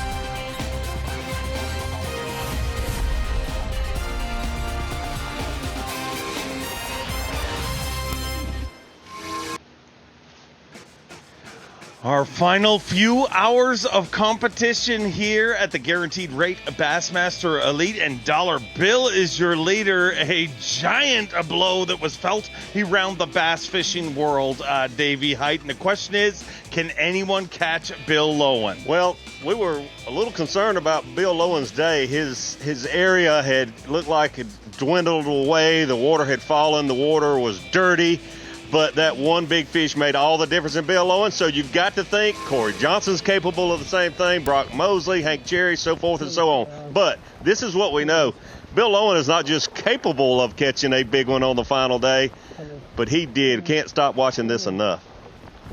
This never gets old. Look at this thing. Look at the size of that one. Oh my gosh. Oh my gosh. I was just thinking, getting a little crazy out here. It's been windy or raining. Now the wind started blowing. You know, I made some adjustments and got on some different type stuff and was getting some bites, but it's blowing so hard over there. It's hard to, and the wind's blowing. I can't make any forward progress. So we've changed once again. I'm in a little pocket right here. I know the water's dropped out, but I'm gonna make a quick pass through here. Because there's a couple spots in here that got some deep water. See if them fish got pulled to that deep water in here. If we don't get a bite in here, we're probably gonna run back down here and try to fish some more docks on this side of the lake. Over there on that side of the lake where I was getting bit, it's really hard to fish right now, almost impossible. So we're just trying to make some stuff happen like we've been doing all day. Trying to make some stuff happen.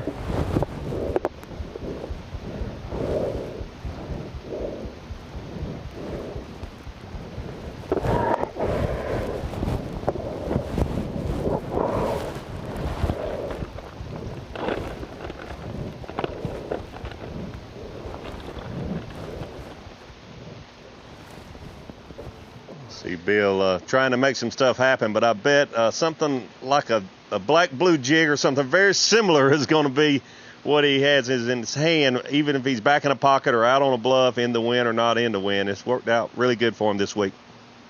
Like I said, I know the water's falling and everything, but I need to regroup for a second. I still don't have all my composure back from that big one. Oh. All right.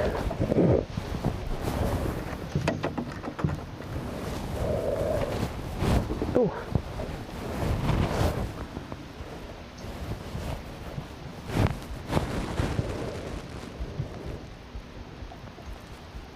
We got old man hands going on.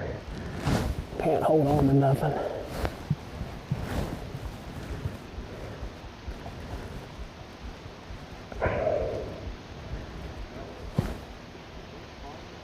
What's that, buddy? Oh, absolutely. The biggest fish I caught all week up till now come out of here.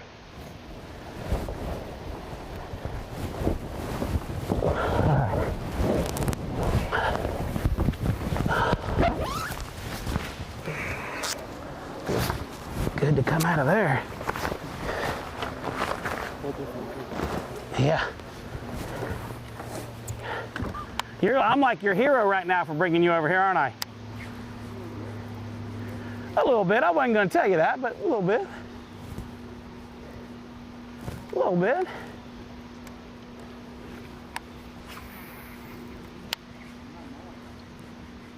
I didn't figure you would be.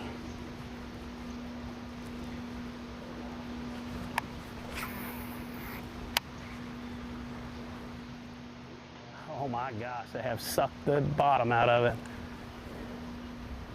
I'm talking about big time.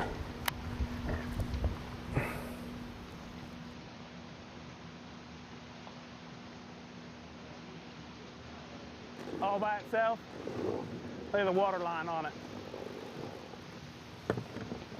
Yesterday, this bank right here in front of me, the water was up to the lip of it. Right over here. Up to the lip. They have wound her down. Wow, wow, wow. I'd have never dreamed. Never dreamed in a million years.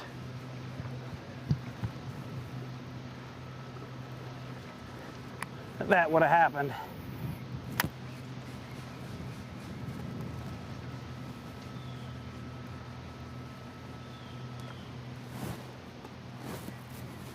Daggone stick looked like it had a bed on it. I mean, it had a white spot right beside it. I cannot believe the water was that high. Now I know why they come out after this jig from underneath of that undercut.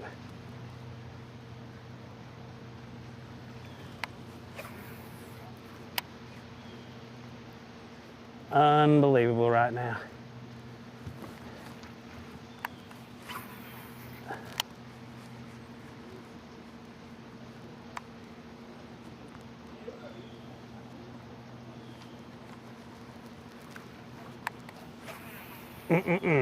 Damn near dry where I had that bite yesterday.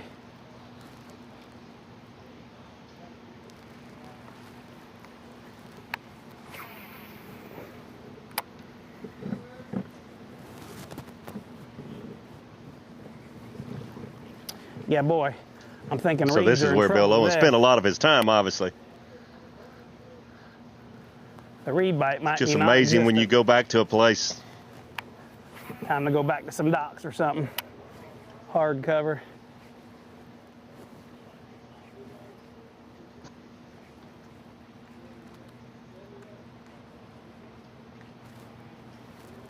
Wow. We gotta get the heck out of here. This is a waste of time. Unbelievable right now. All right. All we did was get another rod out.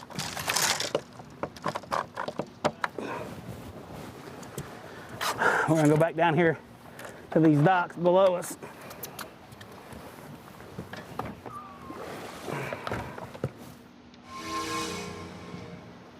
Let's make a move over to Cory Johnston. We're struggling a bit here now. Just caught a little one, but I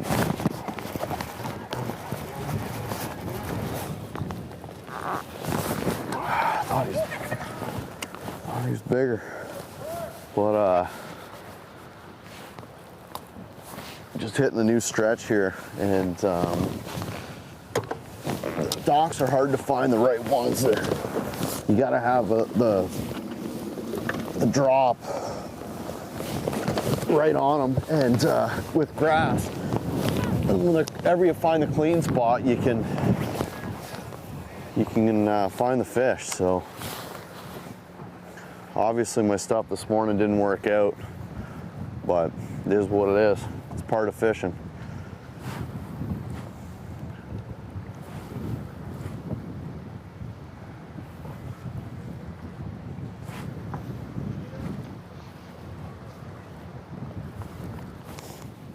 Cory has caught a lot of fish today on these boat docks with a jig, and it's interesting. He's fishing that jig pretty quickly. It's not like he's soaking it, taking a lot of time there. I'm really surprised we haven't seen more anglers this week fishing the boat docks. He's hooked up again. That one should help. Maybe not.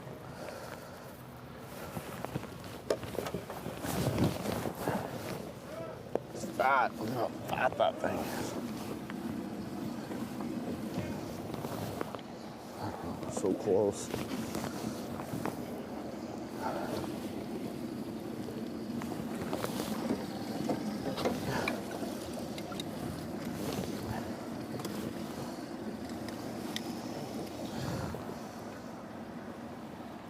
No, you don't help.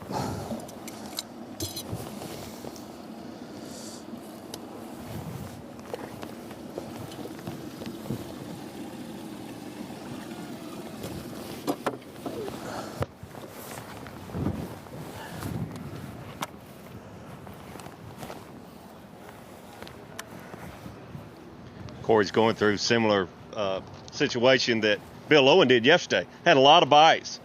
This morning, Bill was like, all I can do is jerk. All I can do is set the hook when I get a bite. Just never had a big bite, but he certainly has today. Cory needs one. Are the docks better, Davey, or is it just that as the water drops, the fish are able to adjust more on the docks? You saw that edge that Bill, I mean, that was a perfect example of what was there and what you could envision exactly where those fish were sitting. Well, the dock extends on where that shore doesn't. Yeah, it's just the next move for him from being right on the shoreline. A lot of Bill's fish have been vegetation or either wood real close to that vegetation that you could see now is out of the water. This is the next move on the way out. It's the next available cover. And Cory just mentioned it. I was certainly thinking that would be the case, but deep water close to these docks are the better ones. You can see it in our shot, and you can definitely feel it here at our on-location coverage location. It is starting to brighten up a little bit here. The rain's starting to stop, a little bit of sun in the sky. What's that going to do here this afternoon? So smallmouth comes to mind. That we've seen the smallmouth bite go away a little bit during this rain and these clouds. Now with the sun coming back out, Brock Mosley, who has been catching some beautiful smallmouth in the afternoon, Steve Kennedy, let's not forget about them.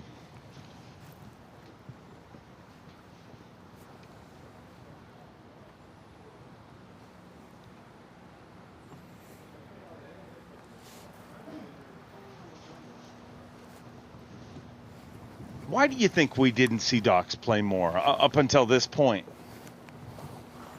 I just think that there's so much available cover in a great fishery like this. Grass, stumps, docks, obviously, but then the shoreline vegetation, the emergent vegetation, the trees that Bill Owen has been fishing. There's so much available, and these guys being off the water for 2 days and the water rising so much, it's just, you know, we had some great anglers that didn't fish yesterday, let alone today. You just can't do everything at a place this big. I mean, there was a good bite up at the tail race. There was a good bite in Yellow Creek. Docks, grass, stumps. I mean, it's just so much to try to do in 8 hours. Come on, fish. Give me a big one.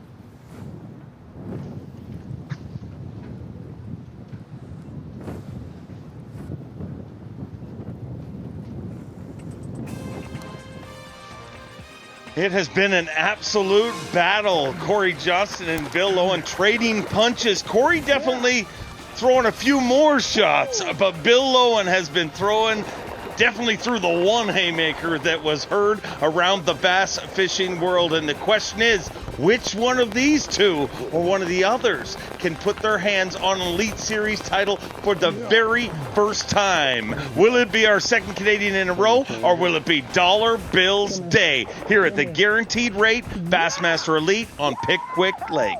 Look at the size of that one! Oh my gosh! Live coverage of the Guaranteed Rate Elite at Pickwick Lake is sponsored by Rapala. An incredible crop of rookies year after year on the Bassmaster Elite Series, but man, it goes without saying, a rookie class this year unparalleled. Let's have a Cigar Bassmaster Rookie Watch, and you look at there. First event, our winner, Brian New, and he's on top of the Rookie of the Year race. And he wants to win it all, but if you look at those names behind him, it is an incredible class of anglers, Davey. It is, and it's far from over. But every season, I mean, honestly, we say every season, wow, look at this group of rookies. And this year is no different. Maybe the best of all. Like you say, when you have a Brian New win the first event, I think that's a pretty good class of rookies. He came to the first tournament in Palatka, Florida, and took home the blue trophy. That's our Cigar Bassmaster Rookie Watch, and let's have a look at the lay of the land, and look where our anglers are spread out all over the place on this incredible body of water. Yeah, we talk about it. When you come to a good fishery, the anglers will spread out. With only 10 anglers, the whole lake being used. Starting off with Steve Kennedy up behind the Wilson Dam in the tail race, has a lot of experience there.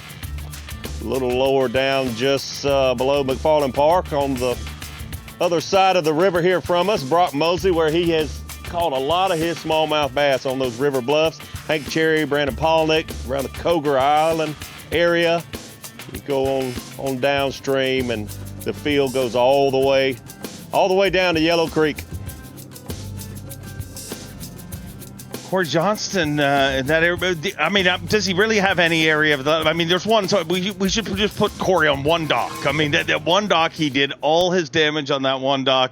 He told me this morning that he says, I got a special dock, but I'll be honest, I had no idea how special. But Davey, how special is this at a time in bass fishing where literally you can't go on a chat board on a social media platform without hearing that about forward-facing sonar and about how people are pricing themselves out of this sport? This is about as simple and old school as it gets. Throwing a jig at boat docks, I mean, that's what made us all fall in love with bass fishing. A jig on boat docks or other visual cover, I mean, that's as old school as it gets, and we have first and second place doing exactly that.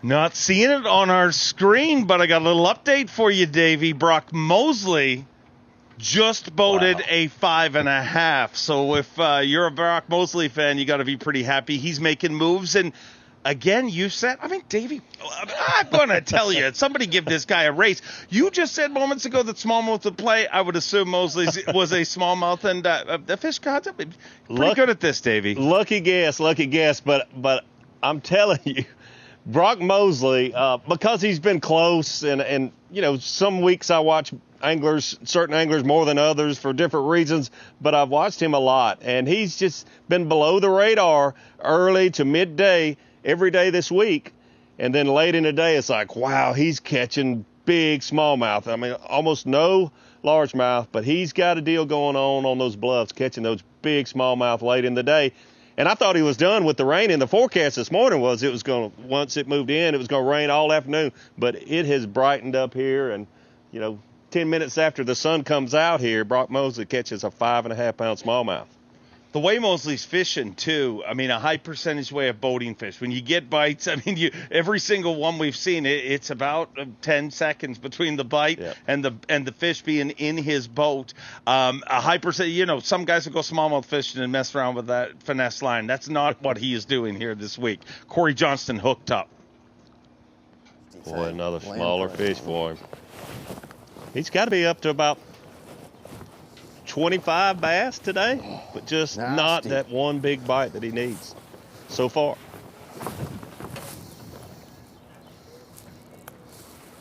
Cory's smallest, a 2.7 right now. He has been punishing Bill Lowen with body blows, but Bill Lowen threw the big haymaker just a few hours ago, and Cory's still trying to recover from our entire field. I love our sport, and the big bass, big stage, big dreams is always real, but 4 days, keep your weight, and it comes down to you've got to catch that big fish to separate yourself from the others, and he's done it so far. We've still got a lot of fishing time, but that's what everybody loves to see.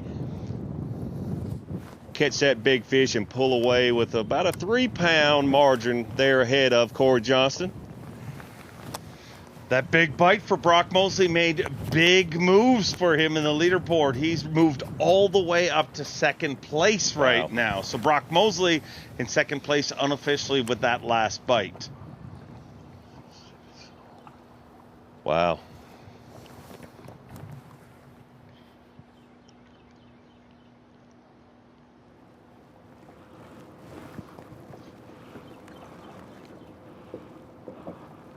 And I got to go on record and say it, Davey. I mean, kudos to the tournament department this week. Lisa Talmadge, Hank Weldon working here with Lisa, our senior tournament manager here this week. Incredible call, because let's be honest, this event, let's listen in and I'll finish my statement. Hey, Terry with a small one there. Another call. But this tournament, let's be honest, it was pretty close to being rescheduled. You know, it was right there on the line. There's some people thought, man, we'll just come back here and try this again. With everything that's gone wrong, how much of this tournament has gone right? I mean, this has been one of the most thrilling tournaments to watch as a fishing fan. You're exactly right. We haven't been here in 10 years, but I sure hope we come back very, very soon. It's a great fishery. A lot of people in this area love our sport, and I hope we come back real soon.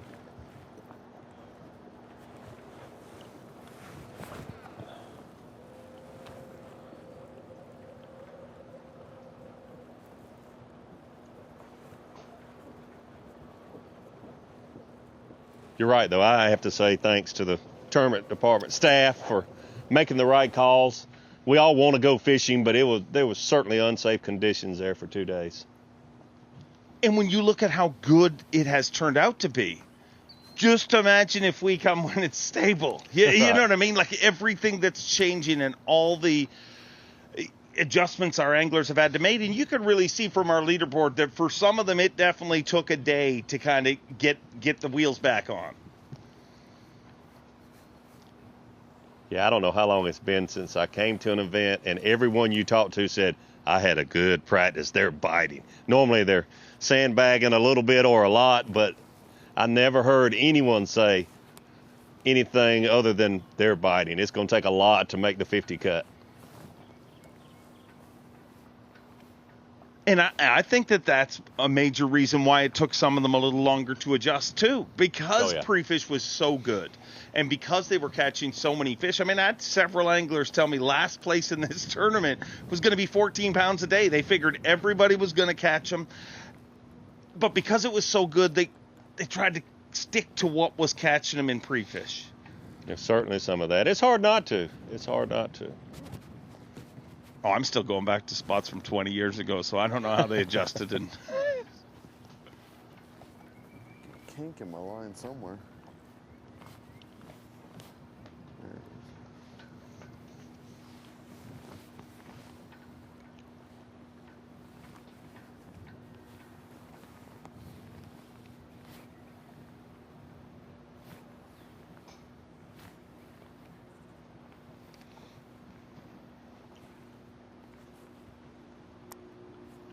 Cory Johnston, of course, one of 3 Canadians on the Bassmaster Elite Series, and as if he hasn't accomplished enough, the pressure never ends in this sport. I was kind of thinking about that while driving in here this morning. I was like, there's all this pressure on Cory to become, I jokingly announced him as the only Canadian not to win a Bassmaster Elite Series event. An incredible career, but man, the pressure will never end, because even if he wins this, right away we're going to be like, well, who's going to be the first Canadian to win too? That's right. That's exactly right. Speaking of winning, let's go over to our reigning Bassmaster Classic champion, Hank Cherry.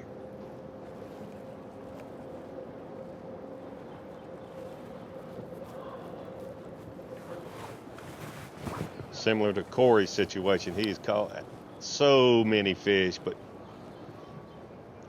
you need a big bite on the final day. A fishery like this, you got to have a kicker fish.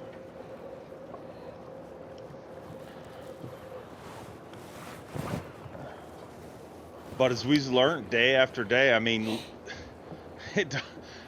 they are here and it does not take long. I mean, you can change the entire outlook of this tournament with one set of the hook.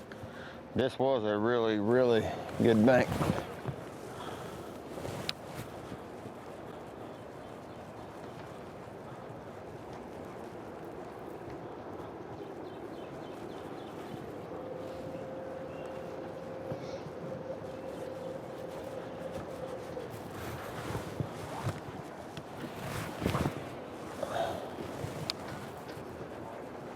Me? My first time.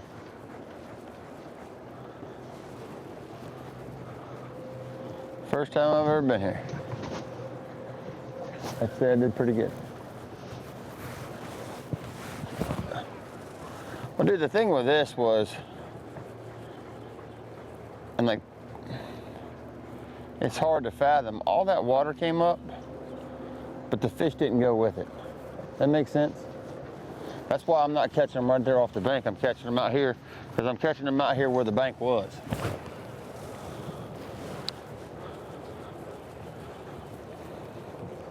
See, that spot where we did all that damage, both of them, well, that one's at pea gravel, but it's steep. And that was all of a sudden flooded and they got on top of it. Where we caught all those fish and where most of my weight came from, those are the kind of places where fish can move up in the current in the water without having to go back.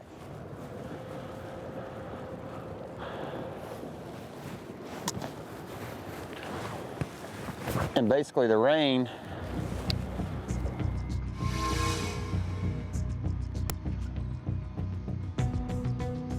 Let's make a move over to Brandon Pollinick.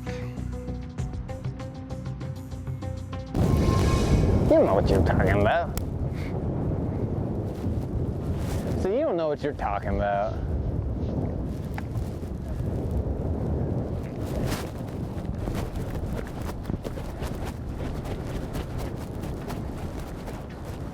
Looks like he might keep. He was up there in the dirt. I mean, in the dirt. He'll keep. Long, lean, and mean. Golly. Cannot get that out of there.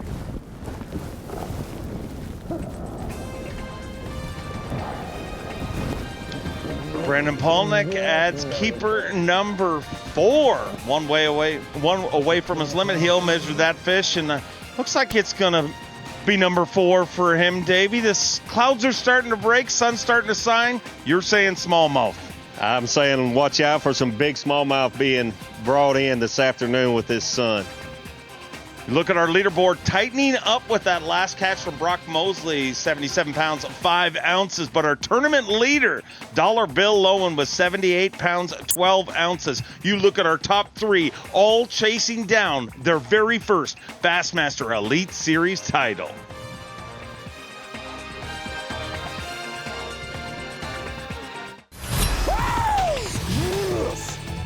Live coverage of the Guaranteed Rate Elite at Pickwick Lake is sponsored by Rapala.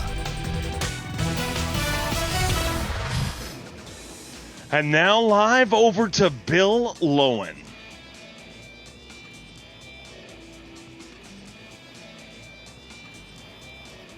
Welcome back, everybody. I want to welcome you back. Just a few hours of competition left here. The third stop of the Bassmaster Elite Series, and Dollar Bill did some big damage with one hook set earlier today. He did. If you missed it, he caught a giant bass that separated him from the field. But you have to know that there's more big fish here at Pickwick than any other. About 4 or 5 anglers at this point could certainly, with one swing, take the lead from Bill Lowen. Cory Johnston, one of them. He has caught about 20 bass a day under boat docks that we've seen, and has just not had that big bite that Bill Lowen has gotten. Brought Mosley a big smallmouth just minutes ago, about a 5.5 pounder, which puts him just one good fish away from taking the lead. I don't think this thing's over. I'm not saying that the current leader won't win, but I don't know if he'll win without catching at least one more cull to help him a 1/4 pound or a 1/2 pound or so. Cory and Brock, they're going to catch some more fish. Cory Johnston, very motivated to get this, his first Elite Series title. As we've talked about, the only Canadian of our 3 crazy Canucks without a title. Not that he hasn't accomplished enough, but came out firing early and often here on day number 4. And for a little while there, it looked like, man, this is going to happen until Bill swung back. But just as quick as the tides change for Bill Lowen, it can happen for Cory Johnston here this afternoon. And I know there's a nation north of us hoping it does. Yeah, and it's really, I mean, you've known them for a long time, but I've only just a couple years since they've been fishing the elites, and Cory he has that just looks like a killer instinct, just so competitive. And you can see it right there when he lost that fish, much more so than Chris or Gussie. They're just like having a good time. You know they are competitive, but it's got to be eating at Cory just a little bit that he hasn't won one of these yet. But heck, it's only been 2 years, so I'm sure he's going to get his, no doubt about it.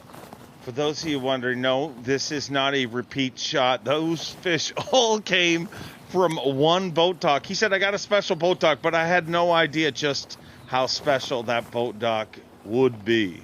Yeah, this is from earlier today, but you're right. They're all separate fish. Why? Why are the, I mean, obviously you can't tell without being there, Davey, but why do you get a boat dock like that? Well, I just really think there's deep water by there, and instead of a lot of Bill Lowen's fish that are actually moving up to his boat docks to spawn, that particular boat dock is a staging area for those pre-spawn bass. Well, you can catch lots under one dock, or you can catch one that can be a difference maker. Bill Lowen obviously has got his limit of fish in here, but as you can see from the fish putting in the boat, did most of his damage with one blow, but that's also what Alabama fishing is all about. Oh, yeah. I mean, the big bite exists here, and it is a realistic possibility. And Davey Hyde, you were the first one to say you were shocked that we hadn't seen a really big bite yet. A 7-11's leading Phoenix boats big bass, but we're in Alabama. Yeah, like you see right here is a big one that made the big difference for Bill. But you're right. We, there were 7-pounders each day, one or two of them, but we were talking yesterday.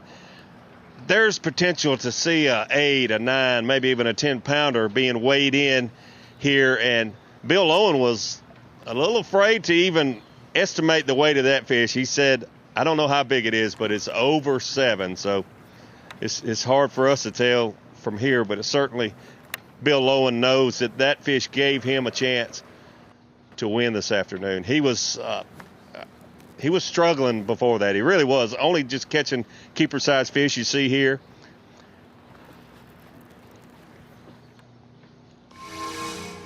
Well, Bill was not the only one leading this morning. We had co-leaders leading this morning, both of them chasing down their first win. Chad Pipkins has struggled a little, though.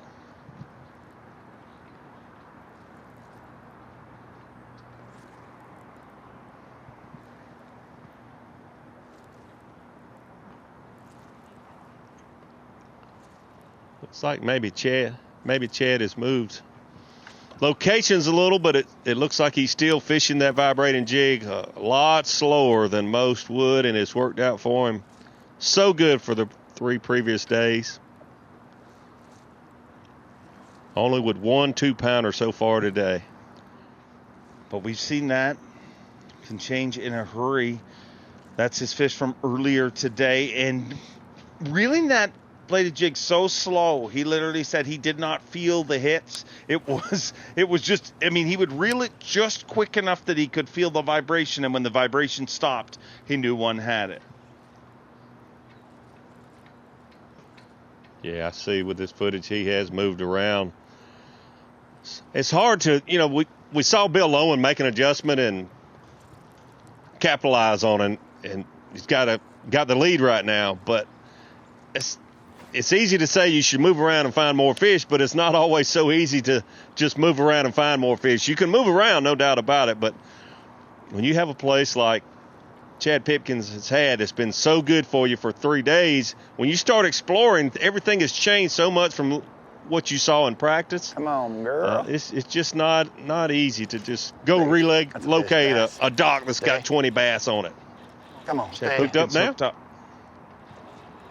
Oh. Is it a bass? Big brown one, big brown one. Big brown one. Come on, we need you, baby. Big brown one. Come on, baby. Barely, I hooked under the belly. Gosh, please stay on there. Come on, baby. Nope, I'm gonna sit right where we always sit. Come on, girl. Get tired. Get tired. Get you some. We made a decision. Caught me a bass.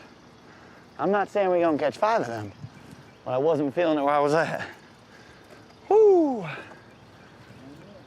Anything can happen, baby. Come on. That's a perfect example there of a current scene that we've been talking about every day.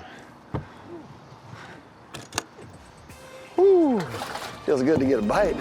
It bit like a bass. Proven Tony Romo is not the only guy who can predict sports, my friend. You proved that you can predict it. You said the sun is shining, the smallmouth will come out to play, and that is exactly what has happened from that very moment forward. I know the people that are pulling for Brock Mosley are glad to see that sunshine coming out. I'm sure he's told his family that he expects big things in the afternoon with some sunshine, and it has come out.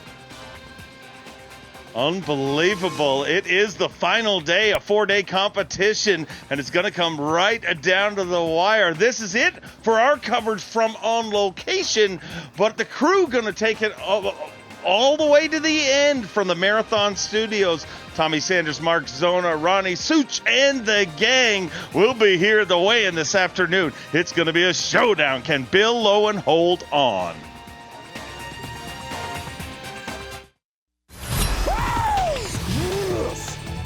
Live coverage of the Guaranteed Rate Elite at Pickwick Lake is sponsored by Rapala. Just under a couple of hours fishing time for these 10 anglers left on Championship Tuesday. The Bassmaster Elite on Pickwick Lake. Guaranteed rate. Let's take a look at one of the most prominent features of Pickwick absolutely through the years. This is a bass fishing must visit for everyone who's super serious about catching giants. And oh man, Steve Kennedy's a guy who loves to go right. He runs toward the trouble on this place because he knows how to handle it. And this was yesterday. Exactly right, Tommy Sanders. We always preach number one on Bassmaster Live safety. Steve Kennedy, one of the best in the world, fishing below dams, fishing in very, very heavy current. Boy, there's certain words you could use, but this was I'll just call it a show with Steve Kennedy, hooking a big smallmouth in current, fish getting hung up in all that structure. And right next to the boat, Steve Kennedy breaking this one off a giant Pickwick smallmouth. And you know, what's interesting is when Steve broke that off, Ronnie was talking about this tournament on the Alabama River from years ago.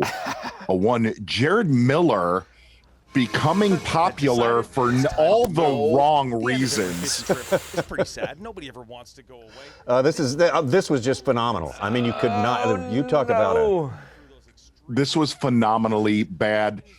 Fiberglass, you have a call on line 1. Fiberglass, line 1, please. There. Here we go. That's the bad part. Yikes. Wow. No. You really just don't want to put yourself in that position. The unexperienced side of fishing current below and tail rates. Gosh.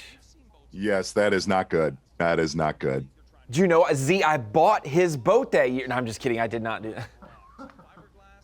2013 Alabama River. No one will ever forget that. You know, we were talking about the dangers of the days that were postponed here.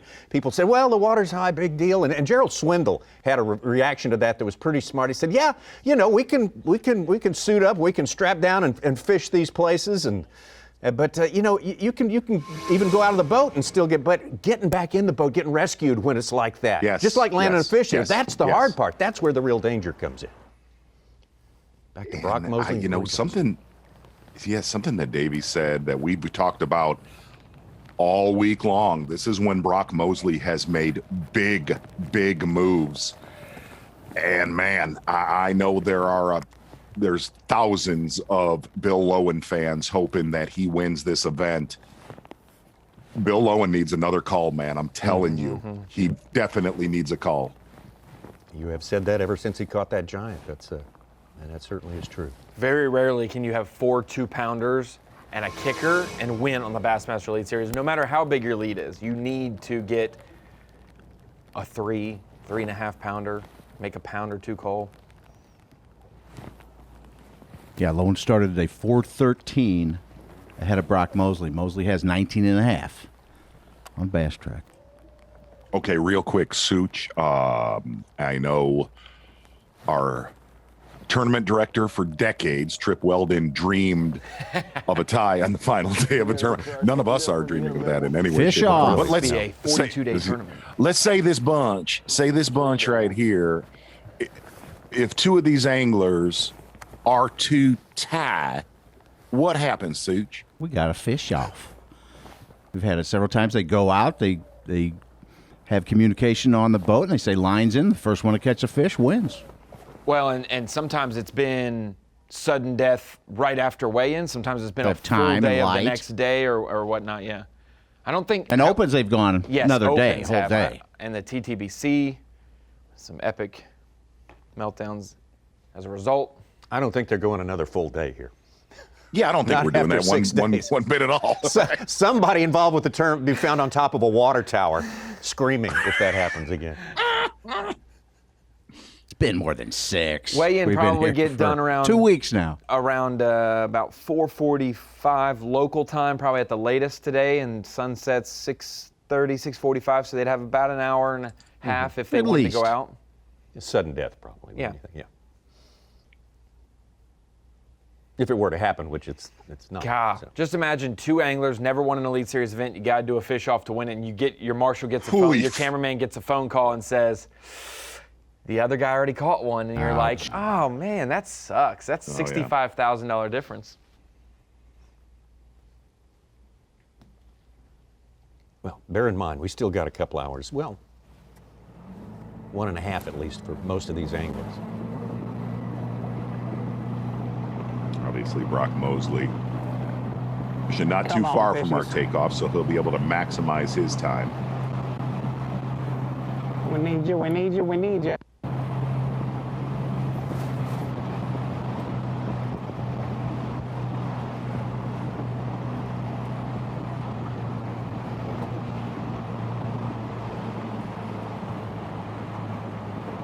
Z, Tommy, were you out on the water at Pickwick a decade ago when Davey Hyde won? Yeah, Yes. Sure. He was, I mean, we you were were actually on in the boat. him, though. We have a I was photo in of the Zona in a boat with In him, the yeah. support boat, yeah. Yeah. I remember a famous photo of him having to push off the rocks. It was a little calmer than this week.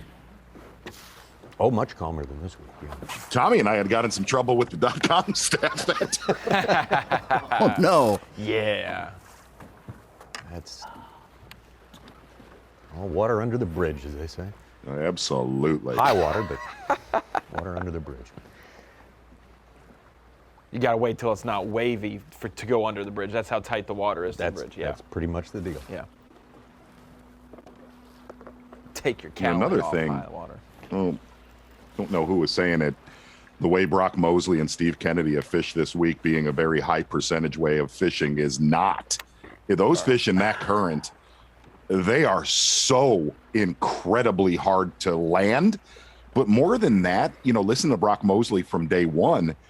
He said, look, man, I caught 10 fish, but I missed 20. What we've seen, it's actually a very low percentage way of fishing. Yeah.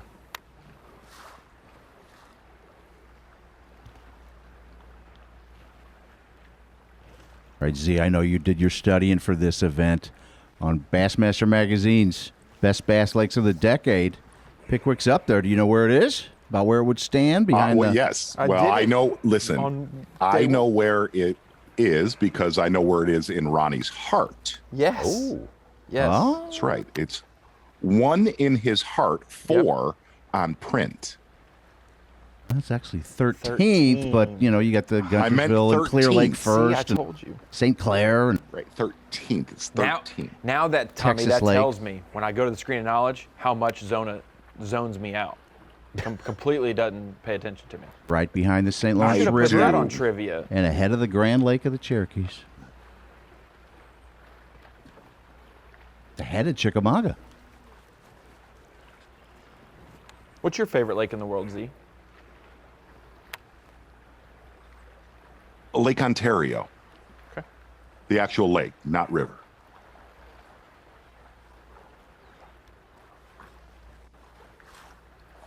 Tommy, heard you're a big Maumelle pool, Little Rock River. Absolutely, yeah. Little Rock, You bet. Arkansas River. Yes. You bet. Terry Lock and Dam, that's me all the way, baby.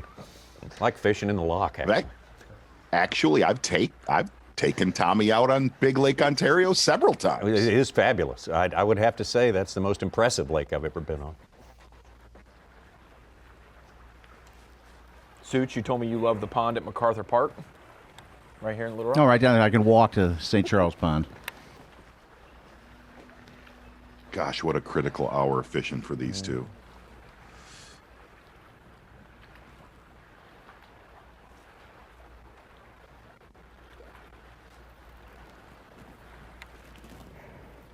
I'd still throw Cory Johnston in there as well. Yeah. I mean,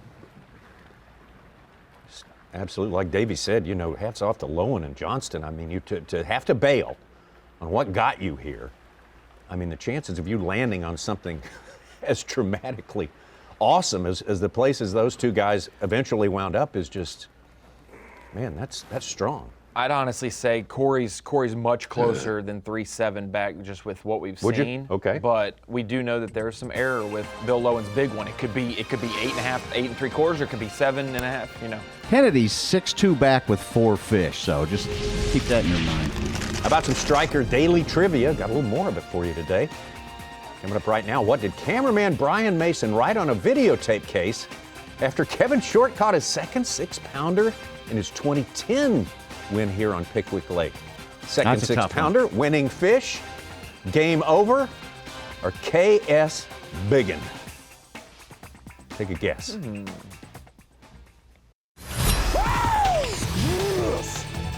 Live coverage of the Guaranteed Rate Elite at Pickwick Lake is sponsored by Rapala. Weigh in a little more than an hour and a half away for these 10 anglers here on Championship Tuesday on Pickwick Lake, our Striker Daily Trivia here. Remember the question we asked you. We talked about the year before Davey Hyde won it. 2010, what did cameraman Brian Mason write on a videotape case after Kevin Short caught his second 6-pounder in his 2010 win on Pickwick Lake? Z, was it second 6 winning fish, game over, or K.S. Biggin? Such, you have put it on a tee all week. The reason why I say that, Mason handed Tommy that tape. Is that right?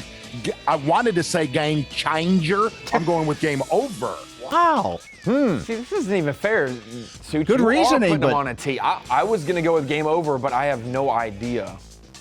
My mind is foggy. The mists of time have fogged it for me. I'm going to say D, K.S. Biggin. Which one was it? You guys ran that tape. Oh, they were in, right. huh? Game over. Game over. Remember. Tommy, on Tommy point. handed that tape to Mike McInnes. I was like, wow, game over. Game over. Game changer. Yep. Just remember that. Oh boy. I guess my mind's going. That's no big secret. I thought Decade that's what ago. I thought game over was the phrase when you guys walked in the media trailer early on that final day. I thought that was what the phrase that was uttered by someone else. Just kidding. Let's turn to another of our famous features here. Humminbird Unlock the Lake. Let's take a look at these catches today. Yeah, we've had a lot of inside humor today looking at our... Steve Kennedy, we see his catches up there. Brock Mosley catches at the dam and down below, even below the bridge there. And early in the event, Tommy, we saw the Woodlands area, this Coffee Slough, Woodlands around 7 Mile Island really factor with a flipping bite. That started to die on day 3. Those anglers didn't make the cut, but that Koger Island region, right around here, where Pollinick, Pipkins, Cory Johnston, Bill Lowen all have resided, even Brian Schmidt a little bit, has been huge this week. And as we go further, way down, downstream, we find one of these places where Hank Cherry, Tyler Vet, Brian Schmidt, and the others. Main River, steeper banks where the old shoreline before it flooded is still so close to the bank, like Hank Cherry was saying. The Phoenix Boats Big Bass came from down there. Hank Cherry, 7-11. Brandon Card. For the time being. I can't wait to see what that official weight is on the Bill Lowen big one today.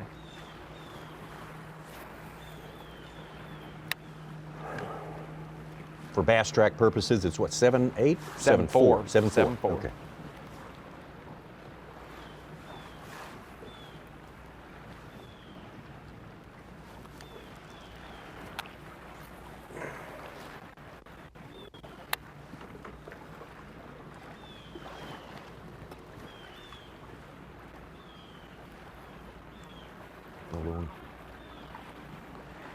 25 pounds on day 2. Start of the day tied.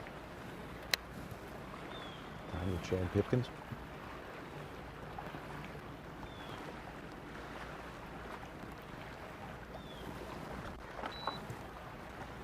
Guess I better put my jacket on. Gonna rain on our parade, ain't it? A 4-pounder will do so much more for Lowen than it will right now for Mosley and for Cory Johnston. Cory smallest is listed as a 2.5, but we've seen him put some 3s in the boat that they look very similar to each other. So I would assume that his smallest is a little bigger than 2.5, whereas Lowen's original limit was full of cookie cutter smaller fish. Yeah, yeah.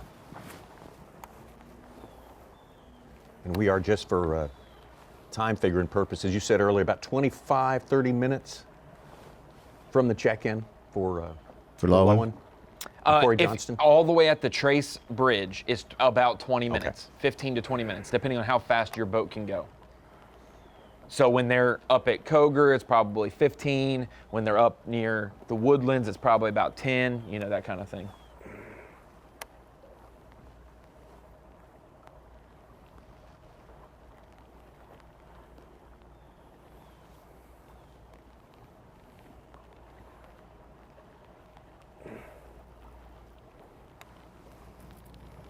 Started out the week with a big swim bait. And then you've got bladed jigs, lipless, and then all of a sudden, final day, all about the jig. Two guys head-to-head flipping a jig.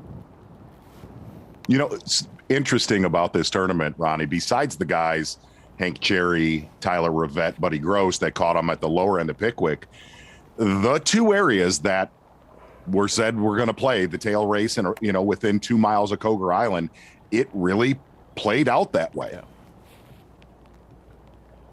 Yeah. Honestly, though, you say that, I never have felt more confident in, even with all the changes, that those predominant areas, March and April at Pickwick, would still shine despite the changes in condition. The dam, like you said, and then that region from the islands breaking up towards the Trace Bridge.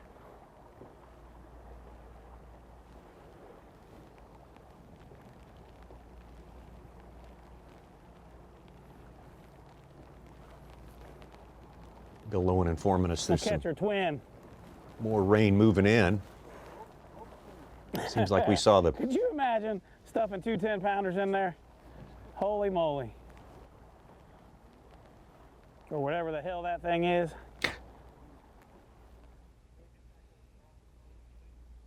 Lowen just said he'd love to catch her twin. Imagine putting 2 10-pounders in there. He caught that and said, Denny, I got your 7 at least, but it's way bigger than that. And he threw out the number 10. I don't know how close it could be to a 10, but it's the biggest one of the week, no doubt. Just got to watch the Rob weigh-in. Mosley hooked up live.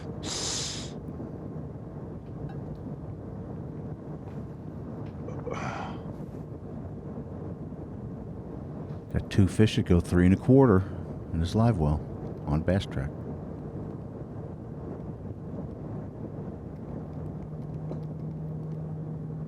Man, this is going to be close at the weigh-in.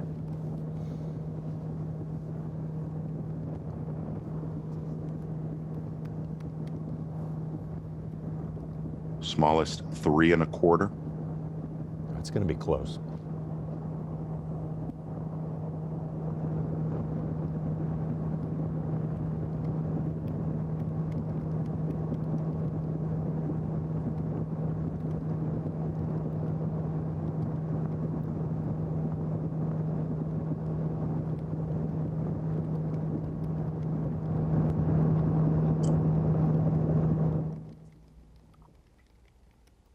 So, it's going in. Well, there's some little audio there from Brock, but it's very, very close on that one. Obviously, we're going to the beam. For that, This we is will. gonna, He's got a big bag too. Yeah. Good bag. Yeah. Wow. Approaching 20, but he's got a top Lowen by 413. The weights just get closer and closer together. Again, critical. The guesstimate on Bill Lowen's big fish is something we have to consider. Brock Mosley doesn't show any signs of easing up on the smallmouth either. Hey, I did hear, Tommy, officially we will have a fish off today if the weather and the sunlight is there. If it gets too cloudy and too dark or the rain comes in, that deal. And there will be Hank and Lisa in the boat with a camera and the angler to make it official with times and whatnot when the catches happen. Copy that. Thank you, Ronnie Moore, and we will hope against that outcome. We'll be back. Live coverage of the Guaranteed Rate Elite at Pickwick Lake is sponsored by Rapala. Boy, things are getting tight here. Everything's getting ratcheted up here for our final half hour of coverage here on Bassmaster Live, the Guaranteed Rate Bassmaster Elite at Pickwick Lake. Bill Lowen started the day with the lead, lost the lead, had to reset everything just about, found something pretty incredible. Right before noontime today, a giant bass to bring him completely back in and to the top of the leaderboard yet again. Brock Mosley had a good start on the smallmouth, the best start on smallmouth in the morning he's ever had this week. Of course, he's been notoriously catching them very well in the PM. So, boy, that's just making things get tighter and tighter. Last fish. Put me on live and watch me puke.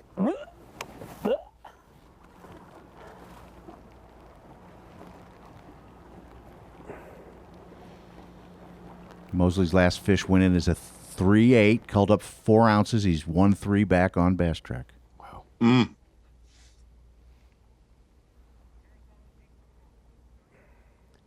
Well, we talk about peak performances here. There was a peak moment that we can point to here, Mark Zona. The marathon peak exactly performance. Right, Tommy Sanders. Taking a look at this marathon peak performance, it has been flawless all week long for Bill Lowen, fishing on, now we can call it like it is. He was fishing the backside of Coger Island the entire week. All that flooded water, a lot of color in it. And Lowen said, as long as that water stays high with color, I can do work. But if that water drops and loses that color, man, I could be in big, big trouble. Really watching his entire week, dissecting about call it a 200 to 300 yard stretch, a 3/8 ounce Bill Lowen lure parts online jig, whether it was sawgrass or laydowns. Taking a look at his day 2. It's really the marathon peak performance to me, looking at what he did days 1, 2, and 3. In all honesty, it was pulling the plug earlier today and yesterday. Gosh, you just kind of had that feeling. You saw Brandon Pollinick on Coger Island. You thought, boy, you don't want 2 fish catchers cannibalizing each other. And when that water dropped out, looking at all of his catches yesterday, Bill Lowen had to make big, big adjustments. 23-13, his big day on day number 2, and had to take off today. Well, a lot of our folks down there said he was conceding that, boy, it was going to be likely that what he had was not there anymore. Yeah, and we watched a lot of guys try to make that flip and bite happen, but a lot of the guys that we were following were way up in pockets, catching a lot of males. It's almost like every single day, Lowen's area out on Coger would reload with females, but looking at earlier today, it was pulling the plug, going to some boat docks, bluff ends, like Matt Herron caught him yesterday and the day before. I did notice one thing that Lowen said. I kind of upped my game with my jig, went to a 1/2 ounce jig, and then started doing work with a huge, huge shot in his, gosh, you heard him talk, Ronnie was just talking about it. Lowen definitely feels this bass right here is much bigger than 7 pounds that we have it at. That is your marathon peak performance, not of the day, but absolutely of the week with Bill Lowen. Oh my gosh. Kenny Brower sent me a message last night and told me to catch him a 7-pounder on a black and blue jig. Oh my God. Oh my gosh. I was just thinking. Tommy, give me a weight on that fish. 7-12. Wow. I'm gonna say just shy of 9. Oh, okay. Wow. Yeah, I had it at 8.5. Yeah. Okay. I was thinking 8.45. What a critical bite at 10:30. Fish number 4 for Lowen. And, we really don't know. We don't know what Brock Mosley has in the live well, but I have Lowen a hair more than that. I also have Chris Johnston a little bit more than he has in the live well. Cory. That's your marathon peak performance.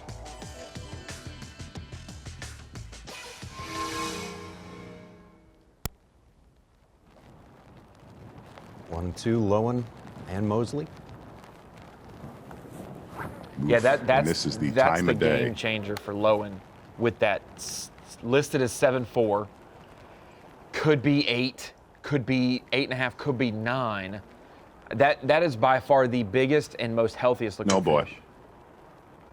Oh boy. All right, Brock Mosley just put a good keeper in about 15 minutes ago. 3.5, and he's got a 3.4 still.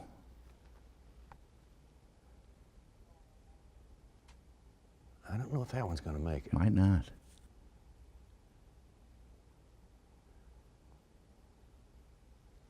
He's going to certainly give it a look. I mean, you talk about a time when ounces, every ounce can make or break you. Going to weigh it. I don't think it helps. I do not think it helps. It just got a little bigger when he came closer to the camera. They always do. 3, 5, or better. That's what it's got to be. Of course, Yeah, it's going to help. Yep. Got a 4. Yep.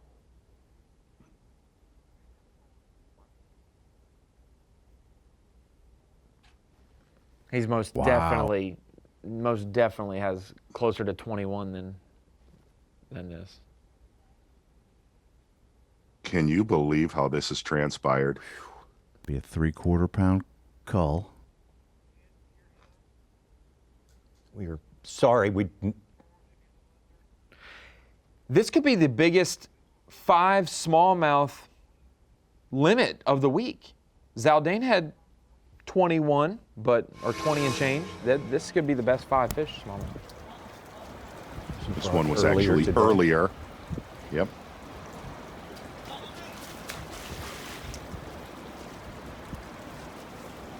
Get in the boat! Oh boy. That is a toad, son. He put that one in as a 5.4. Boy. Thank you, Lord. Yes! I'd agree. Give me some. 4 pounds. Wow.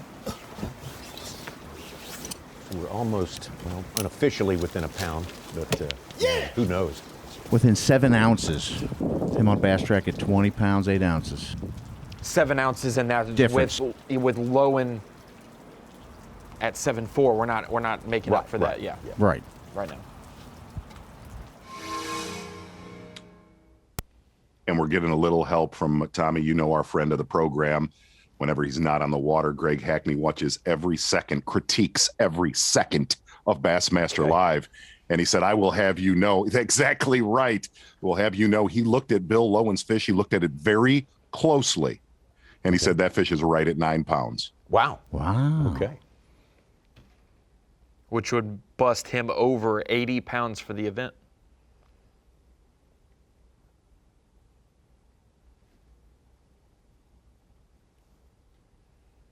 And both him and Mosley got a minimum 1 hour left of fishing time, so. That'll be interesting if we did that. He's hooked up again, no?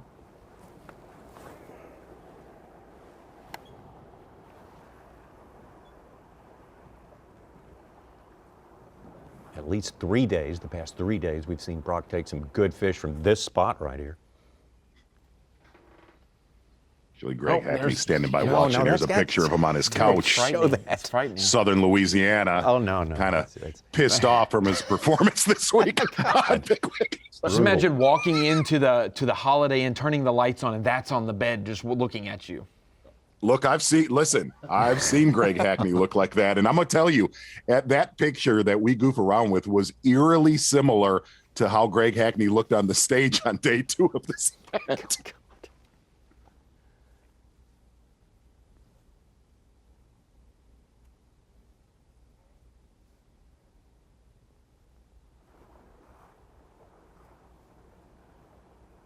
Gosh, and he, you know, what's weird, we heard about Keith Combs' practice Hackney had, and in all honesty, Tommy, you know, as much as Hackney and I talk, I had never heard him as confident from his practice that he had here going into day one.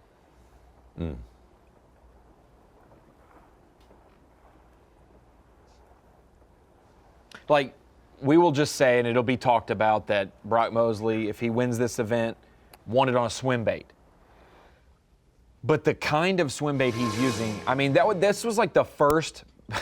Okay, the 3 box now. This was like the first swim bait, or like one of the first baits I ever had as a kid. It's one of those ones you can go to any retail store in the country, and it's just hanging there for $2.99. You get out of a vending machine. I believe it's made by Storm. You know, it doesn't. Yep. I mean, and it's incredible striper swim bait, incredible current swim bait.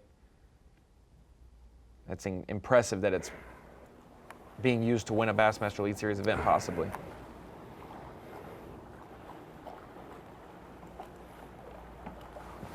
Remember a Bobby Lane swimming out there? I don't back on Kentucky Lake using a similar style internal swim bait.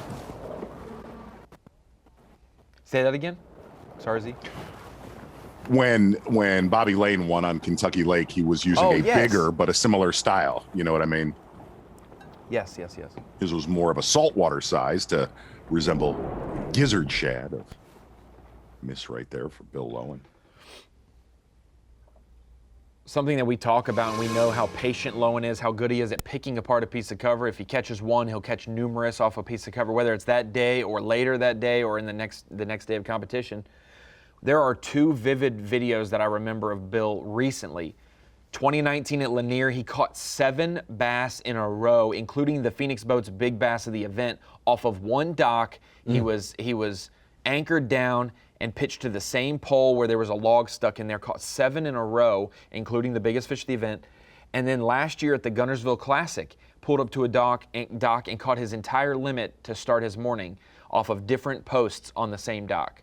So if there's a guy that's gonna hunker down on a stretch of 3 or 4 docks, when people are saying you need to be fishing faster, covering water, he's the guy that will lock down and We catch even him. heard Justin Atkins say he fished way too fast this week, and you heard that on stage from a lot of other guys.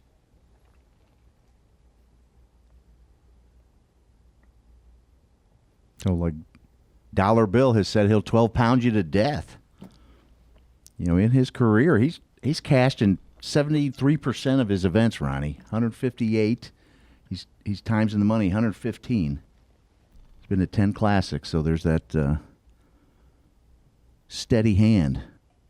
Hey, Ron. Hey.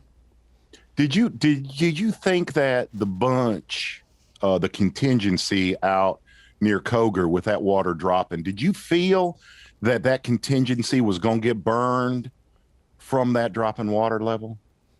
From yesterday to today? Correct. I thought one of them, someone was going to rise to the tail. I didn't know if they would all be affected, but somebody out of that bunch would still be able to catch them. So I'll say I was completely wrong about that, except for the stretch of docks that Cory's on is still in that region. Or stretch of dock.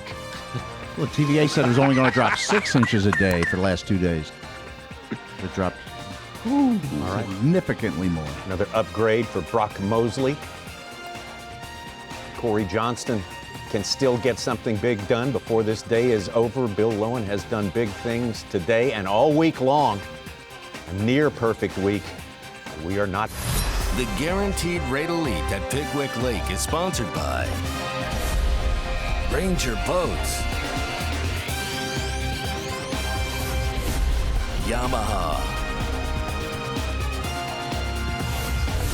Toyota, and by Berkeley.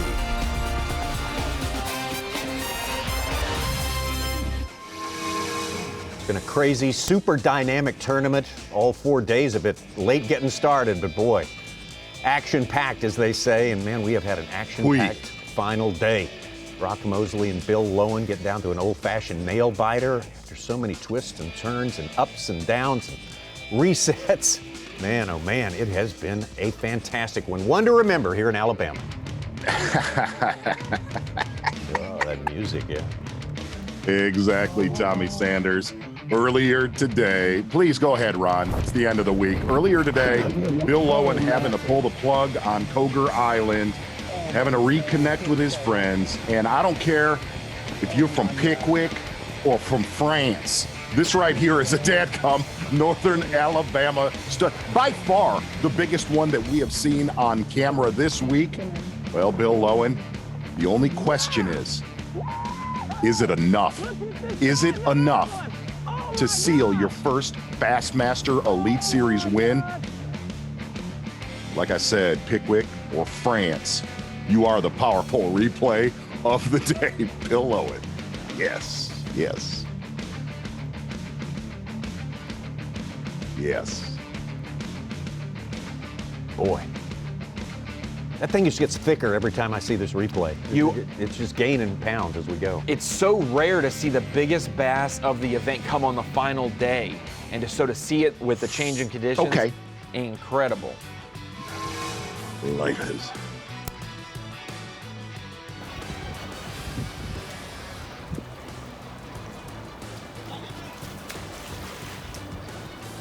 Brock Mosley, some of his highlights today. Get in the boat! Yep. Hey, win or lose, Brock Mosley has definitely put on a show. Really did all of his homework on how to fish heavy current throughout the winter, early spring, coming here to Pickwick the last few years, and said really this is where he vacations this time of year to catch smallmouth. And man, Brock Mosley has put on a show for us here, not just today, but all week long. I'm going to tell you, you know, we made the comment, Tommy, one of the biggest moves today, obviously, was Cory Johnston and Bill Lowen leaving that Krieger Island area. One of the biggest moves was him going to the horseshoe and catching that solid limit on a spinnerbait earlier today. Pretty gutsy move that paid off. You got to love that. Well, he is so close now to Bill Lowen. Tommy, give me a winner. I'm going to say Bill Lowen at this point. I mean, you know, you've talked me into that bass being, you know, a little bigger than I had initially thought it was, but we're not done yet. I mean, Brock Mosley's got an hour left. What kind of a lead did Lowen have over Brock Mosley? 4 pounds and change. Started a 4:13 ahead of Mosley. Yeah. I think Brock Mosley's going to take it. Okay. Yep. Wow. I would advise everyone, make note. Weigh-in starts at 3 Central Time, local time here in fantastic Florence, Alabama, and 4 o'clock Eastern Time. 10 anglers. Won't take that long. Going to be close. Man, it is going to be close. Winning an elite event, no matter where it is special. But for Brock Mosley to be able to win an elite event on a lake that he really cut his teeth on growing up and started fishing bigger tournaments as, you know, in his younger ages, it would probably mean way more than if he would have won at the St. Lawrence or St. Clair, way far from home. To be able to win right here would be something special for him. Ron, who do you have? Man, I think Lowen's gonna win. Boy, did such great work to start out this tournament. Those first 2 days, the only angler to be over 20 the first 2 days, that's so strong. It's so pertinent to what's going on right now on the final day. I think we will see Lowen catch a 3 1/4, and that 1.25 pound upgrade that he'll have is going to be important, paired with his 7, 8, 9, 10, 11 pounder.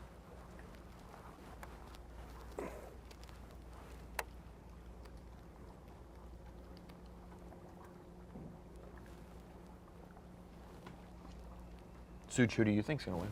Tie. I call tie. Oh, God. Such. No, He wants me to have a great week, I see. Yeah.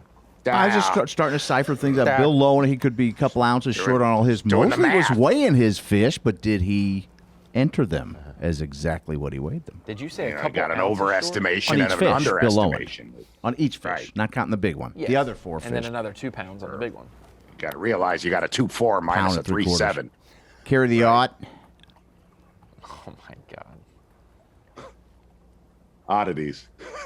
Oddities. Drumming up some business for the weigh-in here. Think about this. Yes, sir. We're winding down the final day of this event, and rewind it to a week ago right now. This was some of the final hours of their practice for this event, because some of them didn't go out in the big storms on Wednesday and even try. They just said, I'm just going to stick to what I found. And then we postponed Thursday, postponed Friday. Said, we're still going to do this event. We're going to make it work 4 days. A lot of people doubted it, that it was going to even happen or that it was going to be 4 days. Saturday, Sunday, If Monday, you got a Tuesday. 310 minus a 314, the better side on a quarter. God. Yeah, see? Brock Mosley, slow morning yesterday, 16-12. And you say, Brock, why didn't you go up to, and he told us that he didn't want to go there yesterday. He didn't want to go there till today, where he could be left alone just a little bit. He was just far too crowded for him up at the Horseshoe.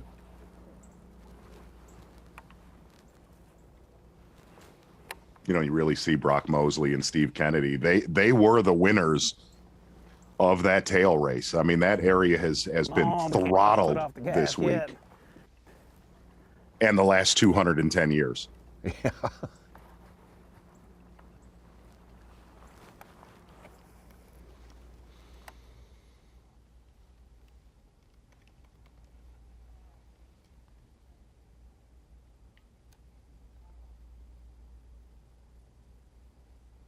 Drew Benton says tie. He's been watching all day long. Really? No, Drew Benton with doesn't me, huh? believe that. He just wants to see us burn. That's what it is. He wants us to see. You're exactly right. That's what that is. Well, again, we can't stress it enough. I mean, this is going to be one of the tightest, most dramatic weigh-ins ever. History of Bassmaster Live. Starting at 4 p.m. Eastern Time right here, Bassmaster.com. 3 p.m. local time. If you're in Northwest Alabama, you got time to scoot over there if you want to see it go down firsthand. Man, Tommy, all honesty, what a tournament this has been. Like Ronnie said, man, we were trying so hard. Big hats off to the entire tournament staff, all of the anglers for being safe on a pretty dangerous body of water. One of the most memorable tournaments we have ever covered together on Bassmaster Live. No doubt, Pickwick. Ronnie, you know what? It's my favorite lake, too. Yes, see? I told you. Good stuff. Yeah, absolutely. A lot of hours put into it, but so much have we gotten out of it. So much entertainment for one of the truly great fisheries in the United States, Pickwick Lake. Don't forget the weigh-in coming up at 3 Central, 4 Eastern. We will see you next time. Look at the size of that one! Oh my gosh!